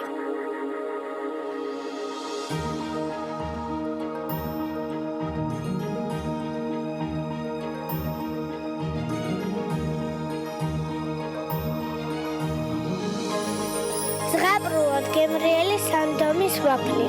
ბევრი წელია ერთმანეთს ვიცნობთ. მე და შენ ერთ დღეს დავიბადეთ. 1994 წლის 14 ნოემბერი. ჩემი და შენი დაბადების დღეა. მახსოვს პირველად რომ წაგიყვანა დედამ საბავშვო ბაღში. აი თქვენი ისტორია კი სკოლაში დაიწყო. როცა მასწავლებელმა გვერდით სწორედ ის გოგონა დაგისვა, ვის გამოც არაერთხელ გაგფანტვია გონება. ჩვენმა ურთიერთობამ წლებს გაუძლო და შექმნა ერთად ყოფნის 25 წლიანი ისტორია. ამ ისტორიის გმირებიც თავად თქვენ ხართ. ავერსი 25 წელი მუდამ თქვენი ერთგული. დიდი ფასდაკლება Subaru-ს ავტომობილებზე მხოლოდ სენა ავტოში. სოფლის მეურნეობისა და კვების მრეწველობის მე-19 საერთაშორისო გამოფენა 20-22 ნოემბერს. ყველაფერი მათთვის, ვინც სოფლის მეურნეობის სფეროთია დაინტერესებული. იგრძენით ნარჩევი მარცვლების მაგია. ყავაში ყველაზე მნიშვნელოვანი მისი შიგთავსია. შეიცანით იაკობსის არომაგია. რენოქსი. აირჩიე უმაღლესი ხარისხის ეკოლოგიურად სუფთა ლაქსაღებავები და წებოცემენტი, რომელიც დამზადებულია უახლესი ტექნოლოგიებით. იყავი გამორჩეული და კრეატიული. რენოქსი. შეცვალე შენი სამყარო რენოქსის ფერებით. გამოაჩინეთ ყავა იაკობსის არომაგია, შექმნილი ნატურალური ყავის მარცვლებისგან და გაჯერებული ნაღების დახვეწილი გემოთი. იაკობს მონარქის 3 ერთში, ახლა უკვე კარამელის და თხილის ნოტებით. ძველად მაიასტომებს მზის შეგროვება შეეძლოთ. ამიტომ ისინი ყოველთვის კარგ განწყობაზე იყვნენ და ჩვენც ვიქნებით. ჩვენ ხომ ზუსტად ის მზე გვაქვს, სანდორა. ის მზის ენერგიას ხილიდან იღებს, რათა თქვენ კარგი განწყობა შეინარჩუნოთ. აიმაღლე განწყობა. ყავა კარდნულარი. 100% არაბიკის მარცვლებით შექმნილი. გაჯერებული გემო და დახვეწილი არომატი. მიირთვით სრულყოფილება. ითამაშე განახლებული სპორტი ევროპაბეტზე და მოიგე 2019 წლის Mercedes G-კლასი. გაციება გეგმებს გიცვლით, TerraPlus დროა. TerraPlus ექსტრას ორმაგი ძალა, ებრძვის გრიპისა და გაციების სიმპტომებს და თქვენ კვლავ თამაში ხართ. Stop გაციება. TerraPlus დროა. გამოყენებისას გაეცანით ინსტრუქციას. გვერდითი მოვლენების შესახებ დეტალური ინფორმაციის მისაღებად მიმართეთ ექიმს. გემრიელი კაპუჩინოს მომზადება უკვე საოცრად მარტივია სახლში. გასინჯე ახალი იაკობსი მდიდარი ხავერდოვანი ქაფით. წარმოგიდგენთ იაკობს კაპუჩინო და ლატე კარამელი. TV პირველის ინტერნეტ პარტნიორია MyVideoG. იხილეთ გადაცემის ყველა ვიდეო MyVideoზე. შოკოლადი Alpen Gold აცხადებს ოქროზე ნადირობას. იპოვე 40,000 ლარზე მეტი სიამოვნე მკვეთ გაჯერებული გემოები და მიიღე მონაწილეობა აქციაში ოქროს ციებს ხელებს. შეიძინე Alpen Gold და რეგისტრირე ჩეკების საიტზე alpengold.me. მეტი Alpen Gold, მეტი შანსი. ყოველ კვირას შეგიძლია მოიგო 40,000 ლარზე მეტი და სხვა პრიზები.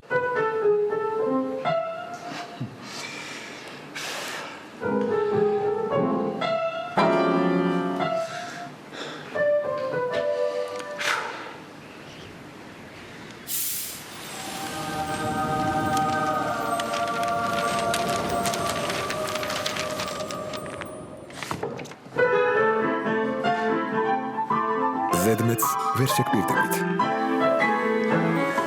ლიგანი აგავსებთ ცოცხალი მინერალებით. თბილისის საკონცერტო დარბაზში 30 ნოემბერს დეპატიჟებით ჩემ შემოქმედებით საღამოზე. თბილისის სიმფონიური ორკესტრთან და მაესტრო ვახტანგ კახიძესთან ერთად თქვენთვის საყვარელი მომღერლები შეასრულებენ ჩემს სიმღერებს. გელით სიყვარულით თქვენი მაცაცო. უალინგ ჯგუფი გთავაზობთ ოჯახურ მეგობრულ გარემოს. დაცულ საცხოვრებელ კომპლექსს. 3 წლიანში დაუპროცენტო განმავლობას და დასრულებულ ბინას, სადაც გადასვლას პირველადი შენატანის შემდეგ შეძლებთ. უალინგ ჯგუფი. სრულყოფილი გარემო შენი ცხოვრებისთვის. განსაკუთრებული აქცია ავერსის 25 წლის იუბილესთან დაკავშირებით. შეიძინე 25 ლარის პროდუქცია და მიიღე შანსი გახდე მომენტალურად 250 ლარიანი ვაუჩერის მფლობელი. ყოველდღე გამოვავლენთ რამდენიმე გამარჯვებულს. ავერსი 25 წელი მუდამ თქვენი ერთგული.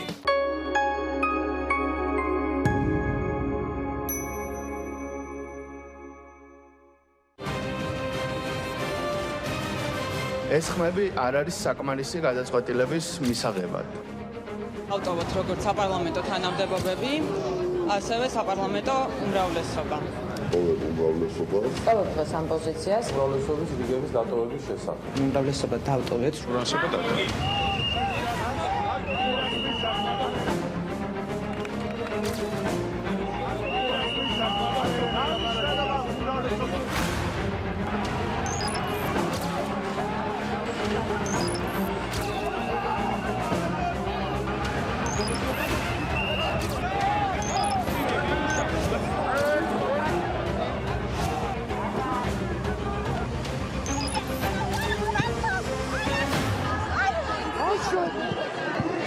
დაუბრუნო სიმბოლურად გაჭრილი ჯაჭვი და ბოქლომი. რადიკალური კონსტიტუციური ყველა მეთოდი იქნება გამოყენებული.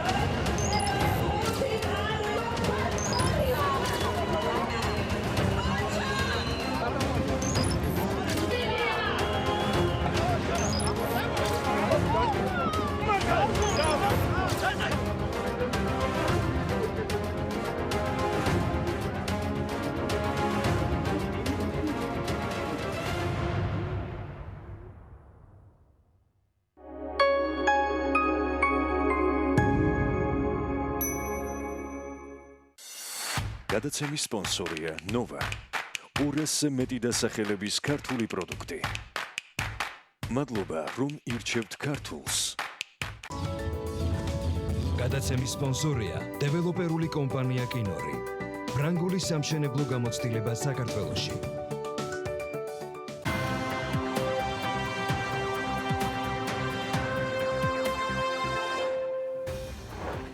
ამ 40 დეპუტატიდან უმრავლესობამ როგორი ცხოვრებითაც იცხოვრა, ისეთი გადაწყვეტილება მიიღო ასე აფასებს ბიზნესმენი თემურ ჭყონია ქვეყანაში მიმდინარე პოლიტიკურ ვითარებას და საპროტესტო აქციებს.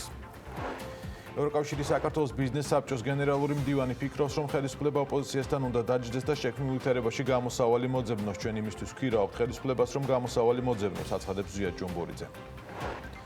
მიმდინარე წლის იანვარ-სექტემბერში სატრანსპორტო დარგების მიერ გადაზიდული ტვირთების მოცულობა 500,000 ტონით გაიზარდა, ტვირთების რაოდენობა 30.6 მილიონი ტონაში ადგინა.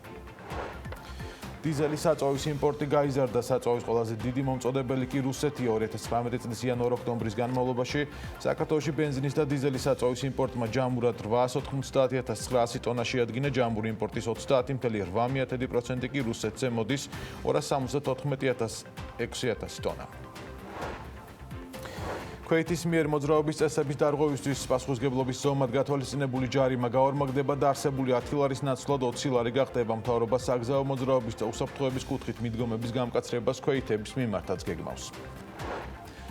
ბინა პლუს რემონტი დეველოპერული კომპანია Redco TBC-ის სტატუსის მომხმარებლებს ახალ შეთავაზებას უკეთებს, როგორც BMG-ის კომპანიიდან აცნობე შეთავაზების ფარგლებში ბინის შეძენის შემთხვევაში TBC-ის სტატუსის მომხმარებელი 2 ადამიანზე 5 წლიან ულიმიტო აბონემენტს მიიღებს, რომელიც საქართველოში ყველა სამთო სათხილამურო კურორტზე მოქმედებს.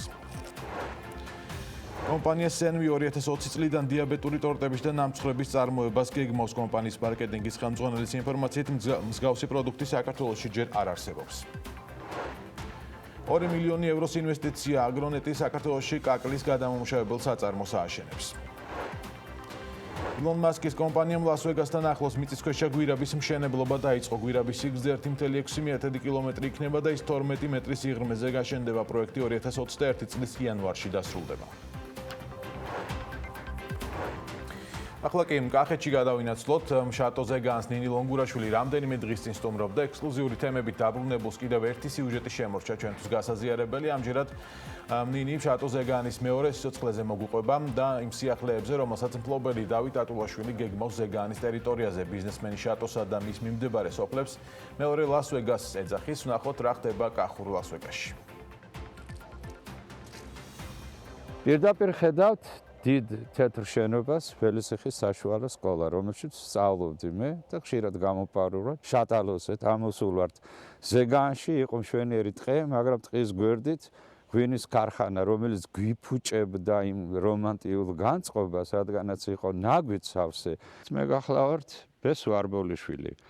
ბესიკი ველისიხეში ესე მიცნობენ. ველისიხე გახლავთ ზეგნის გაგრძელებაზე. იმ სოფლიდან ძალიან ხშირად ამოვდიოდი ხოლმე ზეგნის ტყეში და ხშირად საუბრობდით ახალგაზრდები რაღაც რომანტიკულ თემებზე, რომელსაც გვიფუჭებდა.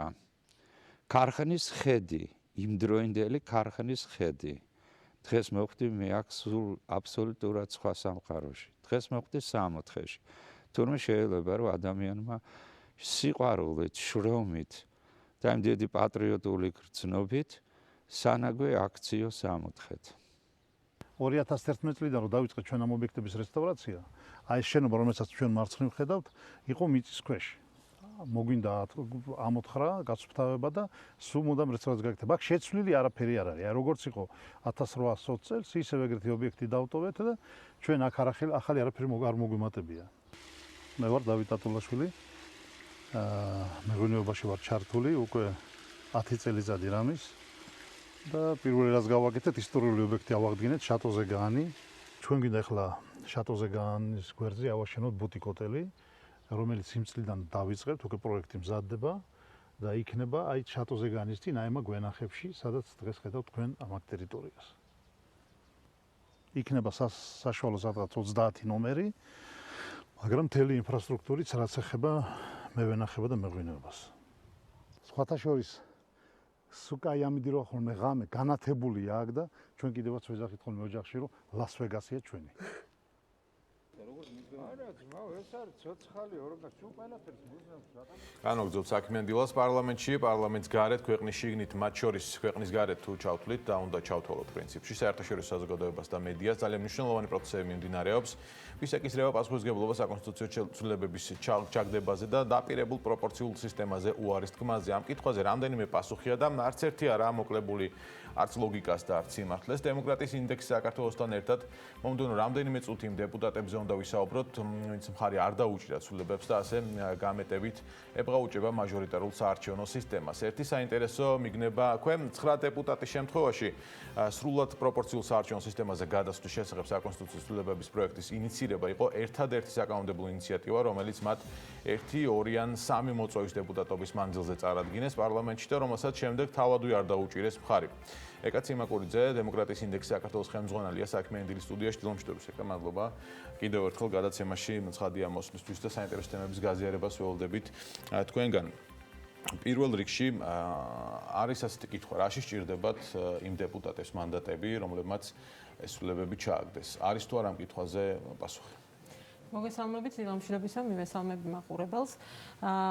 ორი გარემოება რომ დავიმახსოვროთ, ასე ვთქვათ, ვიდრე კონკრეტულ დეპუტატებზე დავიწყებდეთ საუბარს, რატომ გჭირდება, რატომ შეიძლება იყოს მისაღები მაჟორიტარული სისტემა. ამ დღეებში ძალიან ბევრი იყო საუბარი იმაზე, რა ნაკლოვანებები ახასიათებს მაჟორიტარულ სისტემას, თუმცა რატომ აქვთ ხოლმე ქვეყნებს ეს სისტემა, არის ორი ძირითადი მიზეზი. ერთი რომ ის მან უნდა უზრუნველყოს უფრო მაღალი პასუხისგებლობით, უფრო მჭიდრო კავშირი მომრჩევლისა არჩეულთან და მეორე რომ თითქოს ამ სისტემამ უნდა უზრუნველყოს რეგიონებიდან პარლამენტში წარმოდგენილი დეპუტატების, ასე ვთქვათ, რეგიონის მოსახლეობის ხმა უკეთ უნდა წარმოადგინოს პარლამენტში. რამდენად ასრულებენ ჩვენი საქართველოს რეალობაში მაჟორიტარი დეპუტატების უმრავლესობა ამ ასე ვთქვათ, ამ ფუნქციას და მანდატს, ეს სურათი, ასე ვთქვათ, ფართო სტატისტიკას რომ შევხედოთ, აჩვენებს, რომ უმეტესობა იმ მაჟორიტარი დეპუტატებისაგან, რომლებმაც მხარი არ დაუჭირეს პროპორციულ სისტემაზე გადასვლას და რომლებიც ასე თავგამოდებით ცდილობენ, რომ შეინარჩუნონ ეს სისტემა, ფაქტიურად არაფერს არ აკეთებენ პარლამენტში დეპუტატის რანგში. ფაქტობრივად 17 დეპუტატის შემთხვევაში საერთოდ ნულის ტოლია მათი აქტიურობა, არავითარ წარმომადგენლობაზე თავიანთი ამომრჩევლის პარლამენტში და მათი ინტერესების რაიმე სახით გატარებაზე აქ საუბარი არ არის. როგორც აღნიშნეთ, აქედან 9 დეპუტატის შემთხვევაში საერთოდ ერთადერთი ინიციატივა იყო ის, რაც პროპორციულ სისტემას ეხებოდა და საბოლოო ჯამში თვითონვე არ დაუჭირეს ამას მხარი, თუმცა დანარჩენების შემთხვევაშიც აქ საუბარი არ არის რამე ისეთ მნიშვნელოვან რაოდენობა აქტიურობაზე. ორი მაგალითად კახაბერ ოქრიაშვილი, რომელიც ყველაზე აქტიურად ეწინააღმდეგებოდა ამ კანონპროექტს, ორი საკანონმდებლო წინადადება აქვს, სულ ის არის 5 მოწვევის პარლამენტის წევრი. და ერთ-ერთი რაც თქვით არის ეს, რომ თვითონ პროპორციულ საარჩევნო სისტემაზე გადასვლის ინიციატივას მოაწერა მან ხელი და შემდეგ არ დაუჭირა მხარი. მეორე შეეხებოდა მაღალმთიან რეგიონებში შეღავათებთან დაკავშირებულ ცვლილებებს, რომელიც მან წინა საარჩევნო პერიოდში დააყენა ეს ინიციატივა და იყო გაკრიტიკებული იმის გამო, რომ წინა საარჩევნო პერიოდში ბიუჯეტიდან ისეთი ცვლილებები, რომელიც იწვევს ბიუჯეტიდან ხარჯვას, არ არის დაშვებული და მიზანშეწონილია ესეთი ცვლილებების განხორციელება.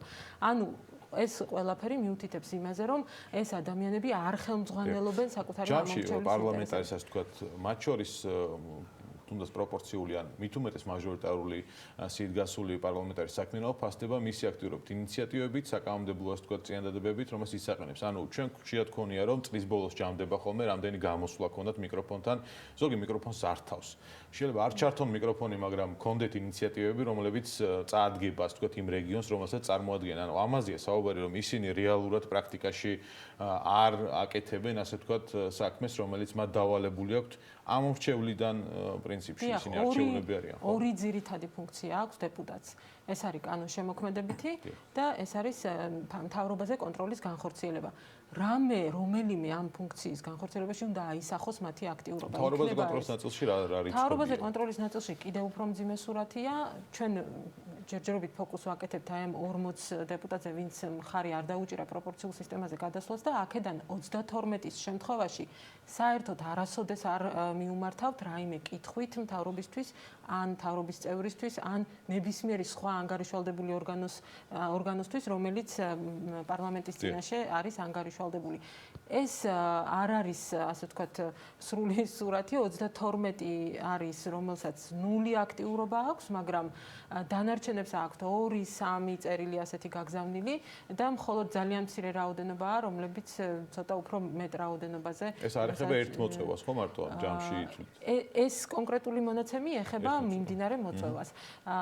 ეს ნიშნავს იმას, რომ არა მხოლოდ კანონშემოქმედების კუთხით, არამედ მთავრობაზე კონტროლის განხორციელების კუთხით, რაც საპარლამენტო რესპუბლიკაში უძირითადესი და უმნიშვნელოვანესი ფუნქციაა პარლამენტის და დეპუტატის, ისინი უბრალოდ არაფერს არ აკეთებენ. საინტერესო იყო ამ დეპუტატების დეკლარაციები, ცქონებრივი დეკლარაციები, სადაც ჩანს მათი ბიზნეს ინტერესები. ამ 40 დეპუტატიდან 25-ს დეკლარირებულად აქვს ამ სხვადასხვა სახის ბიზნეს ინტერესები. აღმოჩნდა, რომ დიმიტრი ხუნდაძეს, რომელიც ასევე ძალიან აქტიური მხარდამჭერი არის მაჟორიტარული სისტემის და ავანგარდში იდგა მთელი ამ პროცესების, მას ჰქონდა 2017 წელს არადეკლარირებული ბიზნესი და ეს ბიზნესი ან შეიძლება ამ მომენტისთვის წილიდან არის გასული, მაგრამ შეიძლება ეხლაც არა აქვს დეკლარირებული. ფაქტია, რომ 2017 წელს მას ჰქონდა ბიზნეს ინტერესი, რომელიც დეკლარირებულიც კი არ ჰქონდა. ერო დაუბრუნდეთ, აი რა შეჭირდებათ მათ დეპუტატის მანდატი? ისე ამ კითხვას უბრუნდებით. ამ კითხვაზე არის ხო პასუხი? დიახ, დეპუტატის მანდატი და ეს ახასიათებს მაჟორიტარულ სისტემას, განსაკუთრებით საქართველოში დაბალი, ასე ვთქვათ, პოლიტიკური კულტურის ქვეყანა ვართ ჯერჯერობით სამწუხაროდ. მაჟორიტარი დეპუტატები ხდებიან ფაქტობრივად 100%-ით ხელისუფლების მართველი პარტიის წარმომადგენლები, ასე ვთქვათ. 73 მაჟორიტარი დეპუტატი ყავს დღეს პარლამენტში, ანუ სულ 73 შეიძლება ყავდეს და 73-ვე ეკუთვნის ქართულ ოცნებას. გარდა ამისა, როგორც წესი მიდრეკილი არის ეს სისტემა, რომ ადგილებზე კანდიდატებად სახელდებიან ცნობილი ადამიანები, ბიზნესმენები, იმიტომ რომ მათ აქვთ ფინანსური რესურსი. ერთი მხრივ შეწირონ პარტიას თანხები, მეორეს მხრივ მოისყიდონ ამომრჩეველი და ჩვენ ახლა შეიძლება ამის ფორმალური სტატისტიკა არ არსებობდეს, იმიტომ რომ გამოძიება ამისი არ ხდება არასოდეს, მაგრამ ყოველთვის ყოველ არჩევნებზე გვესმის, რომ ვიღაცა მოისყიდის ვიღაცას და ეს პრობლემა არის მუდმივად. ამიტომ მაჟორიტარები აშკარაადაც ცხადია, რომ ინტერესი არის ორმხრივი, ერთის მხრივ ხელისუფლებას აქვს ინტერესი, რომ მიიღოს შემოწირულობები, მიიღოს ხმები მაჟორიტარების მეშვეობით, რომელთაც სხვადასხვა მიზეზებით უჭერენ ხოლმე პერიოდულად მხარს ადამიანები, მაგალითად დიდი ბიზნესების მეპატრონეების შემთხვევაში ეს ადამიანები არიან ძირითადი დამსაქმებლები რეგიონებში, ხომ? არის თვითონ ბიზნესების ინტერესი, რომ მსხვილი ტენდერებიდან მიიღონ მათმა კომპანიებმა, მათი ახლობლების, ნათესავების, ოჯახის წევრების კომპანიებმა მიიღონ, გაიმარჯვონ ტენდერებში. აი ტენდერებთან დაკავშირებით სახელმწიფო ყველაზე დიდი შემსყიდველია ქვეყანაში.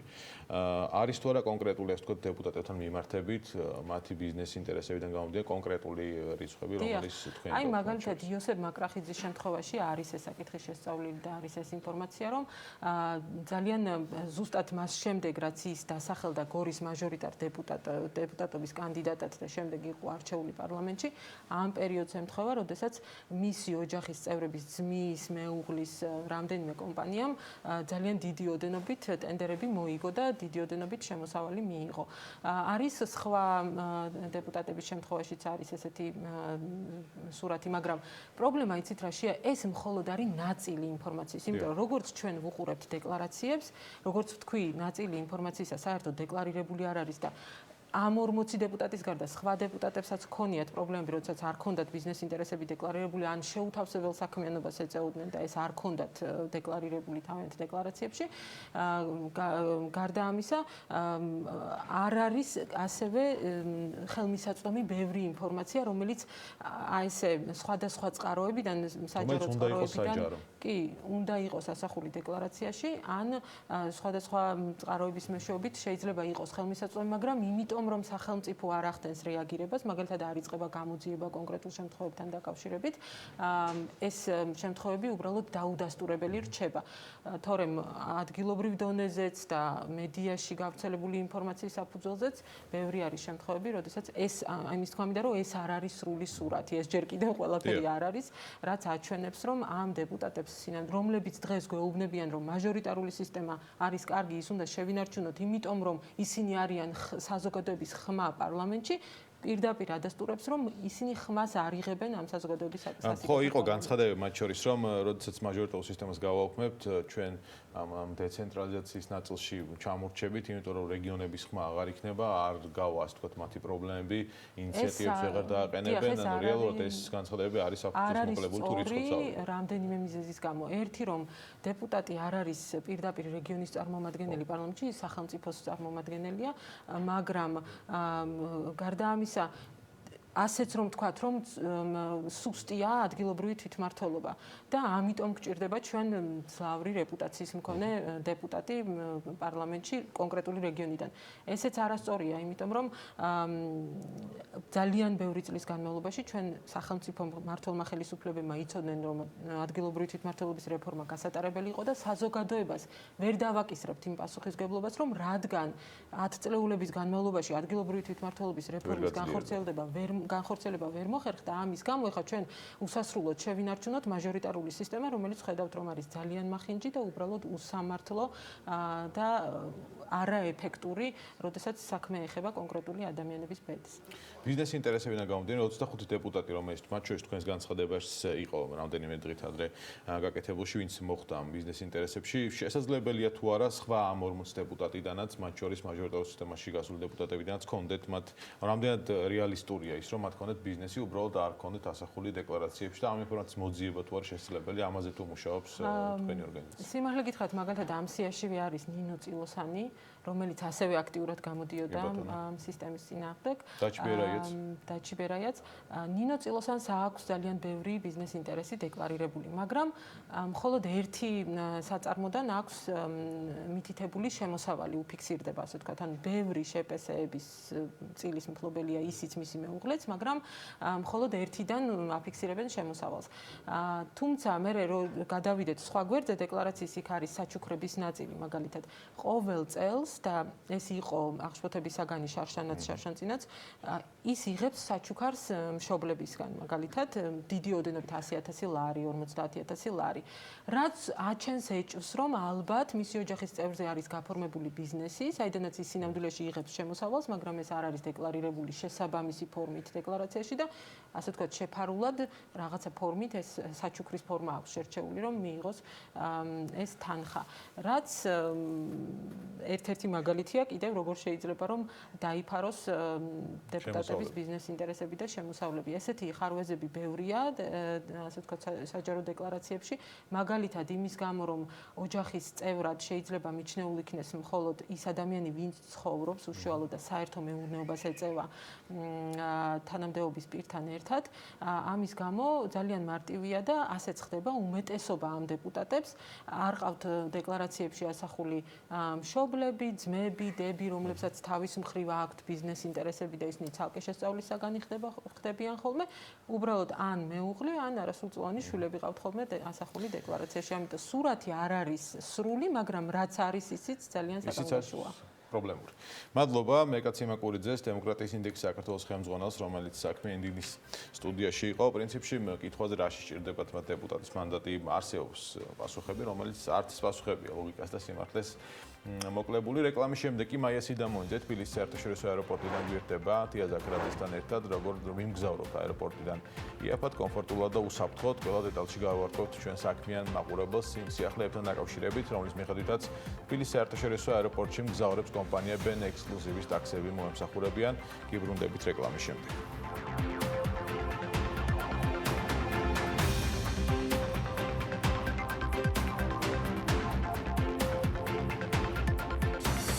გადაცემის სპონსორია Nova. 200-ზე მეტი დასახელების ქართული პროდუქტი.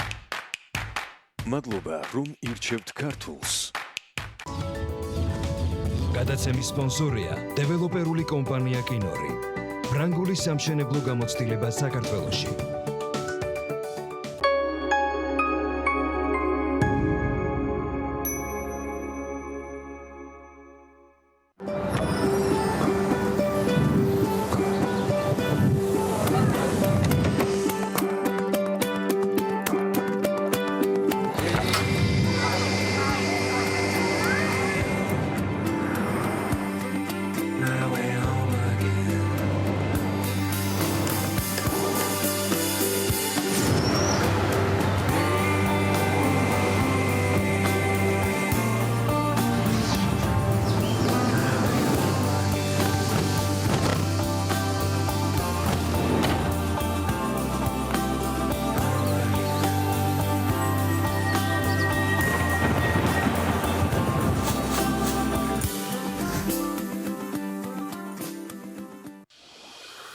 სამზარეულოს პროფესიონალური დანადგარები და ელექტრომოწყობილობები, ჭურჭლის და აქსესუარების მრავალფეროვანი არჩევანი, მაგიდის სერვირება სასტუმროებისთვის და რესტორნებისთვის, გასტროტეკი, ყველაფერი პროფესიონალური სამზარეულოსთვის. დაგვიკავშირდით ნომერზე 295 66 33. GeForce Green Booster. ყველაზე ეკოლოგიური და ინოვაციური საწყარი, რომელიც ნაკლებად აბინძურებს გარემოს, აუმჯობესებს ნახშირ წყალბადის წვის პროცესს ავტომობილის ძრავში და მნიშვნელოვნად ამცირებს ხარჯს საწვავზე. GeForce Green Booster. ეკოლოგიური და ეკონომიური საწვავი მხოლოდ კალფის ქსელში. ეს ბილეთს უკან რო ვიყიდე. ხო, ვიყიდე. მე ნომრები რო ჩავწერეში. ჩავწერ დამარასვის. ახლა მილიონ უკას რომ მივიღებ. რას გავაკეთებ რა? კიდე ვიყიდი ბილეთებს. ჯეკპოტი 1 მილიონ ლარზე მეტია. ლოტო 642. გახდი მილიონერი. საქართველოს ეროვნული ლოტარია. მოგება შეუძლია ყველას. 24 ნოემბრის ჩათვლით ისარგებლეთ კვირის აქციით სუფთა სახლში. ველატონი 4 ლარი და 95 თეთრი, პერვოლი 9 ლარი და 60 თეთრი, ფროშის ჭურჭლის არეცხი მანქანის ტაბლეტი 19 ლარი და 95 თეთრი. ვიცხოვროთ სუფთა სახლში. თანაბარის სითბო ოთახებში, ცხელი წყალი აბაზანასა და სამზარეულოში. ბოშის გათბობის და ცხელი წყლის ქვაბი გამოირჩევა ეკონომიურობით და ექსპლუატაციის ხანგრძლივი ვადით. ქებული კლიმატი, ჩვენ ვქმნით ამინს. დაგვიკავშირდით 202 22 22. დიდი ფასდაკლება Honda-s ავტომობილებზე, მხოლოდ სენა ავტოში. Honda, the power of dreams. 29 ნოემბერს Salvage ჯგუფი მულტიფუნქციურ სივრცეში მონოჰოლი წარმოგიდგენთ ლეგენდარულ მუსიკალურ კოლექტივს სახე. ბილეთების შეძენა შესაძლებელია TicketJet-ზე. საინფორმაციო მხარდაჭერა Fortuna Plus-ი, TV პირველი, Prime Time-ი. არასასიამოვნო სუნი სააბაზანოში. ნესტი, ობი, საკანალიზაციო მილებიდან გამომავალი სუნი. პრობლემა მოგვარებულია. მადლობა Selpax. Selpac Deluxe Refresh-ის უნიკალური მოლეკულებით ცნობენ არასასიამოვნო სუნს აერში და ანეიტრალებენ მას. სანაცვლოდ არასასიამოვნო სუნისა იფრქვევა გაზაფხულის ყვავილების საუცხოო სურნელი. დაიმშვიდობეთ არასასიამოვნო სუნს სააბაზანოში ახალი Selpac Deluxe Refresh-ის დამსახურებით. Let's go.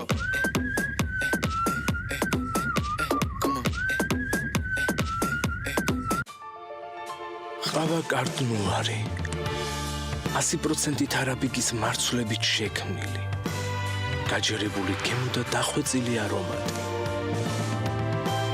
მიერთვით სრულყოფილება. იცოდით, რომ რადგან პროთეზი კბილებისგან განსხვავდება, სპეციალურ მოვლას საჭიროებს. მსოფლიოში მილიონობით ადამიანი ენდობა კორეგას პროდუქტებს. საწმენდი ტაბლეტი კორეგა ასუფთავებს უკეთ ვიდრე კბილის პასტა და ანადგურებს უსიამოვნო სუნის გამომწვევი ბაქტერიების 99.9%-ს. კრემი კორეგა უზრუნველყოფს მყარ ფიქსაციას მთელი დღით. უფრო სუფთა და კომფორტული პროთეზისთვის გახადეთ კორეგა თქვენი ყოველდღიურობის ნაწილი. შეიძინეთ ივოლი და მიიღეს საჩუქარი ელექტროსკუტერი. აღმოაჩინეთ ყავა იაკობსის არომაგია, შექმნილი ნატურალური ყავის მარცვლებისგან და გაჯერებული ნაღების დახვეწილი გემოთი. იაკობს მონარქის 3 ერთში, ახლა უკვე კარამელის და თხილის ნოტებით.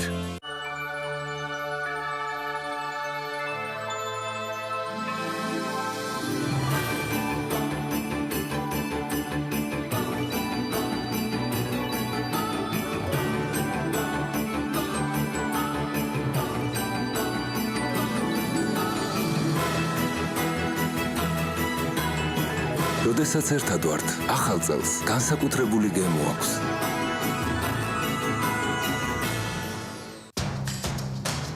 გემრიელი კაპუჩინოს მომზადება უკვე საოცრად მარტივია სახლში. გასინჯე ახალი იაკობსი მდიდარი ხავერდოვანი კაპით. წარმოგიდგენთ იაკობს კაპუჩინო და ლატე კარამელი.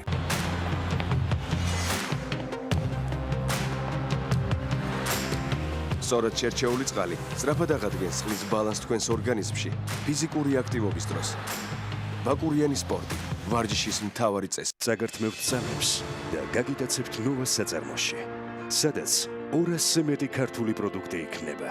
მადლობა 13 წლიანი ერთგულებისთვის. თქვენ ირჩევთ ქართულს და ჩვენ გვაძლევთ მოტივაციას შევქმნათ მეტი ქართული პროდუქტი. 13 წელი თქვენს გვერდით. ერთად ვქმნით ქართულს.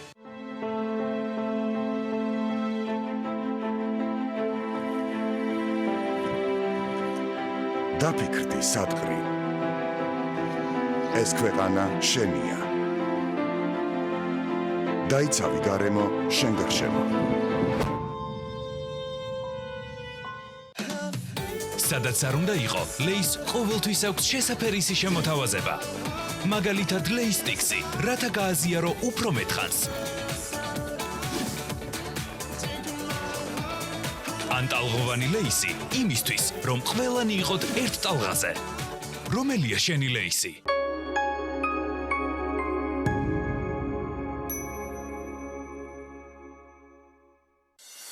გადაცემის სპონსორია ნოვა. 200-ზე მეტი დასახელების ქართული პროდუქტი. მადლობა, რომ ირჩევთ ქართულს. გადაცემის სპონსორია დეველოპერული კომპანია კინორი. ფრანგული სამშენებლო გამოცდილება საქართველოში.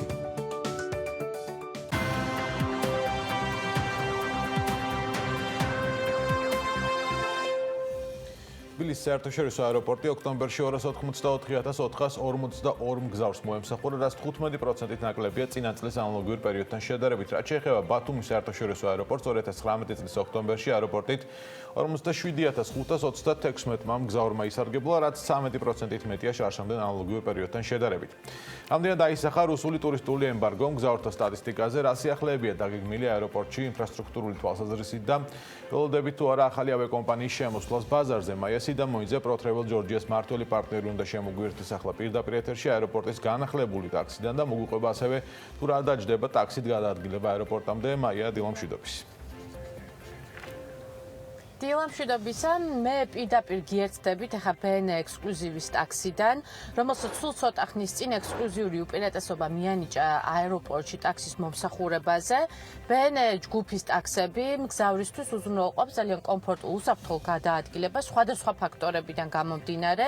პირველ რიგში, რა თქმა უნდა, ეს არის გადამზადებული მძღოლები, ეს არის უახლესი მოდელის ჰიბრიდული ელექტრომანქანები და რაც თავარია, საკმაოდ ხელმისაწვდომი ფასები, რომელიც ლავირებს 30-დან 40 ლარამდე. რა თქმა უნდა, BN ექსკლუზივის შემოსვლით ბევრი პრობლემა გადაწყდა სავარაუდოდ ჩვენი როგორც ქართველი მგზავრებისთვის, ასევე საერთაშორისო ვიზიტორებისთვისაც. თუმცა რატო BN ექსკლუზივი ამას უკეთ უკვე მოგვიყვება ტავ ჯორჯიას წარმომადგენელი, რომელიც ცოტა ხანში შემოგვიერთდება, ქალბატონი თეა ზაქარაძე და რომელიც არის ტავ ჯორჯიას გენერალური მენეჯერის მოადგილე და უკვე გაგვესაუბრება არა მხოლოდ BN ექსკლუზივის, ასე ვთქვათ, შემოსვლაზე საქართველოში, არამედ სხვა საავიაციო ინდუსტრიის ტენდენციებზე, რომელიც დღეს არის საქართველოში და ინფრასტრუქტურულ სიახლეებზე, რაც რეალურად არის. მე მინდა აღვნიშნო სამ მანქანიდან გადავალ, რომ ესეთ მანქანაში და ესეთი მანქანა ზუსტად გვემსახურებოდა, როცა მე ჩავედი, ასე ვთქვათ, ამსტერდამის აეროპორტში და დარწმუნებული ვარ, რომ ბევრ ქვეყანას ეს, ასე ვთქვათ, კომფორტი ნამდვილად არ აქვს, რომ იმგზავროს ასეთი, ასე ვთქვათ, კომფორტული მანქანით. ჩვენ ახლა გავესაუბრებით თეას, რომელიც გარეთ დაგხვდება და უფრო დეტალებზე გაგვესაუბრება. მადლობა. გაგაძანდებოდეთ, მადლობა.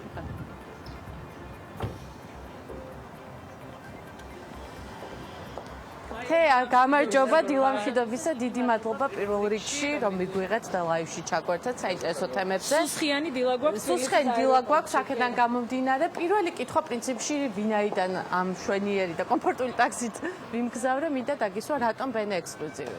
ბენი ექსკლუზივი იყო ის კომპანია, რომელმაც დააკმაყოფილა ჩვენი ყველა მოთხოვნა, ყველა ის პირობა, რაც ჩვენ გქონდა და ვფიქრობ, რომ ბენი ექსკლუზივი იქნება ის კომპანია, რომელიც ახალ სიტყვას იტყვის ამ ბიზნესში და ჩვენ ყველამ გზავს განსაკუთრებულ კომფორტს შეუქმნის, იმიტომ რომ ალბათ ჩვენ თვითონ ნახე როგორი კომფორტული მანქანები ყავს, ეს არის ელექტრომობილები, ჰიბრიდები და ძალიან გვიხარია, რომ ერთხელ და სამუდამოდ ძალიან დიდი იმედი მაქვს, რომ ეს ბიზნესი მოწესრიგდება და ჩვენი მგზავრები იქნებიან კმაყოფილები. სავარაუდოდ განპირობებული წინაპირობა, ასე ვთქვათ, რაც იყო მგზავრთაჩივილი, რომელიც არსებობდა ტარიფებთან დაკავშირებით, მომსახურებასთან დაკავშირებით და ბევრ სხვა ასე ვთქვათ, პრობლემებთან დაკავშირებით, რომელიც ინფრასტრუქტურულად უქმნიდა. წყვეტს თუ არა ამ პრობლემებს დღეს? ნამდვილად ყავაზე დაკვატიჟებ. ნამდვილად იყო ძალიან ბევრი პრობლემა ამ თემასთან დაკავშირებით და ძალიან დიდი ხანია ეს სხვადასხვა სახით გამოიხატებოდა, ესე ვთქვათ, ეს პრეტენზიები. და ჩვენ გადავწყვიტეთ, რომ გაგვეკეთებინა ინტერესთა გამოხატვა, მოვიწვიეთ სხვადასხვა კომპანიები და ავარჩიეთ ბენი ექსკლუზივი და ვფიქრობ, რომ ეს კომფორტი, რაც უკვე ერთი თვეა პრინციპში დაიწყეს და ვფიქრობ, რომ ძალიან კმაყოფილები არიან ჩვენი მგზავრები და ყველა ის პრობლემა, რომელიც იყო დაწყებული ტარიფებიდან, დამთავრებული, რა ვიცი, ყველაფრით ავტომობილებით, მძღოლებით, იქნება მოწესრიგებული და ვნახოთ, მოკლედ, ეხა იწყებენ და მე ძალიან დიდი იმედი მაქვს. ჯორჯია მგზავრთა უსაფრთხოებაზე და კომფორტულ გარემოზე სხვა ასე ვთქვათ ინფრასტრუქტურული სიახლეებითაც ზრუნავს. ვიცი რომ გაქვთ ეს სიახლეები ბევრი და მოგვიყევით უფრო დეტალურად. ტაქსებით რო დავიწყეთ ეს ყველაფერი კარგია. ხედავთ თეთრი ლამაზი ტაქსები გყავს, ტესლათი მოხვედით და ძალიან დიდი კომფორტია, ვფიქრობ, რომ თბილისის საერთაშორისო აეროპორტში ესეთი ავტომობილები გყავს. გზებიც თუ ხელს შეგვიწყობს, ძალიან კარგი იქნება. ძალიან ბევრი კეთდება ქალაქში და თუ უფრო მოკლე ვადებში ჩავატევთ ამ პროექტებს და ჩვენი ინფრასტრუქტურას, ქალაქის ინფრასტრუქტურას ხელს შეუწყობს, ბევრად უფრო კომფორტული იქნება გადაადგილება ქალაქში. რაც შეეხება სხვა ინფრასტრუქტურულ პროექტებს, ინფრასტრუქტურული პროექტები გვაქვს, 2020 წლისთვისაც გვაქვს ბევრი რამ დაგეგმილი. წელს ყველაზე მნიშვნელოვანი თბილისში რაც შეიძლება რომ თქვა არის ის რომ გავხსენით 6 ახალი სადგომი.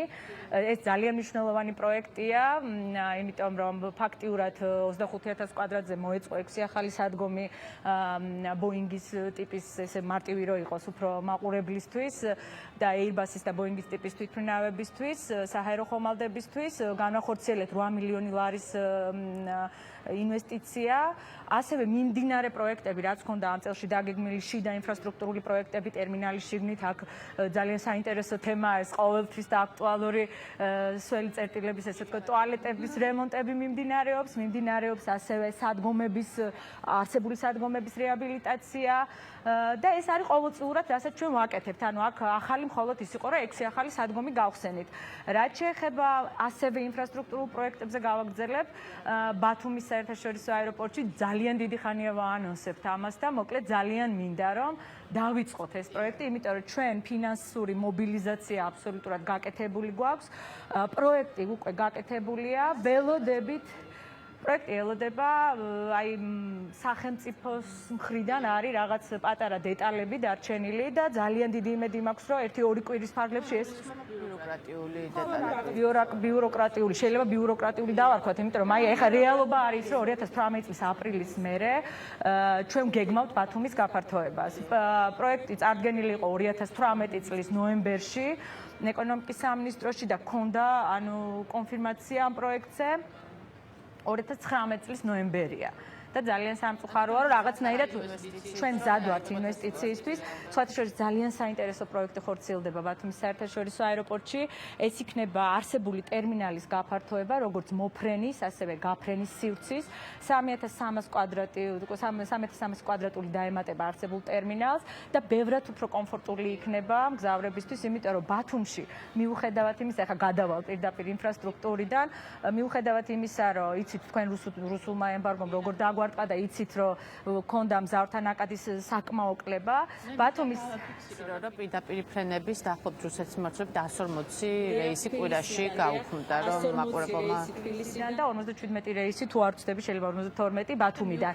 და მიუხედავად ამისა, ოქტომბრის თვეში ჰქონდა 13%-იანი მატება ბათუმის საერთაშორისო აეროპორტში. ეს ძალიან კარგი ციფრია.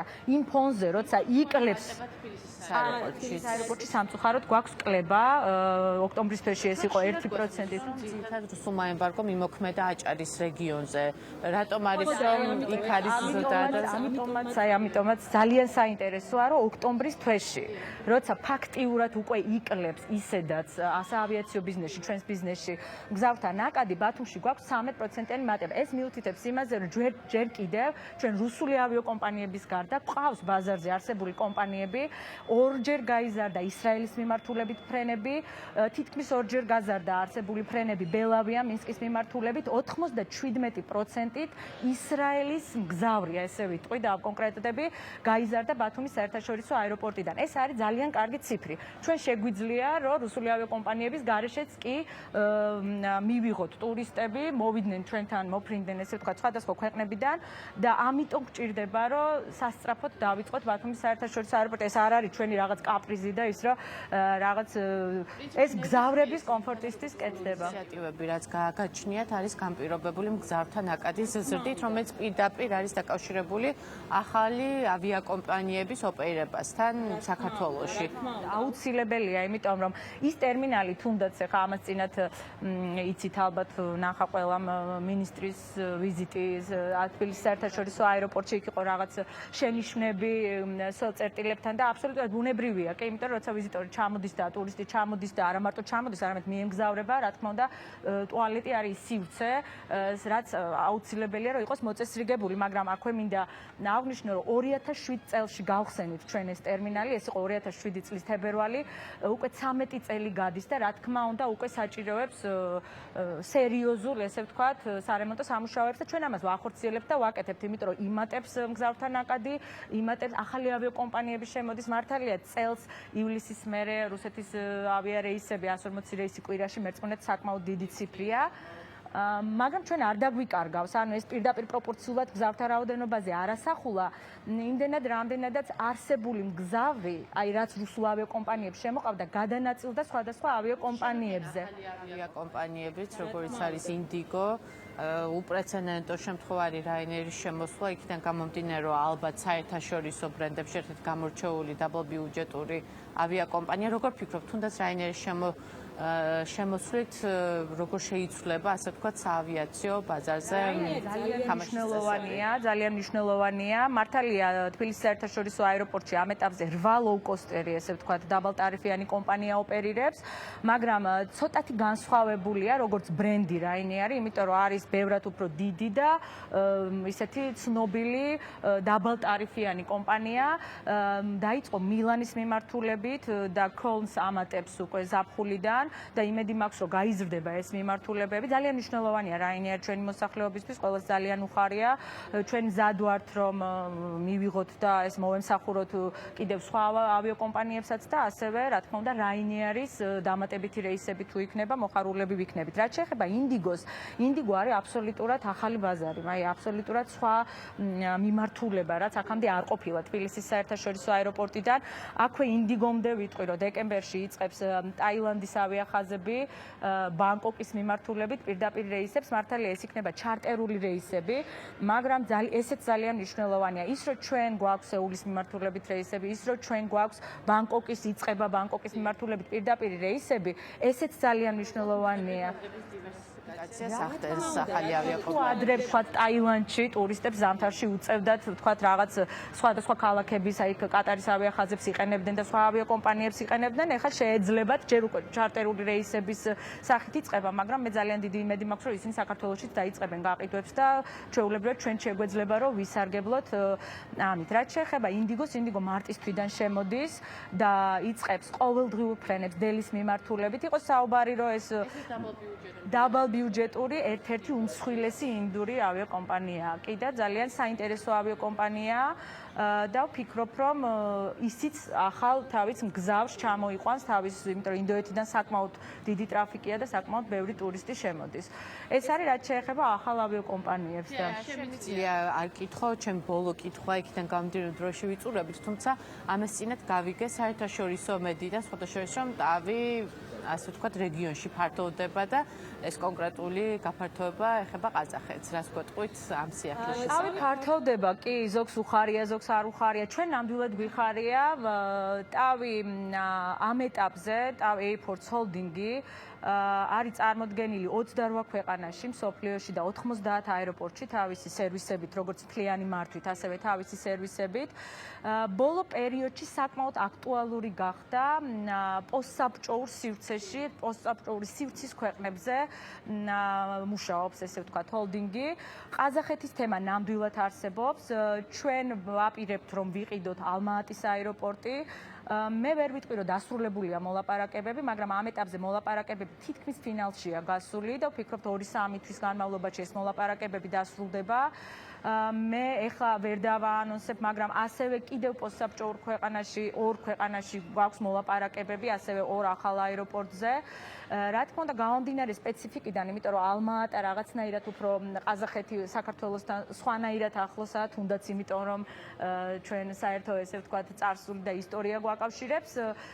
ამიტომ რა თქმა უნდა ჩვენი გუნდიც ჩართულია ძალიან დამატებით დასრულდება და ასევე ძალიან დიდი იმედი მაქვს, რომ ჩვენი დამატებითი ინვესტიციებით და იმ წარმატებული ვფიქრობ საქმიანობით, რასაც საქართველოში უკვე 15 წელია ვახორციელებთ, საქართველოშიც მოგვეცემა იმის საშუალება, რომ 2027 წლის მერე გავაგრძელოთ ჩვენი საქმიანობა, გავახორციელოთ ახალი ინვესტიციები, გავაფართოვოთ და გავაკეთოთ ახალი აეროპორტები, ტერმინალები, თუ აეროდრომის მხარე სულ ერთია და მოკლედ ვიყოთ აქ. საქართველოში ტურიზმის განვითარებას, რასაც პრინციპში თქვენ აქტიურად აკეთებთ.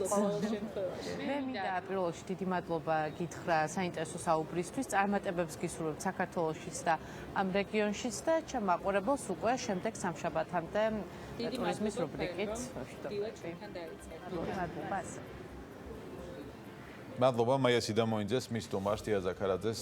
წარმატებებს უსურვებთ ცხადია ტავ ჯორჯიას მის გეგმებთან დაკავშირებით. საქმიანი დილამი დასრულებულია. ჩვენ უკვე ხვალ 7:25 წუთიდან შევხვდებით ერთმანეთს. წინგელი საქმის კურსის გამოშვებები. ჩემთან ერთად დროებით გემშვიდობებით.